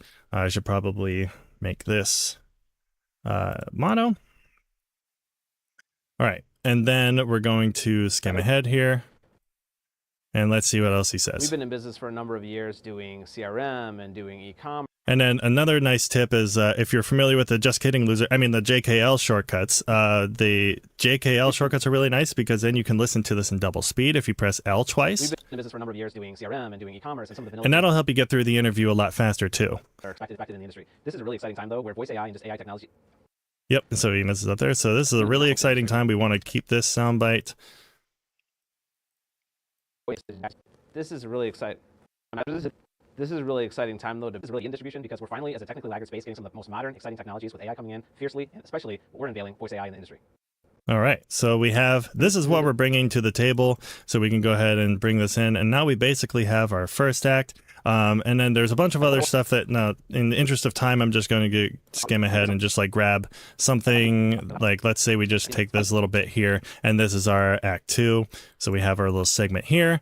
And then I'm going to go ahead and just grab the outro, which is somewhere over here, I believe. In and out. So many different areas where if you could imagine you could have a conversation with your system and get valuable information in and out, that's what we're talking about. This is cutting edge technology. Every distributor is going to have this technology here in the next few years. You've got to get on this wave. The time is now. The time is now, and that's the perfect bit to throw into our last bit here.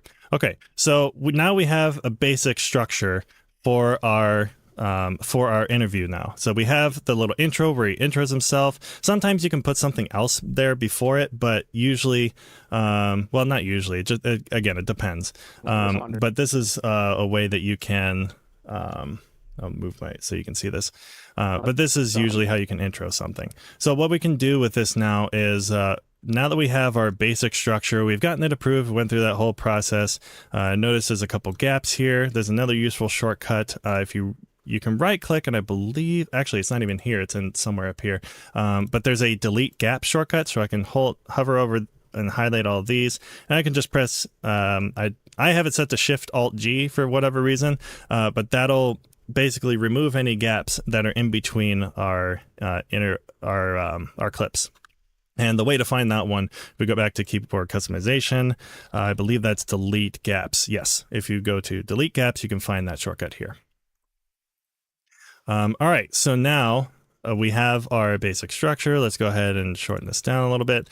And maybe we want to add some music here. So let's go ahead and go into our source viewer or media pool, and we have our music folder. We have some choices here. I'm going to dim this so I don't blow your eardrums out.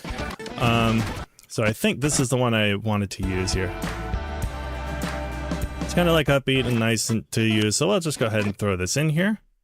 I'll go ahead and add that to the timeline. I'm going to add that to the timeline. There we go. All right, so we have it in our timeline, and I'm going to just very quickly normalize this to -20, just so we can not overwhelm the voice audio because we haven't done any mixing to it yet.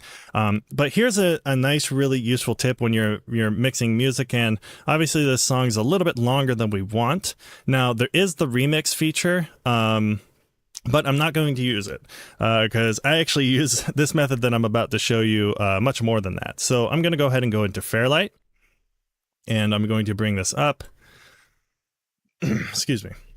And the way that I normally work with music inside of Fairlight is I'll actually go into this tab up here and then go select tempo, and I'll choose snap to grid. Actually, no, I don't choose snap to grid yet. And basically I need to figure out what the song tempo is. Now, if you get your songs from a stock music site that tells you the BPM, that's really useful, but let's just assume that we didn't have that. So we need to find a part of this that we can determine what our BPM is. So let's go ahead and undim this so we can hear it. Okay, so there's a part here where that kind of like starts the beat, so we can go ahead and go to here. So let's find that spot right here where we can set an endpoint, and then just listen for it until it gets to the next part of the segment, or the next part of the beat.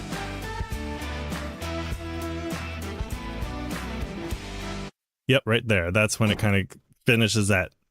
I'm not an audio person, but finishes that 4x4 sequence or whatever that's called. Anyways. All right, so let's go ahead and set our out point here. And now that we've set our in and out points for that single sequence, we can right click on our tab up here and we can select Set Tempo Grid BPM. We'll go ahead and hit Set Tempo from Range. And now we can go ahead and disable the in and outs. I think by default, I have it set to G. I think that's default, but you know, it's in there somewhere. Now we can go to grid view options and you'll see that it's set our tempo here and it's very close. We can actually just round this to the nearest whole number, which is 100. That does just happen to be what the tempo of the song is. So now we can hit snap to grid. And now we can snap to actual beat points here. So let's go ahead and just find out how we can shrink this song. So I want to be able to use this outro here. So I'm probably just going to take this from that exact point, and then let's see. Get on this wave. The time is now. Yep, and then I can probably just snap it to there, and let's see how that sounds initially. We might have to redo it a little bit, but I just snap it in place, and I'm going to solo this so I only hear that.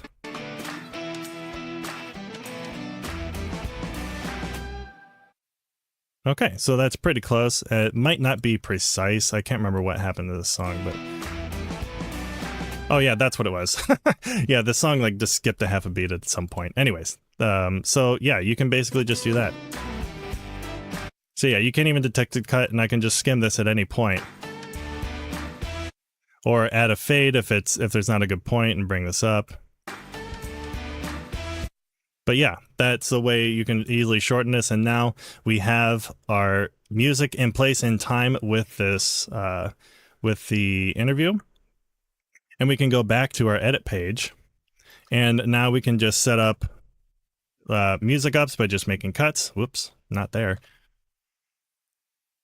And then I can just highlight each of these. And then arbitrarily set them to like -6 or something. And then we can go ahead and add some transitions here.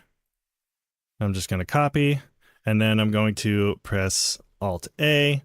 The auto track selector, this is a good time to show this. So you can actually select edit points with some keyboard shortcuts. I'm going to show these real quick. I know we're getting close to time, but I want to showcase this really, really fast. So we have the, let's see, auto track selector. Yes. If we go to auto track selector, you can select and deselect the each audio and video track, so you can specify which track that you want to do, and that's referring to these right here. So if I select Alt-1, that enables and disables audio 1, Alt-2 is this, and then if I do Control-1, that does the video track.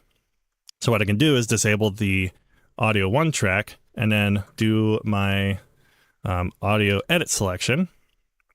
And I can just go ahead and just paste that that transition at every point. I'll probably disable this one too, but let's just go ahead and boom, boom, boom, boom. And now we've got it. And probably, yep. So now if I go into this,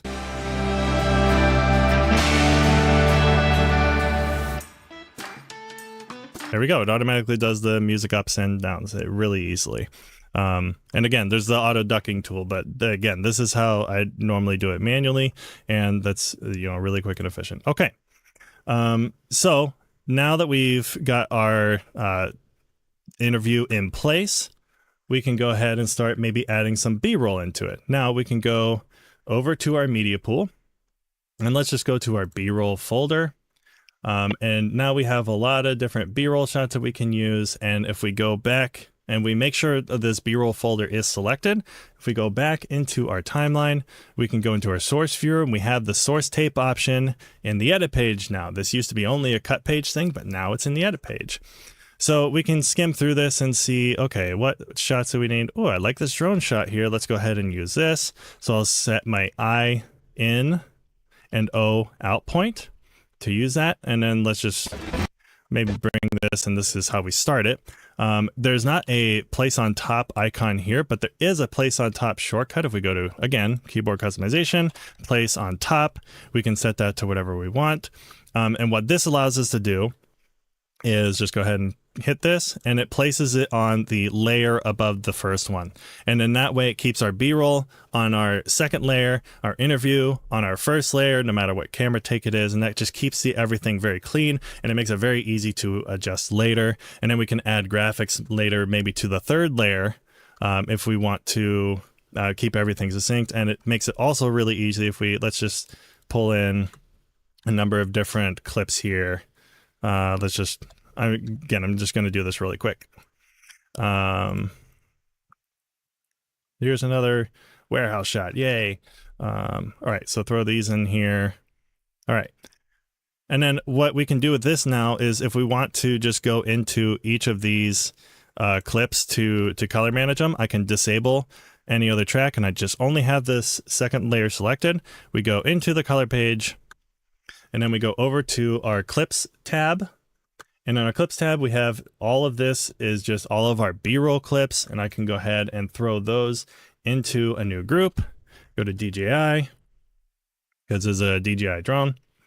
Go back to our main page, and then we can add that same still that we made earlier. And again, it's color managed the same way. I can go ahead and throw the color space transform again on to the clip, and to DaVinci Wide Gamut, DaVinci Intermediate. And now we have the same exact clips or the same exact shared nodes that the Canon one has. So let's just say I went into my JP2499 and I adjust the density of it and just increase it all the way because I'm a menace. I can go into the multicam clip just to make sure that that actually applied. If we go into the multicam group, which is a different group, that density adjustment is still there. So really easy way to do that. I know we're coming up on time in like 5 minutes, so I did want to show some podcast stuff real quick. So if you guys have any other questions on like interview setups and how to run through those really quick, feel free to let me know. We're going to go ahead and move over to the podcast stuff real quick. I already have timelines made for this, so we'll go ahead and move over to our... so when I created the podcast, for some reason, this synced so much better. It just got it right the first time when I created it. So we have this whole timeline that synced absolutely perfectly. And this one is one where we actually had audio built into the camera, or audio built in. We had audio going straight into the camera. So we used these two little boom mics going straight into I think it was an FX3. So we throw this into our timeline here. And once again, we have access to all of our multicam clips. Now, I will showcase what the smart switch can do. So I'm going to go ahead and right click on this, and I'm going to go to the multicam smart switch. And I'll go ahead and select this. Keeps wanting to remove my mouse. So minimum edit duration, that just means like how long a cut has to stay up before it goes to the next cut. I'm going to not automatically detect because I know angle 2 is the wide angle, so we'll keep that. Use wide angle for silence. We want to uncheck this because we don't want it to only show up when there's nothing happening. We want it to actually be a part of it. And then the wide angle frequency is just how much is being used. And then when we click analyze, it's going to run through the entire cut, and then it's going to do this. And it's going to have our entire podcast cut up and switching angles through the whole entire thing. Now, one thing it does do is it does switch the video and audio tracks, which we don't necessarily want the audio tracks cut up. So what we can do is we can just highlight all the audio and then use our multicam switch and switch them all to angle 1. And that fixes that problem really easily. Now, if you'll notice, if you're hearing in your ears, if you have headphones on, we got 2 different sides here. Well, the easy way we can fix that, I'm going to refine the zoom a little bit.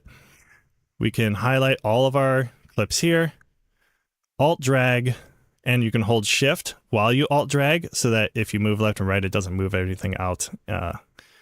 So alt duplicates, shift constrains it. That's what it is. There we go. I said right words for once. Okay, so now that we've done that, we have 2 different instances, and we're just going to go ahead and flatten these because we don't need to cut through these because these are just straight up audio. This is the only audio file we're going to use. So the first layer, we can go ahead and highlight all of this, right click and select clip attributes, and we'll just make this the first channel.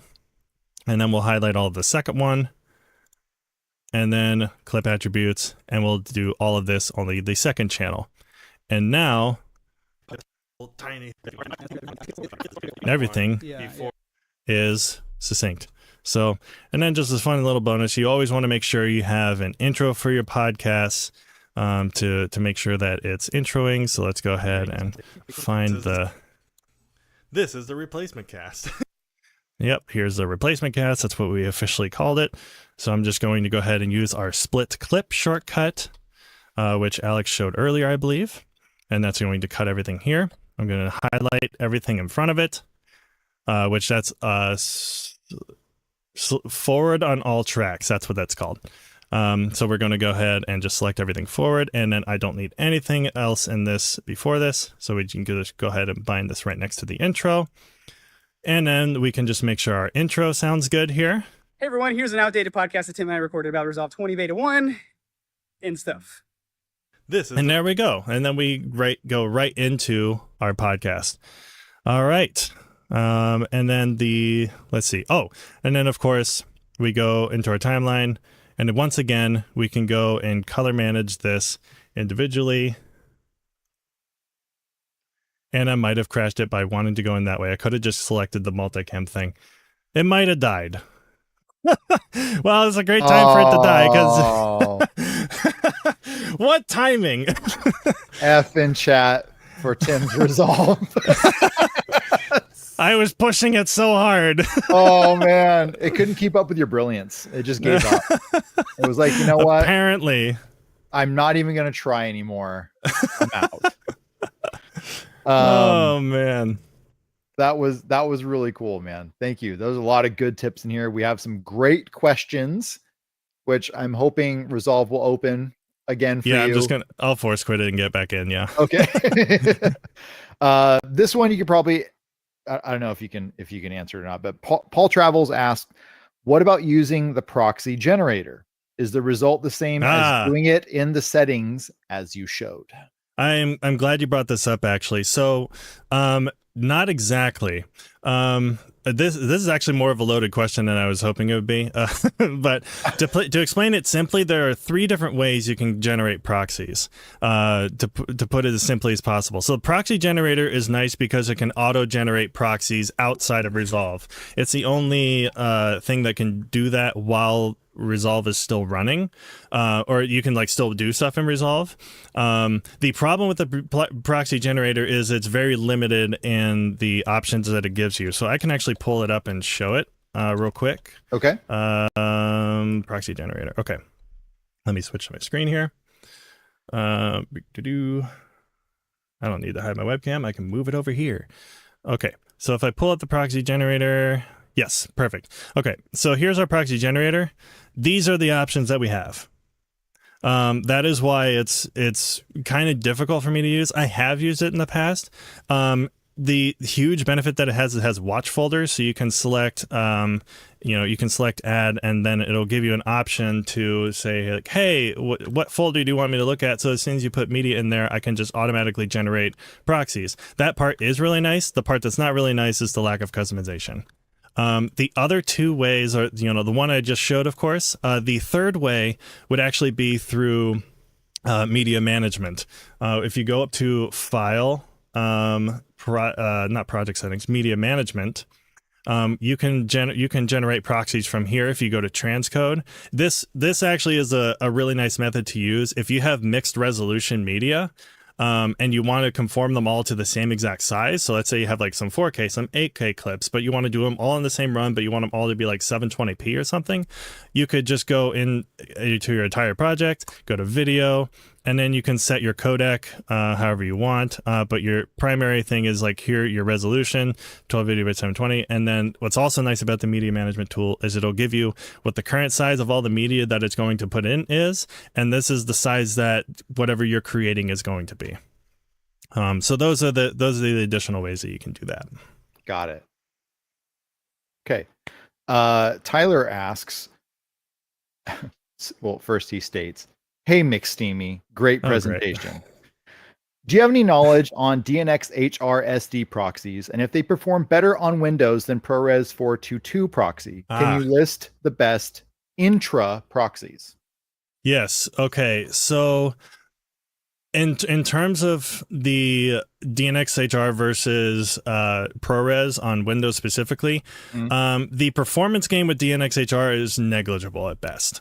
The reason I don't use them is, okay, disclaimer. So like the more compressed your footage is, the harder it is. So even with intra-frame proxies, the harder it is going to be for it to play back. So let's say, for example, on a camera, you're shooting H.265 all intra. So that'll still play back just fine, but that's not going to play back as well as if you were editing back ProRes, because H.265 is much more compressed. Now, H.265 in an all intra form is basically like your JPEG to your raw image. That's basically the equivalent there. Right.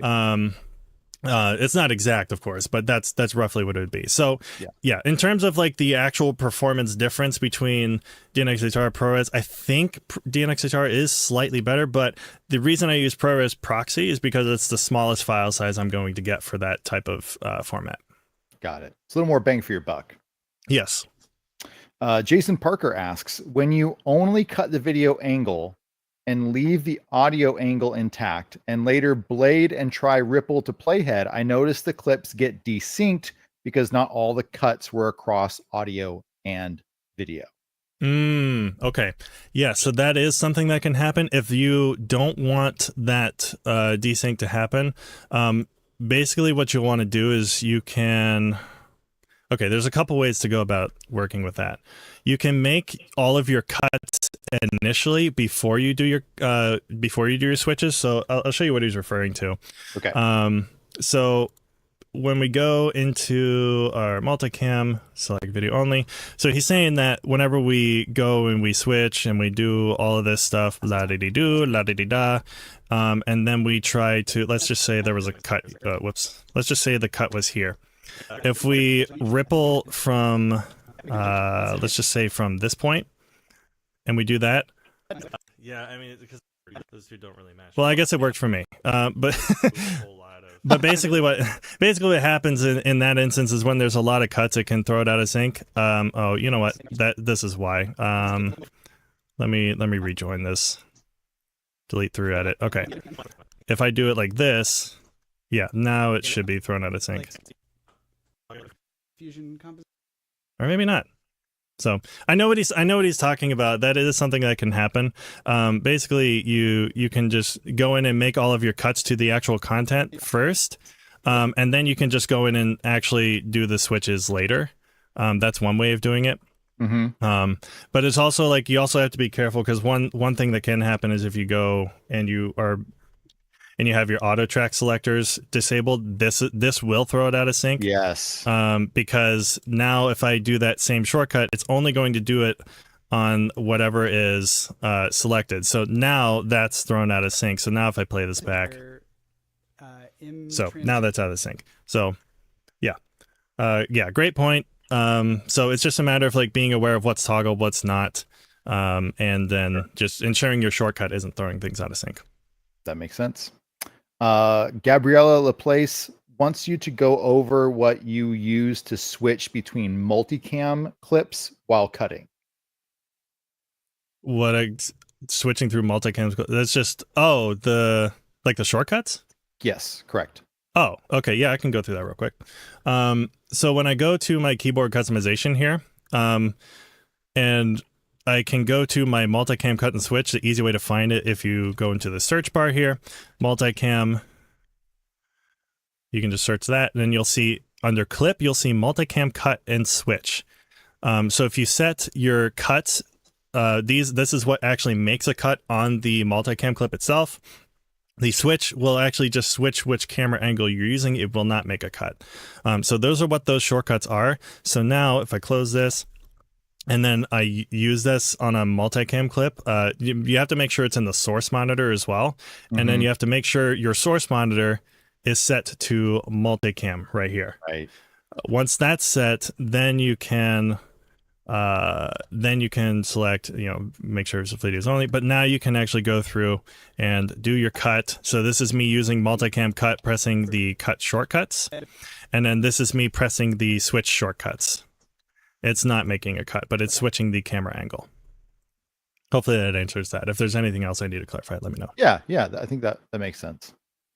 Wampus asks, every time I watched him, it seems like he has an incredible mastery of almost all aspects of DaVinci Resolve. Is there anything new he's learned just from the past month that he's never known about?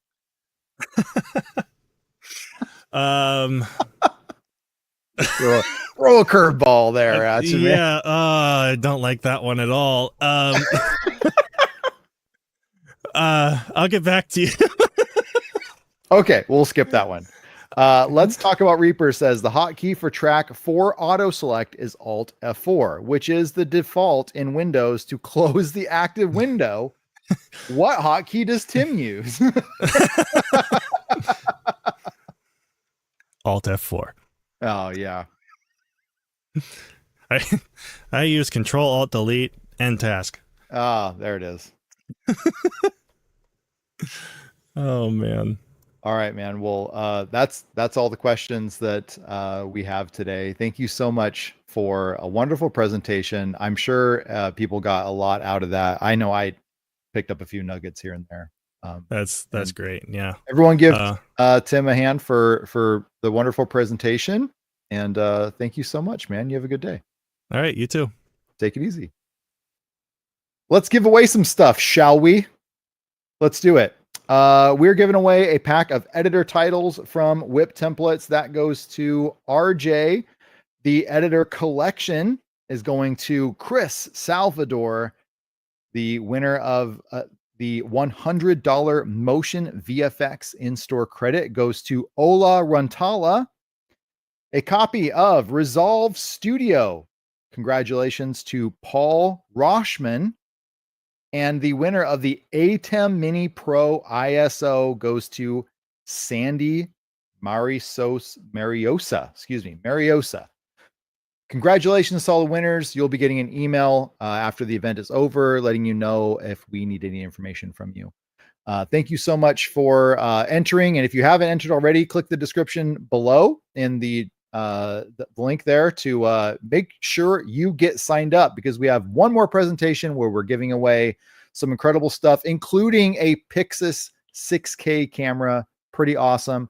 Also want to remind you, if you haven't picked up a VIP ticket for the 2 additional days of ResolveCon education that is going to be streamed privately, click the link in the description and get your ticket now. Also want to remind you, over at groundcontrol.film, we are running a massive sale on all of our Resolve education courses. Use coupon code RC25GC to get 25% off of your purchase there. Pretty awesome. Guys, the last presentation for the day is coming up here featuring our dear friend, Cullen Kelly. It's going to be amazing. He's going to be talking about the perfect grading color system. We're going to take a short break to get things set up for him, to give you guys a chance to get a refreshment, use the restroom, buy a VIP ticket, and we'll see you back here shortly. Bye-bye.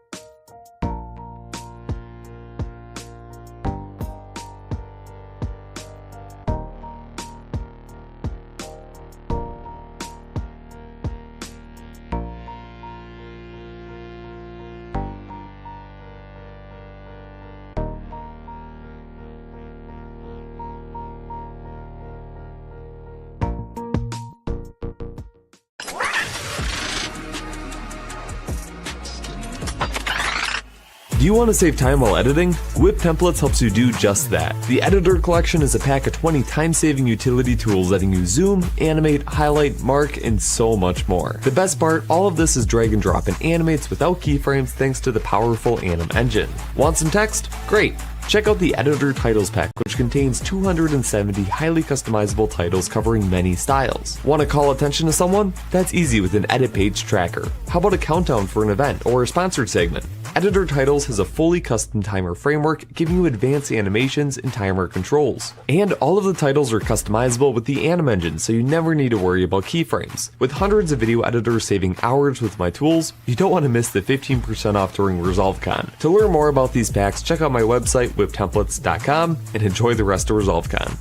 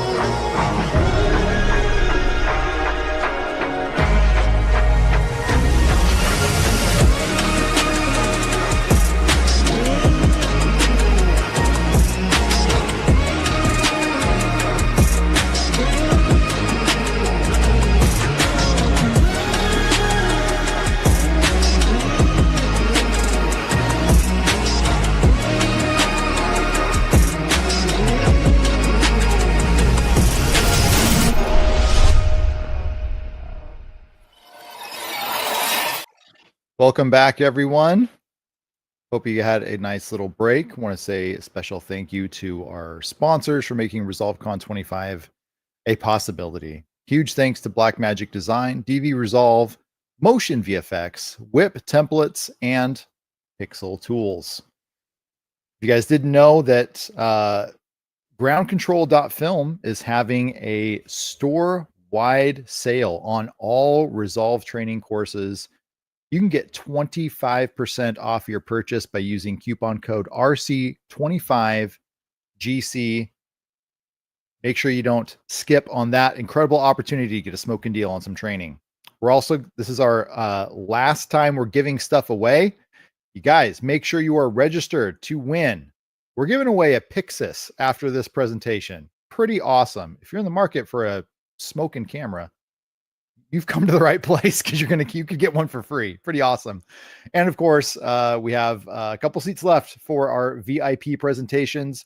If you enjoyed the last 2 days of free Resolve education, you're going to love the next 2 days of private Resolve education with some incredible presenters getting wonderful knowledge and tools there.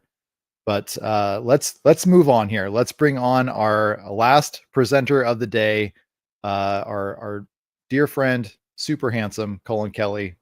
How you doing, man? What's up, buddy? It's good to see you. That's quite an intro. It's good to see you, man. It's been a while. How's the fam? The fam is good, brother. All Good, is man. Doing great. Well, I deeply appreciate you being such a wonderful and kind supporter of ResolveCon and being willing to share your time and being so generous with your immense wisdom of color science. I'll let you take it away from here. Thanks, buddy. I'm fired up to be here with you guys. It's so funny. Like, even though we're, in case anybody didn't catch the memo, I'm not in the same physical room as you right now. We're not doing ResolveCon as an in-person thing. I've been back in the little virtual waiting room, waiting to go on for you guys. And as many of you guys know, I am an educator. I spend a lot of time teaching and doing YouTube, and I do what I'm doing with you right now, fairly frequently. But something about that waiting room and the countdown that was in there got me kind of nervous. So I feel like it's a really big deal, and it is a big deal. ResolveCon is one of my favorite things to do every single year that I get to do it. So thank you to Dan and Casey and the whole ResolveCon team for having me. I'm really excited to be with you guys. And I mentioned this a minute ago, some of you guys know me. I'm actually curious to know, I'm looking at y'all in the chat with, I'm sure, a little bit of a lag. Who's up in the chat? Who knows who I am? Do we all know each other? Are we all already friends? Give me a thumbs up if you know who I am. Drop it in the chat. Do not be shy. Have we ever taken a course together? Type course, all caps, if we've taken a course together. Do you use any of my tools that I put out there? Type tools in the chat. Let me know. I'm not conducting, a census data collection right now. I'm just curious, how well do we know each other already? And this also gives everyone who maybe doesn't know me yet a chance to get to know what I do. So my name is Cullen Kelly. I'm a colorist. I'm an image scientist. I'm an educator. And I love talking about color grading. I love making tools for color grading. The thing that I've said for years before I even began, my current chapter of my career journey, which is my favorite chapter of my career journey, of doing all these fun things, not just client-facing color grading, but getting to hang out with passionate artists like you guys and help teach color grading to others. I love to build things. Building things meaning hey, let's make this movie look exactly like it needs to look, or this commercial look exactly like it needs to look. I love to build and support in the building of beautiful motion images.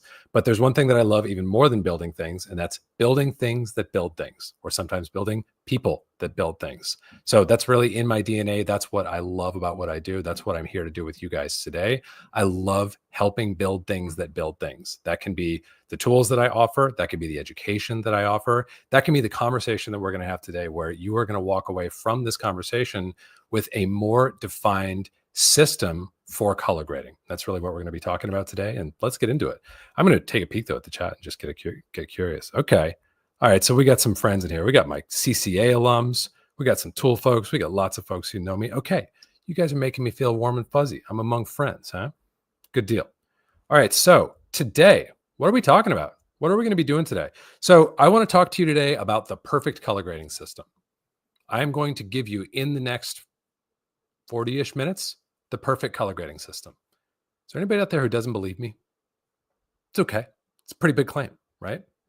Here's the deal though. When I say perfect color grading system, I don't mean I'm going to teach you everything you need to know in order to color grade perfectly all day, every day. I mean, I'm going to give you the system that will allow you to do that, or at least I'm going to help you to start developing that system for yourself. Really, where this whole conversation that we're going to have today started for me is when I was talking with Casey and the ResolveCon team months ago about like, what are we going to talk about this year? Like, if any of you guys have joined me for ResolveCon when I've had the chance to talk in previous years, you know, we've gotten to cover lots of cool topics, and some of those are some of my favorite talks that I've given on these various subjects. You can go back and check those out. So it's like, all right, we got to do something new. We got to do something we haven't done before. What are we going to do? And the thing that came to mind when I thought about this is something that I've actually been applying a ton, even more in my personal life than in my professional life. But that's kind of where it started. This is a quote by a guy called James Clear, super smart guy, wrote a book called Atomic Habits. I absolutely love, highly recommend for all areas of your life. But he's got a great quote in Atomic Habits where he says, "We do not rise to the level of our goals. We fall to the level of our systems." Let me repeat that. We do not rise to the level of our goals. We fall to the level of our systems. You guys picking up what I'm putting down? You understand what I'm saying when I say that? It's not my quote, but hopefully it makes really good sense and it resonates. We fall to the level of our systems. So what that quote is meant to prompt is the development of really good systems. And another way to look at this, another way that is a little more challenging to us, if you think about it, is like, all of us want to color grade well. I'm going to assume that if you're in this room with me, if you're not here to color grade well, get out. Like, I can't help you if you're not here to color grade well. We all want to do that, right? That's why we're all like hanging out right now in this moment. We all want to color grade well. But here's the thing. This is like kind of a trip. Like probably the quote that I just shared with you, like, yeah, okay, of course, so that makes perfect sense. But I'm going to frame it to you in another way that maybe is a little less intuitive. That makes a little less sense. That desire to color grade well won't help you color grade well. That will not define the quality of your output. What defines the quality of your output is not your goals. I want to color grade like Cullen. I want to color grade like my favorite colorist. That won't help you. That will not help you color grade better. It might help you initially get into the chair and start striving, but what's really going to help you is the systems that you fall to. And all of my pro colorists, drop in the chat, where are my professional colorists at? Let me know. Call it out, pro. All of my pro colorists know this. It's not about what you can do. It's not about what you're capable of or what you do on the right Tuesday when you got a full night of sleep and everything's going smoothly at home and you're working with a great client and the footage looks great and you come into the room and you're feeling it and you get through and you're like, man, that's some of the best work I've ever done. That's not the reality of pro color grading. And the fun thing is, regardless of whether you're a pro, you can adopt the same type of systems that we need to have as professionals that say like, all right, what about when there's not enough time, not enough money, the footage doesn't look that good, the client's kind of difficult, I'm dealing with a bunch of nonsense back in my personal life, but I still got to show up and I still got to do a good job. That's where we fall to the level of our systems. And that's, you know, that first scenario, that's like the edge case. That's the 1% where all the stars are aligned and everything is working great. The rest of the time is about how do we get through things with our systems, not because everything is going our way and the circumstances are perfect.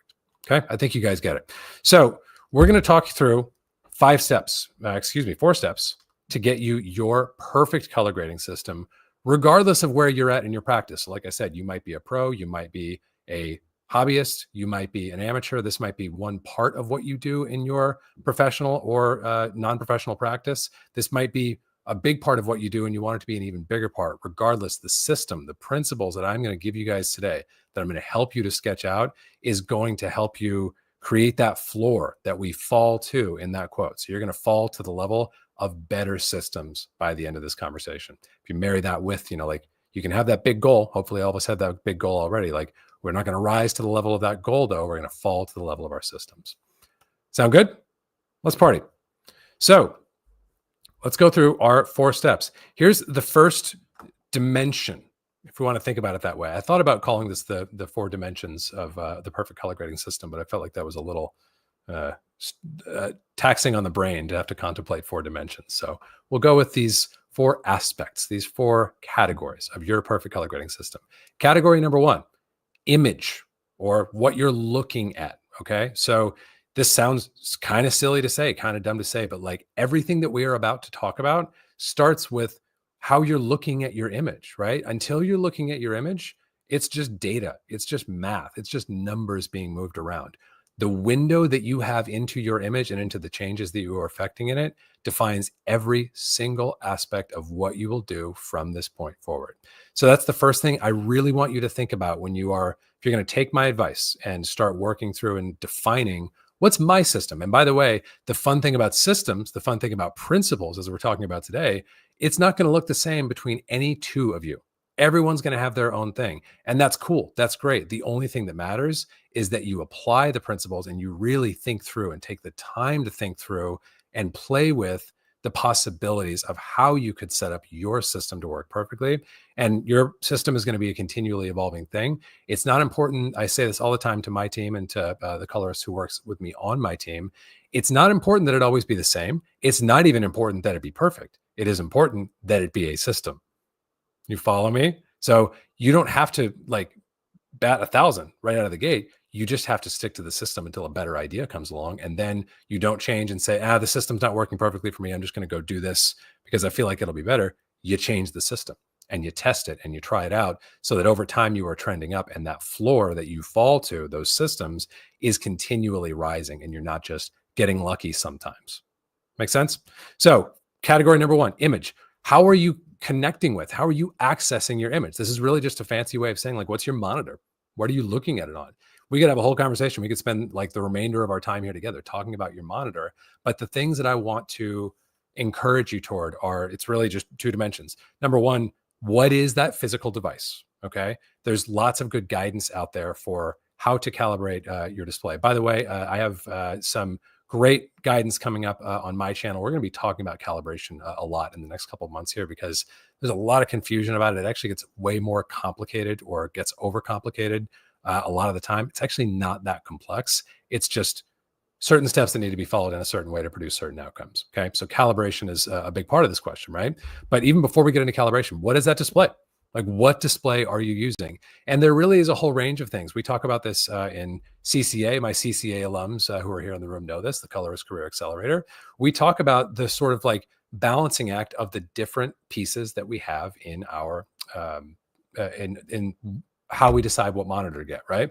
Just going to give you one example. I could go to Flanders Scientific's website right now. Everybody know who Flanders Scientific is? FSI.com, I think, or maybe shopfsi.com.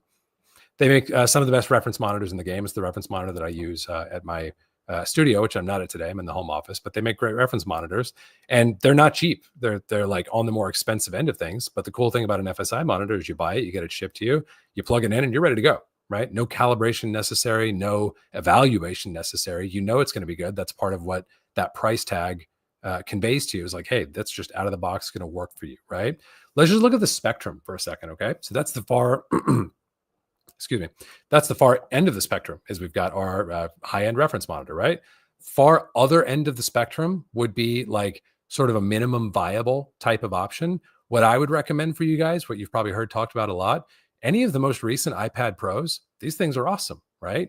Now, these carry challenges. How are you going to get your signal into that? How are you going to validate that it is accurate? Because it's not being sold as a professional color grading device. So to assume that it will give you professional reference monitor level of tolerances is a big assumption that I would not encourage you to make. So if we just look at those 2 poles, that's roughly the trade-off. You've got like, all right, very expensive, but works out of the box. And on the other end, you've got, wow, I just saved $10,000 or $9,000 or whatever it is by going with this iPad Pro, for example. But now I've got some diligence and some homework that I owe to the process. And as we all know, our time carries value as well. Okay. So I'm not going to prescribe a solution for you because I am going to assume we've got practitioners of all different walks at all different levels here in this room. And the solution that's going to work best for you is going to depend on your particular circumstances. But what I am going to prescribe is that you have a way of viewing your image that you have confidence in. That might look like grabbing an iPad Pro, calibrating it, and making sure that your signal path to that iPad Pro is sound. That might look like going out and grabbing that fancy FSI reference monitor, hooking it into a dedicated output card, and knowing for sure that that's going to work because that's a professional standard. Or somewhere in between, looking at like an Asus or an LG display and grabbing a display that has more of a emphasis on the professional market, but still also is probably going to require some level of diligence or validation before you can go to work with it. Okay. So I don't care which one you go with. I care that you think about this as an absolutely critical part of your journey. And just to make the obvious, like, stated out loud, easy example, if you have a monitor that is slightly too pink in the middle. Okay, like it's got a little bit too much pink. It's not quite. It's like pulled away from green. However you want to think about that, right? Well, what's that going to mean? That's going to mean every single image that you grade is going to be graded to green, right? Because you're going to see like, gosh, that magenta is kind of hanging on, and you're going to pull away from green to get to an image that you like on your display. The problem is that display is more pink than the bullseye. So now your dispersion, your error is going to be clustered around that magenta bias, as opposed to what we want, where it's going to be clustered around the bullseye. You guys following me? There's your principles for your image. Do not overlook this. Don't skip past it to the more fun parts where we get hands-on and Resolve and we start learning things.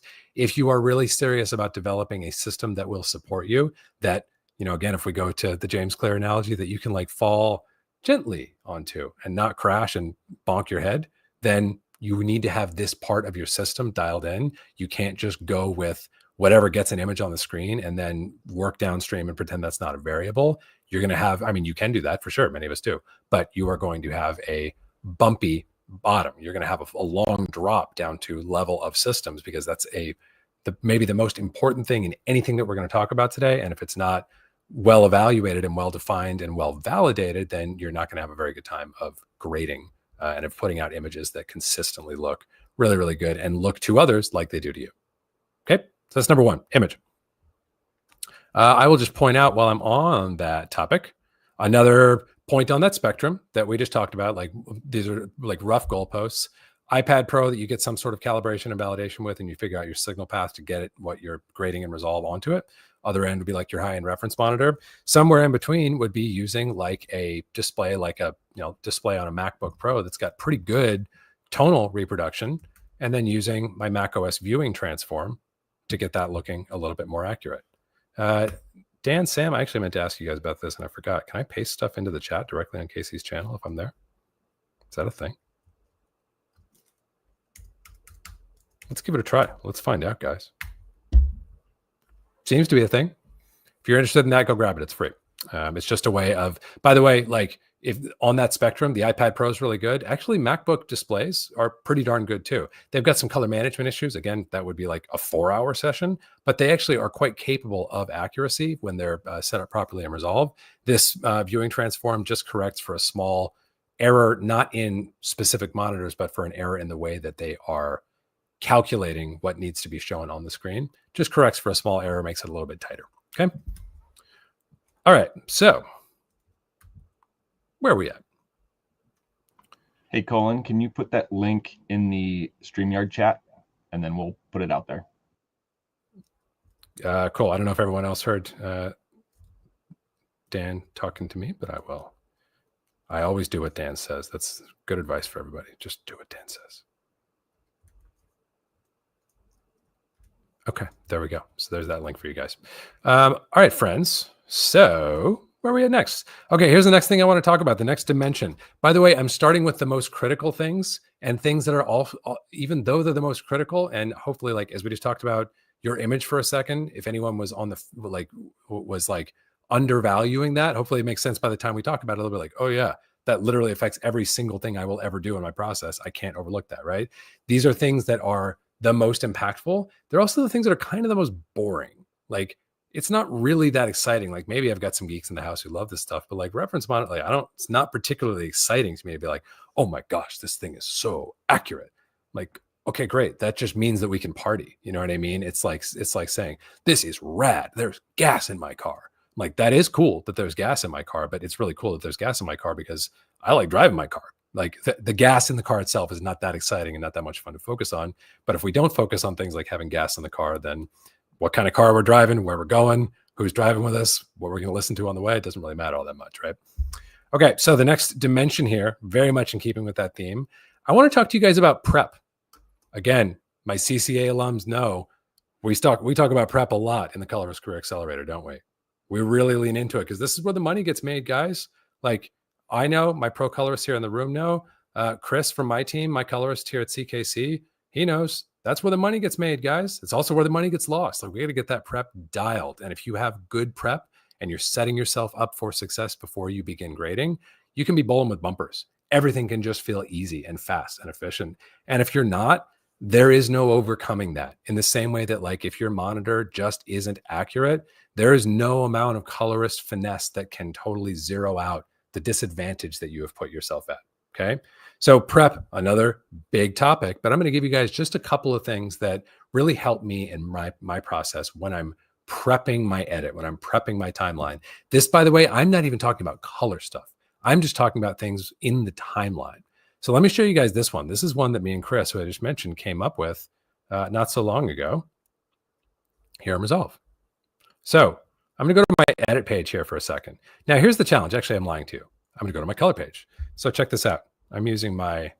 Colin, we need you to share your screen to show that. Right. I'm going to share my screen with everybody. I promise I know how computers and technology work, even if I don't sound like it or act like it. Okay, and I'm going to do it all exactly right. Okay, you guys should be able to see this now, right?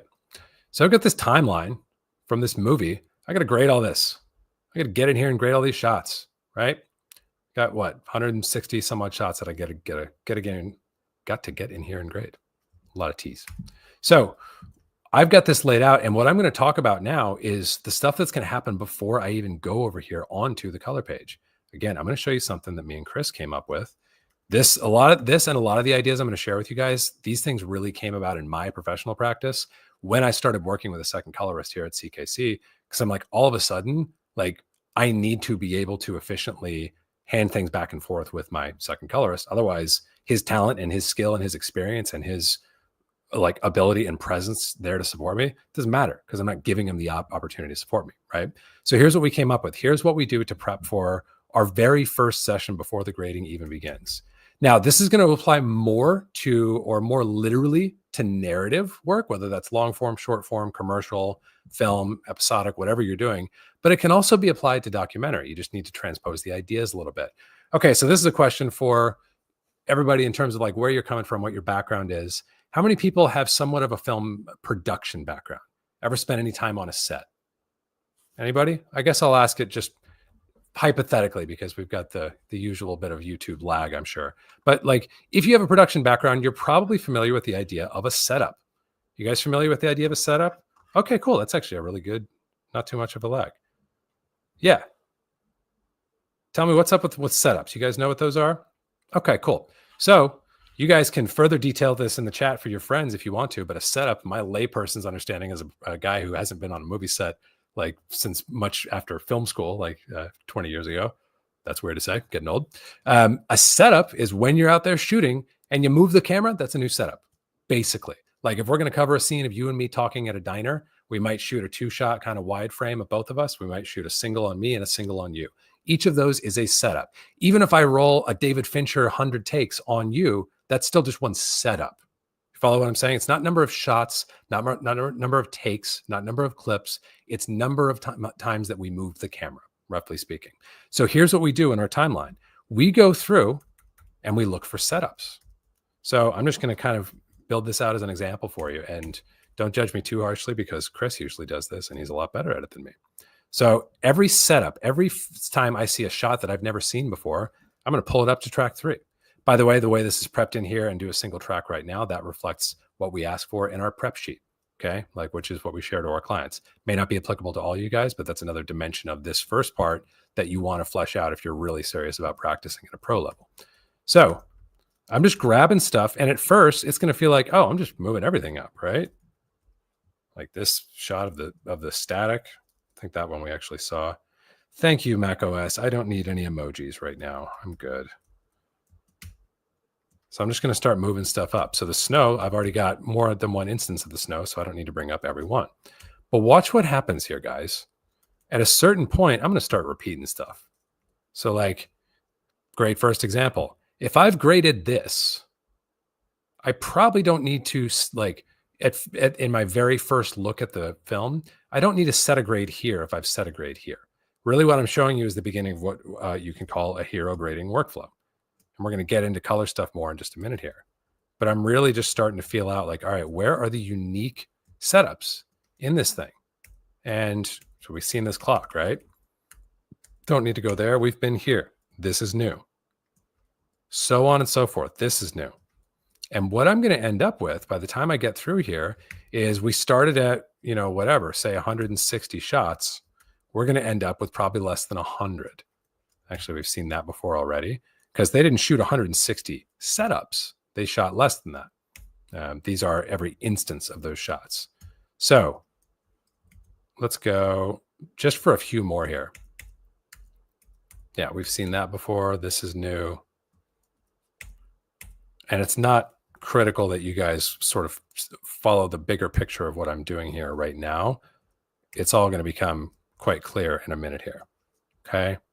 So once we've seen these, we don't need to keep returning to them. As it has it, like there's actually quite a bit of coverage here, but you can see like some of these are starting to repeat. So here's what's going to happen. Once I've done this is just an example. Like you guys can totally steal this. It's yours. I love it. This is how I prepare to set looks and set hero grades with my client for our first session. It's a lot easier to navigate a timeline of say 60 shots than 160 shots.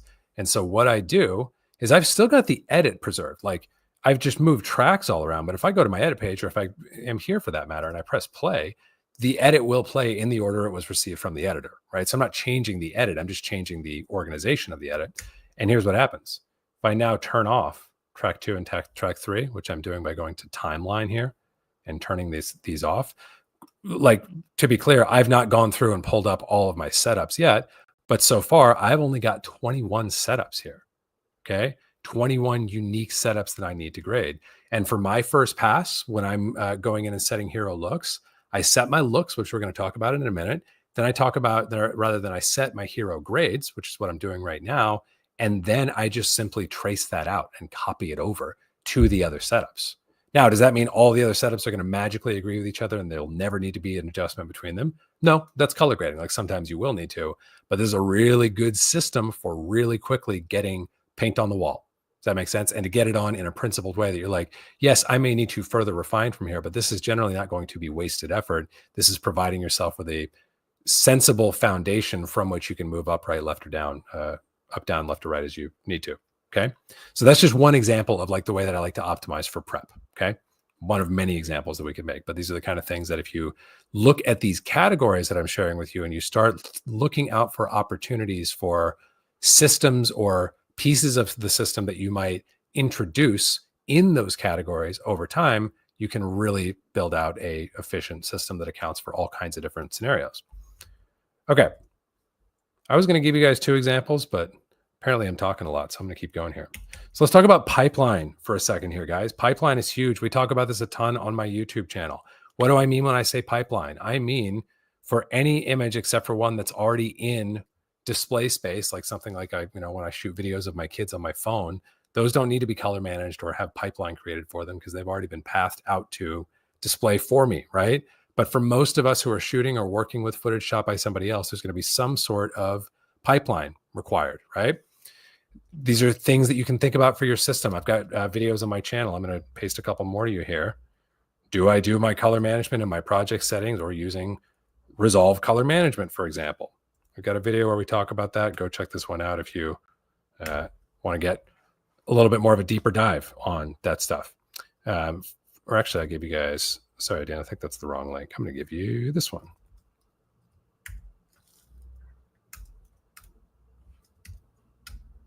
There we go. So we got videos that you can go check out for that. But for me, I'm going to show you guys quite quickly how I like to set things up. Right now, I've got a timeline that was all shot on an Alexa, and I'm going to use Resolve's Groups feature to color manage this footage.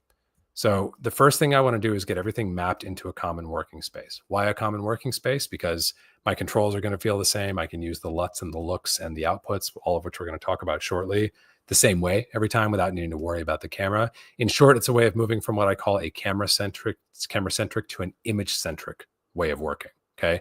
Image-centric meaning that I'm thinking more about the image than I am about the camera. Camera-centric meaning that I'm thinking like, well, this is red, so I really need to use this tool in that way. And red sometimes holds on to color too much in the highlights, so I need to account for that in the way that I'm grading. We want to move away from that. We want to think about the image more than about the grade. This is our best way of giving ourselves a chance to do that. So what we're going to do is we're going to right-click. I've hit Command A on all of my clips. I'm going to right-click, say Add into a new group. We'll call this Log C3. And by the way, guys, I'm going to go kind of quick today because we don't have all that much time. If I'm going too fast, if you're like, dude, what are you doing? Slow down. I'm going to continue to drop links for you in the chat that you can use to go and brush up on the pieces that I am going through at kind of 2x speed right now. Okay. So I've just added all these to a group, and I'm going to go now to my group pre-clip level. This is an area of my node graph where I can adjust things for my clips before the individual clips. This is adjusting any clip which is a member of the group before the adjustments that I make here at the clip level where I'm going to be grading. Okay. So let's do an input. This is another good part of your system right here. Get those power grades ready. Save these power grades off. It's another whole topic we could talk about, but I'm going to say log C3 to DaVinci wide gamut. Okay. Now all of my shots are no longer in Arri log C3. They are in DaVinci wide gamut, meaning that I can go forward from there in whatever way that I want to from that common working space. And because this is happening before any grading that I'm going to be doing here, it's teed me up so that I can do that grading all in the same space from that point forward.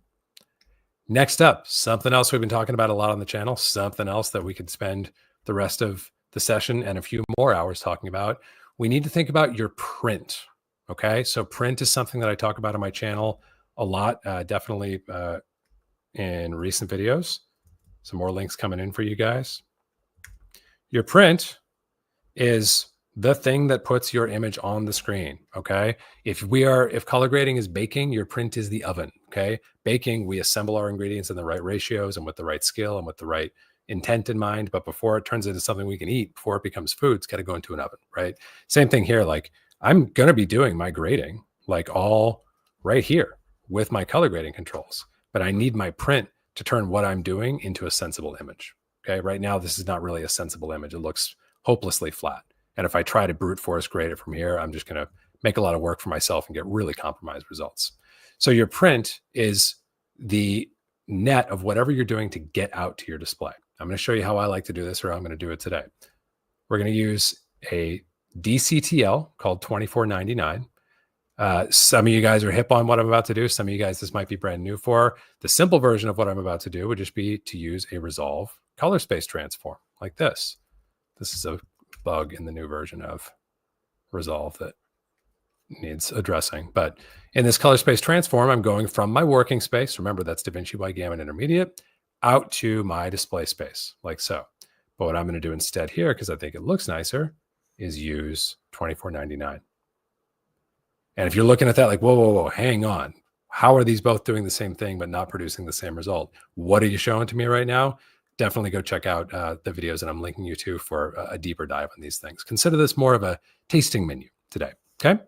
So I've got one part now of my print. Remember, the print is the thing. The print is the oven. It's what puts the image on the screen. I've got the technical component of like, I need to encode this in a way that it makes sense for my display. And there's more than one way to do that, as we just saw when we used a CST, color space transform, and then we changed to a different tool for getting out onto our display. This is one piece of our print. The other piece of our print that we're going to have here, because we're going to do what I call a two-step print, we are going to introduce a creative look upstream. So what does that look like?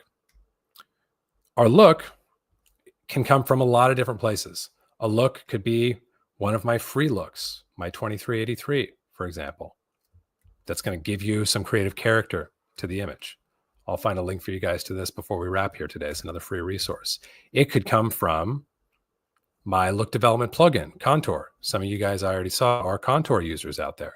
Contour allows you to introduce custom looks with lots of control, lots of precision, and all while managing to keep things super smooth. Okay, so if we look at our, here we go. Where do my LUTs live? Let's grab like a preset for Contour here. Okay, that's another way of introducing a look. There are different ways to get looks. What's important is that in this case, these two things, these are my print. What I do by the time these two pieces, by the time this print is defined, or like where I'm at by that point is a better way to put it. Where I'm at by this point is going to define my color grade from this point forward in so many ways that it's difficult to summarize all of them. It's going to define how strong my baseline image is. It's going to define how my color grading controls feel and respond. It's going to define What happens if I push a control too far in the wrong direction, or generally the operable ranges of a control? Like a good print will let me go further or swing harder without stuff looking weird or even breaking. A poor print will cause, it'll basically feel more like a balance beam that I'm having to really walk right along the middle of. And if I fall a little bit left or right or lose my balance, I'm going to fall off the balance beam. So your print is a critical part of the process. This is the most important part of your pipeline, which is what we're talking about today. And again, your print can look different ways, but it is the thing ultimately that's responsible for taking your image from its just graded state and actually putting it on the screen in a way that makes sense. So in this case, as is often the case, I have what I call a two-step print. There's a creative look followed by a more technically oriented technical transform, okay, to get things onto the display. This can look different ways. This actually can be a one-step thing. That's another topic entirely, but what's important is not the number of steps in it. What's important is what it is and what it does, and that this is a core part of the system that you consider when you are building your pipelines. Okay.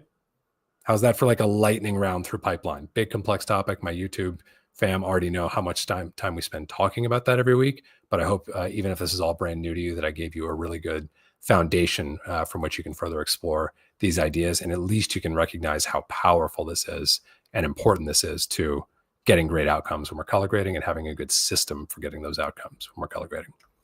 Okay, so we're coming along here. We've now got, by the way, with the way that I've got this set up here, we have done, I'm going to move these two nodes that I just created over here to my timeline level of my node graph so that they affect every single shot in the timeline.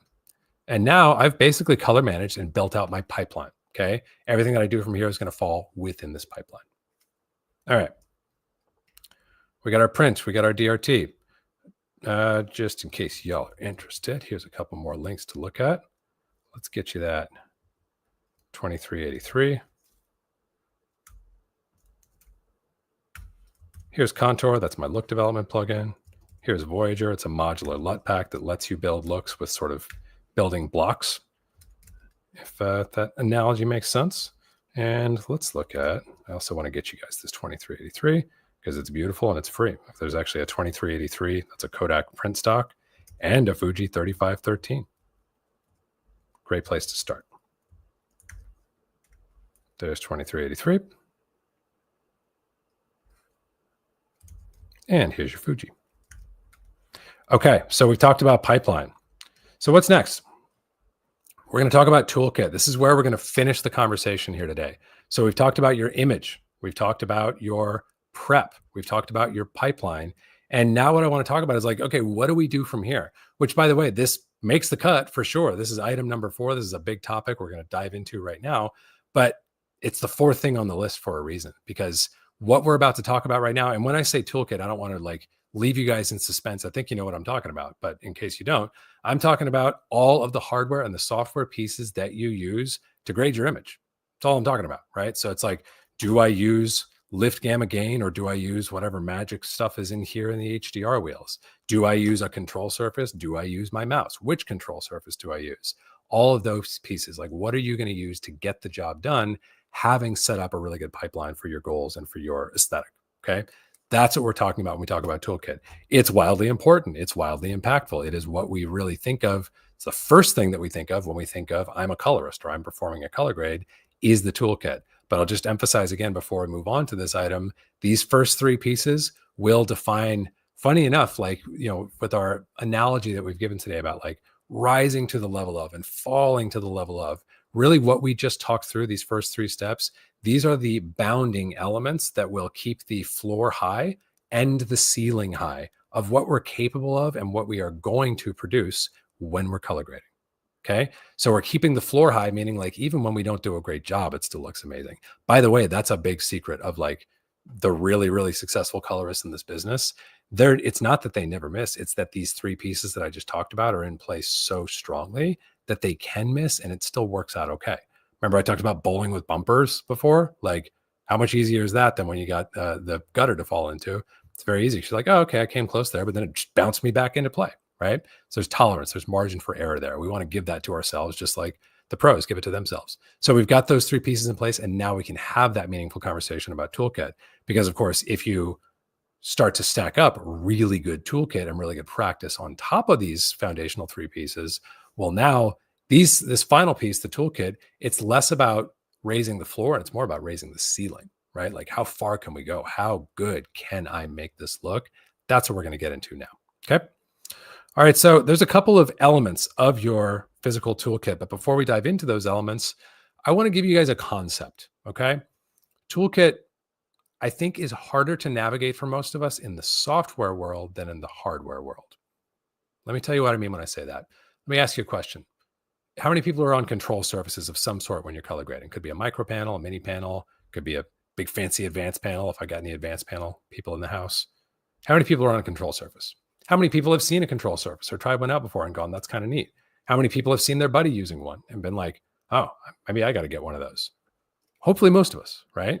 Let me ask you another question. How many people have ever seen someone using 2 control surfaces or thought to themselves, you know what I could really use here? That mini panel is great and that micro panel is great, but what if I combined them? Has anybody ever considered that before? I haven't, because they're different tools. I don't need 2 tools that do different things. I need the one tool that is within my budget and suits my needs, right? It's kind of easy to understand with hardware. I mean, same thing, like if you think about like the other dopey example of like a car, you're like, well, you don't need 2 cars. You need a car that suits your needs. You don't need a 49cc scooter that can't climb the hill when you're on your way to film school in 2007. To me, by the way, that was the vehicle that I went with. You need one. You don't need that and a little Honda Civic. You need one that does the job, right? That seems very intuitive and very sensible when we talk about hardware. And hopefully I got at least a chuckle out of you guys, or at least you all get my point when I say that stuff. And yet a bunch of us who just laughed at the ridiculousness of that idea are doing the software equivalent of it right now, where we're getting in there and we're being artists and we're being like, oh, well, I'm going to do a little bit of this lift gamma and gain over here. And then I'm going to make up something else over here. And I'm going to try a little bit of this HDR palette. And I heard that custom curves can really do something unique too. So let's do a little bit of that over here. Now, my point when I call that out as counterproductive behavior is not to say that any one of these things is wrong. It's to say that more than one of them is wrong, or using multiple tools for the same job is wrong. So it's a really good bounding function here. One job, one tool, and keep it consistent within each shot and within each node tree that you're using, okay? So one way that we do that, the foundational way that we do that, is going to be with our template node graph, okay? Another free download I'm going to give to you guys. I didn't quite realize how many of these that I prepped for you. So if you're tired of downloading my URLs, you don't need to download any of these. You can just hang out. But if these are helpful resources to you, then I'm glad to be able to provide them for free. So this is the template node tree that I use when I'm grading and that we usually use when we're talking here on YouTube. So here's what this looks like. After I've set up this pipeline that we were just working on here, let me go to my trees here. I've got a couple different trees. I'm going to grab this base tree and apply it to this shot that I'm on. And now I'm going to select all my thumbnails by tapping on one thumbnail and hitting Command A. And now I'm just going to middle click, or I could right click and say apply grade. Okay. This is my template node tree, which does nothing. It is just a template for me to fill out. Okay. You don't have to use this same template, but it's a really good one to get started with. So we're going to do our primary tonal adjustments here. We're going to adjust color balance here. We're going to adjust saturation here. These 3 are the most important. You could skip the rest of these, and most of the work you're going to do, 80% of the grade is going to happen right here. Okay. And it is important in your system, not only to have a template node graph. Again, this is such a good example of like, you don't have to keep this template node graph forever, but you need to update your template node graph instead of just deciding, oh, there's stuff I want to do that my template node graph doesn't capture. So I'm going to bail on the idea of a template node graph. That's where we get into trouble. That's where we are no longer running a system. We're just making stuff up, right? So use this if it's a helpful starting point for yourself. Use your own if you've already got one going, but use something. Doesn't have to be perfect. Doesn't have to stay the same forever, but it does have to be a system. Goes back to our point earlier. And let's even go simple, guys. Let's wipe all this stuff out and just focus in on these first 3 most critical nodes for a minute, okay? So the next thing that comes up when we think about our template node graph is, all right, what is my flow of nodes going to be? What am I going to do within each? What will the goal be within each? Simple sort of summary of that here for me. Let's just go to a fresh image. Would be, I'm going to make all of my tonal adjustments. I'll do that same thing here and wipe out those additional nodes. I'm going to make all of my tonal and exposure adjustments here in my prime. I'm going to adjust my color balance here in node number 2. and I'm going to adjust my saturations if needed here in node number 3. And I'm going to do these things with the same tool every time. Not because Resolve's going to make me, like, just because I named it this doesn't mean I can't do something crazy or 20 crazy things. Resolve doesn't care, but I care. My system is that when I say prime, I'm going to use the following tools and only the following tools. So what that might look like for you would be lift, gamma, and gain. And then the tool that I would use for exposure native to Resolve would be here in your HDR palette, your global wheel, okay? Because that is photometric exposure. So it doesn't have to be that way, but that's one prescription for, okay, what happens in node number 1? I know what node number 1 is meant to do, but which tools do I use to get the job done every single time? You make whatever that selection is that you need to make, and you make sure you're not doubling up on or making redundant selections with different tools. Okay, or make sure that you're not using multiple tools to accomplish the same goals within node number 1. It's another good reason to have a dedicated purpose for every single node, like we do here in this setup. Does that make sense to you guys? Something else I want to talk about as we're working through here, like let's look at balance. The way I do my color balance, some of you guys know this already. I have my gamma on this node flipped into linear. This is something you can find me talking about on the channel if you're like, I got no clue what you're saying right now, dude. But for now, I'm just going to leave it at that and say I've got it set to linear. With that set to linear, I perform my balance with the gain trackball. It's how I like to do it. I find it gets really good results really consistently. So that's how I do it. I may discover tomorrow some way better way of balancing the image that I think is faster, that gets me prettier results. And I might say, hey, we're changing the template node graph. Now the go-to in node number 2 is not gain in linear. It is like another sensible option you could use would be the global wheel here in your HDR. Okay. So again, it's not important that it is the same or perfect or that it never change. It is important that it be a system. Okay. So there's my global, which feels very touchy to me, even though I've already flipped out of this gamma mode. But maybe that's just because I'm not used to using it. But I want you guys to think about that as like, what is the one tool or the finite set of tools that don't bump into each other that I'm going to use within each of these nodes? Okay. Here's another thing that I'm going to call out to you. This is really where the system starts to like intertwine and integrate. The tools that you choose, on what basis do you choose tools? I'll give you guys a couple of principles here for this.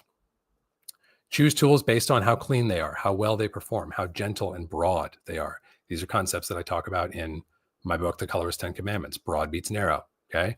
That's a good criteria for why you might choose one tool over another. You want to choose tools that are going to allow you to do things as broadly as possible, as I said. But the other thing that you can use to narrow your selection when you're choosing tools, what are your physical tools? What's their counterpart? Remember I referenced that a moment ago? Right now here at my desk, I have a Resolve mini panel and I have a Stream Deck. Those are my physical tools. Now, if I was working with a mouse or if I was working with another control surface, that might affect my choice of tool. Because here on my control surface, just as one example, lift, gamma, and gain feel very fast and very fluid and very functional, okay? Because I can move my hands across all 3 trackballs really easily. If all I had was a mouse, I probably wouldn't go for lift, gamma, and gain because I got to keep surfing between these different things one at a time. I might choose a different tool set that still is just as sound as lift, gamma, and gain, but that doesn't have as much movement required. Something like contrast pivot, because that's only 2 sliders, or your custom curves, because while you still have to create multiple points here, it's not going to require as much. You're going to be able to do a little bit faster, in my experience. Okay. So your tool selection, your software tool selection is and can be influenced by your hardware selection that you've already made. You guys with me so far? We're going hard. We're wrapping things up. If you've held onto the ride this long, high five. This is a lot that we just covered. It is a lot. It is a lot. We actually have to get into the Q&A portion of our time here, Cullen. Let's do it. Okay. I think we just about got home. We're gonna rapid fire because I got a bunch here, man. Let's go. You got some opened minds here in chat. Paul Cooper asks, I have the LG Ultrafine Display 5K as a hobbyist. Is this generally a good monitor? I don't know if that's an OLED or an LCD panel. The big thing you guys are going to run into when you're looking at monitors, any monitor, don't look at how much coverage they say they have of Rec 709 or P3. Especially don't look when they say 99%. Some of you guys have heard me use this analogy before. Saying 99% coverage is kind of like saying, like, you're not going to believe it. Evil Knievel did it.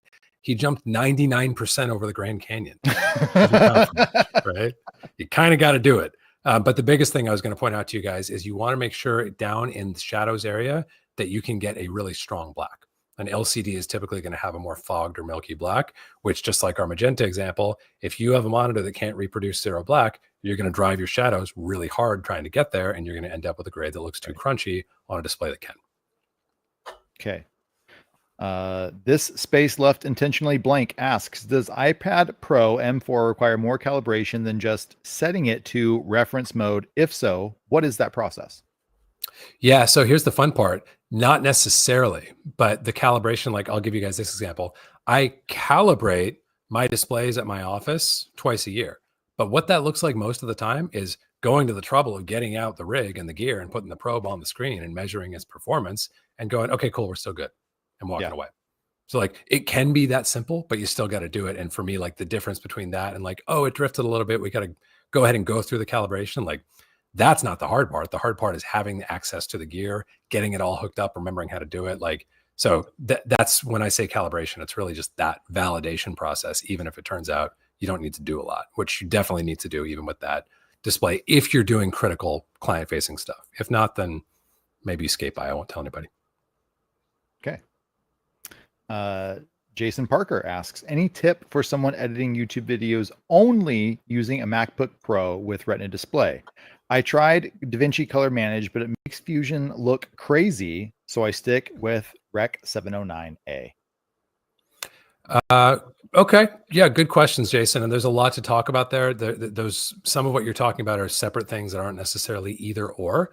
Here's what I would say within the color page. And that's really, where my bias is going to be. And if you can get it happy in the color page, you can definitely get it happy in the Fusion page. One of the reasons I prefer to color manage in nodes over color managing in project settings is because of the flexibility and because of the lack of misbehavior that you're talking about finding in Fusion. It's a little bit easier and a little more reliable. And you can get the same behaviors. Like in that one of the videos I linked you guys to, I prove it to you. There's no aesthetic difference in the way these two things work. It's just two ways of doing the same thing. One's a little bit more flexible. So the short prescription would be do your color management in nodes. And then I would definitely take a look at grabbing that macOS viewing transform that I gave you guys a link to as well. That's going to help you get that little extra bump of accuracy in that scenario for that screen. Okay. Robin Tate asks, which I think is a great question, what is not a hero grade? Oh, that is a great question. Yeah. Gosh, I wish I had Chris with me here for a second, but I'm going to call out to you guys what is not a hero grade. Remember how I already copped to you, like I'm maybe not that great at pulling up my hero setups. I'm going to show you guys some things that are not hero grades. Awesome. Like the simple baseline one would be like, oh, if it's a repeated shot, it's not a hero grade. It's a repeated shot, right? Like we all kind of get that, I think, if we go to, let's look at all of our shots here. There we go. So like, just because of the sequence of things, this is a hero grade. You guys see my thumbnails down below here? This shot of this rather awkward shot that I've framed up of my guy, this is a hero grade. Let me add him to our group so he doesn't look so crazy. This is a hero grade, shot 47. Shot 49, it's not a hero grade because it's not the first instance of that setup. I think we're all clear on that, right? Other things that are not a hero grade, the thing that Chris and I work out a lot is like, if it's a detail that doesn't prominently involve a face, it's probably not a hero grade. That's just because if I'm sitting in the room with the client, I know that if we're trying to get through stuff or we're tight on time, they're not going to be like, oh my gosh, wait. We got to look at that shot of the coin slot on the washing machine. Otherwise, I won't feel comfortable walking out of this room and letting you take a pass. Right. Whereas if it's like, no, dude, that's like one of the key setups that we shot of our talent, they're going to want to look at that. So not a hero grade, good rule of thumb. If it doesn't prominently feature the face of an actor or of a subject, you're good. Okay. Camera Tim asks, do you ever group by scene depending on different looks they might need to have? Or is that more of a clip level grade because the look needs to be uniform? Oh man, Tim, always coming with a good question. It's good to see you, buddy. Thanks for being here. So I would love to do that. In fact, you guys can all join me in my campaign for allowing clips to be members of multiple groups in Resolve. I do not do what you're describing, Tim, simply because my group functionality has been utilized to organize, to color manage. Everything is always color managed in groups. So I can't also color manage. I can't also use groups to manage looks because clips will have, they can't belong to more than one group. Otherwise I would. In lieu of that, there's different things that you can do. Probably the most common one that I will do, like let's say, we were using contour a moment ago. Let's say I've got some additional contour stuff that I want to do that only applies to some shots in the timeline. Here's what that would look like. I'm going to paste contour into just this shot. And let's say this is just a simple thing where we're like, hey, we want to like pull some saturation just for some of these shots and maybe add a little bit more contrast as like what I would call a sub look is the idea here. I'm going to set that and then I'm going to right click and save it as a shared node. And now this is a little bit of a dance, but I'll show you guys how this goes. I'm going to grab a still so I can go back to what I have. I'm going to wipe out everything but that shared node. I'm going to unlock it, label it, and call it sublook 1 or some other description. And now I'm going to grab every single shot in the timeline like you've seen me do a couple times. Actually, take that back. I'm going to grab a still of what I just grabbed here. Turn this back on. Few steps, I know. Or actually, and the last thing I'm going to do is select every single clip in the timeline. And I'm going to say I want to append node graph of this still, which only has that sub look. Or this may only apply to some of your looks. But if I do this now, well, I kind of messed that up, but I'm going to go to the punchline here. What you end up with when you do this correctly is this shared node living at the tail of the node graph for only the shots where you want to see it applied. And that gives you the flexibility of saying like, ooh, I think I went a little hard on that contrast. I'm going to pull that back. And now all these shots are going to update. Does that make sense? So you get some of that shared behavior without needing to use the groups feature. Okay. Connor John asks, I have the new iPad and I also clean feed to an LG OLED C2 without calibration. Which would be the more accurate reference monitor in your opinion? Oh man, who let this Connor guy into the room? Get him out of here. What's up, buddy? Connor John's my dude. We met at another fun event earlier this year at NAB. Yeah, great question. So here's the thing. Even if I had direct experience with that and had observed, like one being better than the other, my answer would be the same, which is you got to put a probe on it. That's really the way to do it. Like if you want to know, if otherwise you're making assumptions that might be okay, but they're assumptions, and we all know what they say about assumptions and what they make out of you and me. So I always encourage putting a probe on it and then measuring for yourself. I think roughly they'll probably be about the same out of the box. Maybe the iPad will have a slight edge, but no substitute for validation. All right. Julian asks, in the ideal world, wouldn't the setup slate info be provided by the edit assist as metadata slate 23 take 4 so that even when cut up in the edit it's still already labeled? Oh man, who brought the smart guys and gals into the room today? Great question. That's an awesome question. I'm going to show you a little shortcut for the way you can do this even without that metadata, because that metadata is a great idea, and you're right, in a perfect world probably should be there, may often be there. But one thing you can use in lieu of that, anybody familiar with A versus C mode in Resolve? I like AC mode so much in Resolve that I've got it mapped to my Stream Deck here. Check this out. Right now, I'm looking at what's sometimes called, in like old school terminology, I'm looking at record mode. Record just means if I'm the editor and I've made my final edit and I'm going to play it down and you're going to record it onto a tape like in an old school workflow, record mode would mean it's going to play down in edit order. Source mode is going to look at things by source time code instead of record time code. So if I flip over to that into source time code, now my setups are going to generally be clustered together, because when they were shooting, they didn't shoot his side and his line on that side and then turn around and shoot her line and then turn around and shoot his line and then turn around and shoot her line. They shot him out on that side, right? So once we do that, we've got all these strung out back to back to back to back to back. And it becomes really easy at that point to, you can even, this is even a reasonable substitute for my hero shots workflow. The only challenge is clients don't really like it because they're like, what order is this? This doesn't make any sense to me. It's more something you could maybe do behind the scenes if you're not working with clients.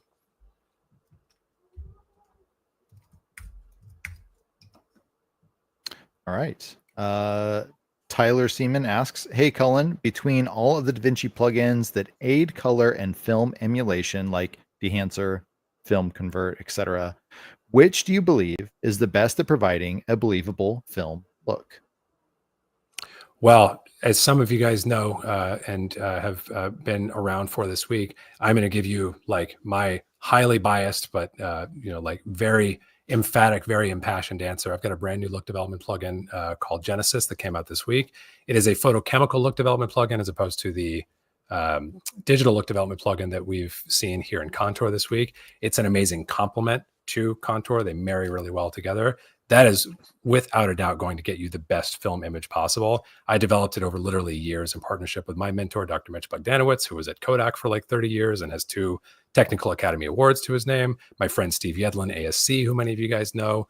It's an amazing plugin that we've got content about on the channel as well, but hands down, no contest. That is absolutely the best film modeling that you are going to get anywhere in Resolve or elsewhere. That's fantastic. All right. Good Luck Focus says, I see you use the 4 dots on top in the color page, clip, timeline, etc. What's the advantage versus doing all nodes in one tree? And could you briefly explain that workflow? I'd like to start using it. Oh, great question. Love it. Yeah, so here's the deal with these 4 dots. Let's actually simplify for a second. I'm going to, for reasons that will become clear in a moment, I'm going to remove this clip from the group that I made a minute ago. So this is what we're going to see by default. We want to understand these 2 dots before we look at all 4, okay? What we see by default in Resolve is a clip level node graph and a timeline level node graph. These are just 2 different areas, and if we look at kind of reading this like we would read the pages of a book, this flows left to right in each node graph. So if I do 1, 2, 3 here, whatever state of image I leave off with in node number 3, that's where the timeline level of my node graph will pick up. And it's going to continue applying these things in that order to the image. And then, of course, we're going sequentially left to right here as well. The fun thing with the timeline level of the node graph is it affects every single shot in the timeline. That's not true of our clip level, right? Clip level only affects the shot that we're currently parked on. So this is a great place to do macro level things, as I call them, which is exactly what we're doing here. We've got our pieces of our print, which are getting us out to display. Okay, so we flow left to right with those 2 dots, and that's the purpose of the distinction between each of them. Now, if I add myself back into the group that I was in a moment ago, we're going to see 2 more dots pop up. We're going to have our group pre-clip and our group post-clip. These, again, still flow in order. Group pre-clip, that's the very first thing that's going to hit my shot, and it's going to hit every single shot within this group. Then we go to our clip level. Same logic applies. 1, 2, 3, only affects that clip. Then we have a group post clip, which I generally don't use in my workflow, but this is where you can make adjustments to every shot in the clip after whatever you've done at the clip level over here. And then finally, you're going to go over to the timeline level. So a really simple way to think about this, to answer your question, I would say don't actually take my advice. Don't follow what I'm doing. Do it all at the clip level until you have the need for one of the things I'm talking about. And then let that need drive expanding, because this is more complicated than doing it at the clip level, but it does buy you some very welcome enhanced capabilities and enhanced efficiencies. Sure. Great. Jam Slam says, I would like to know which settings are set during the session and how he deals with gamma shifts, display color space, export color space for web. Yeah, great question. So I am a big fan of giving everyone something to react to in the session. So like what's set up by the time the client walks in, usually something like you're seeing right now. I probably am not going to do much hero grading, but I'm definitely going to build the pipeline, and I'm definitely going to have a look prepped and already in line, something for them to react to.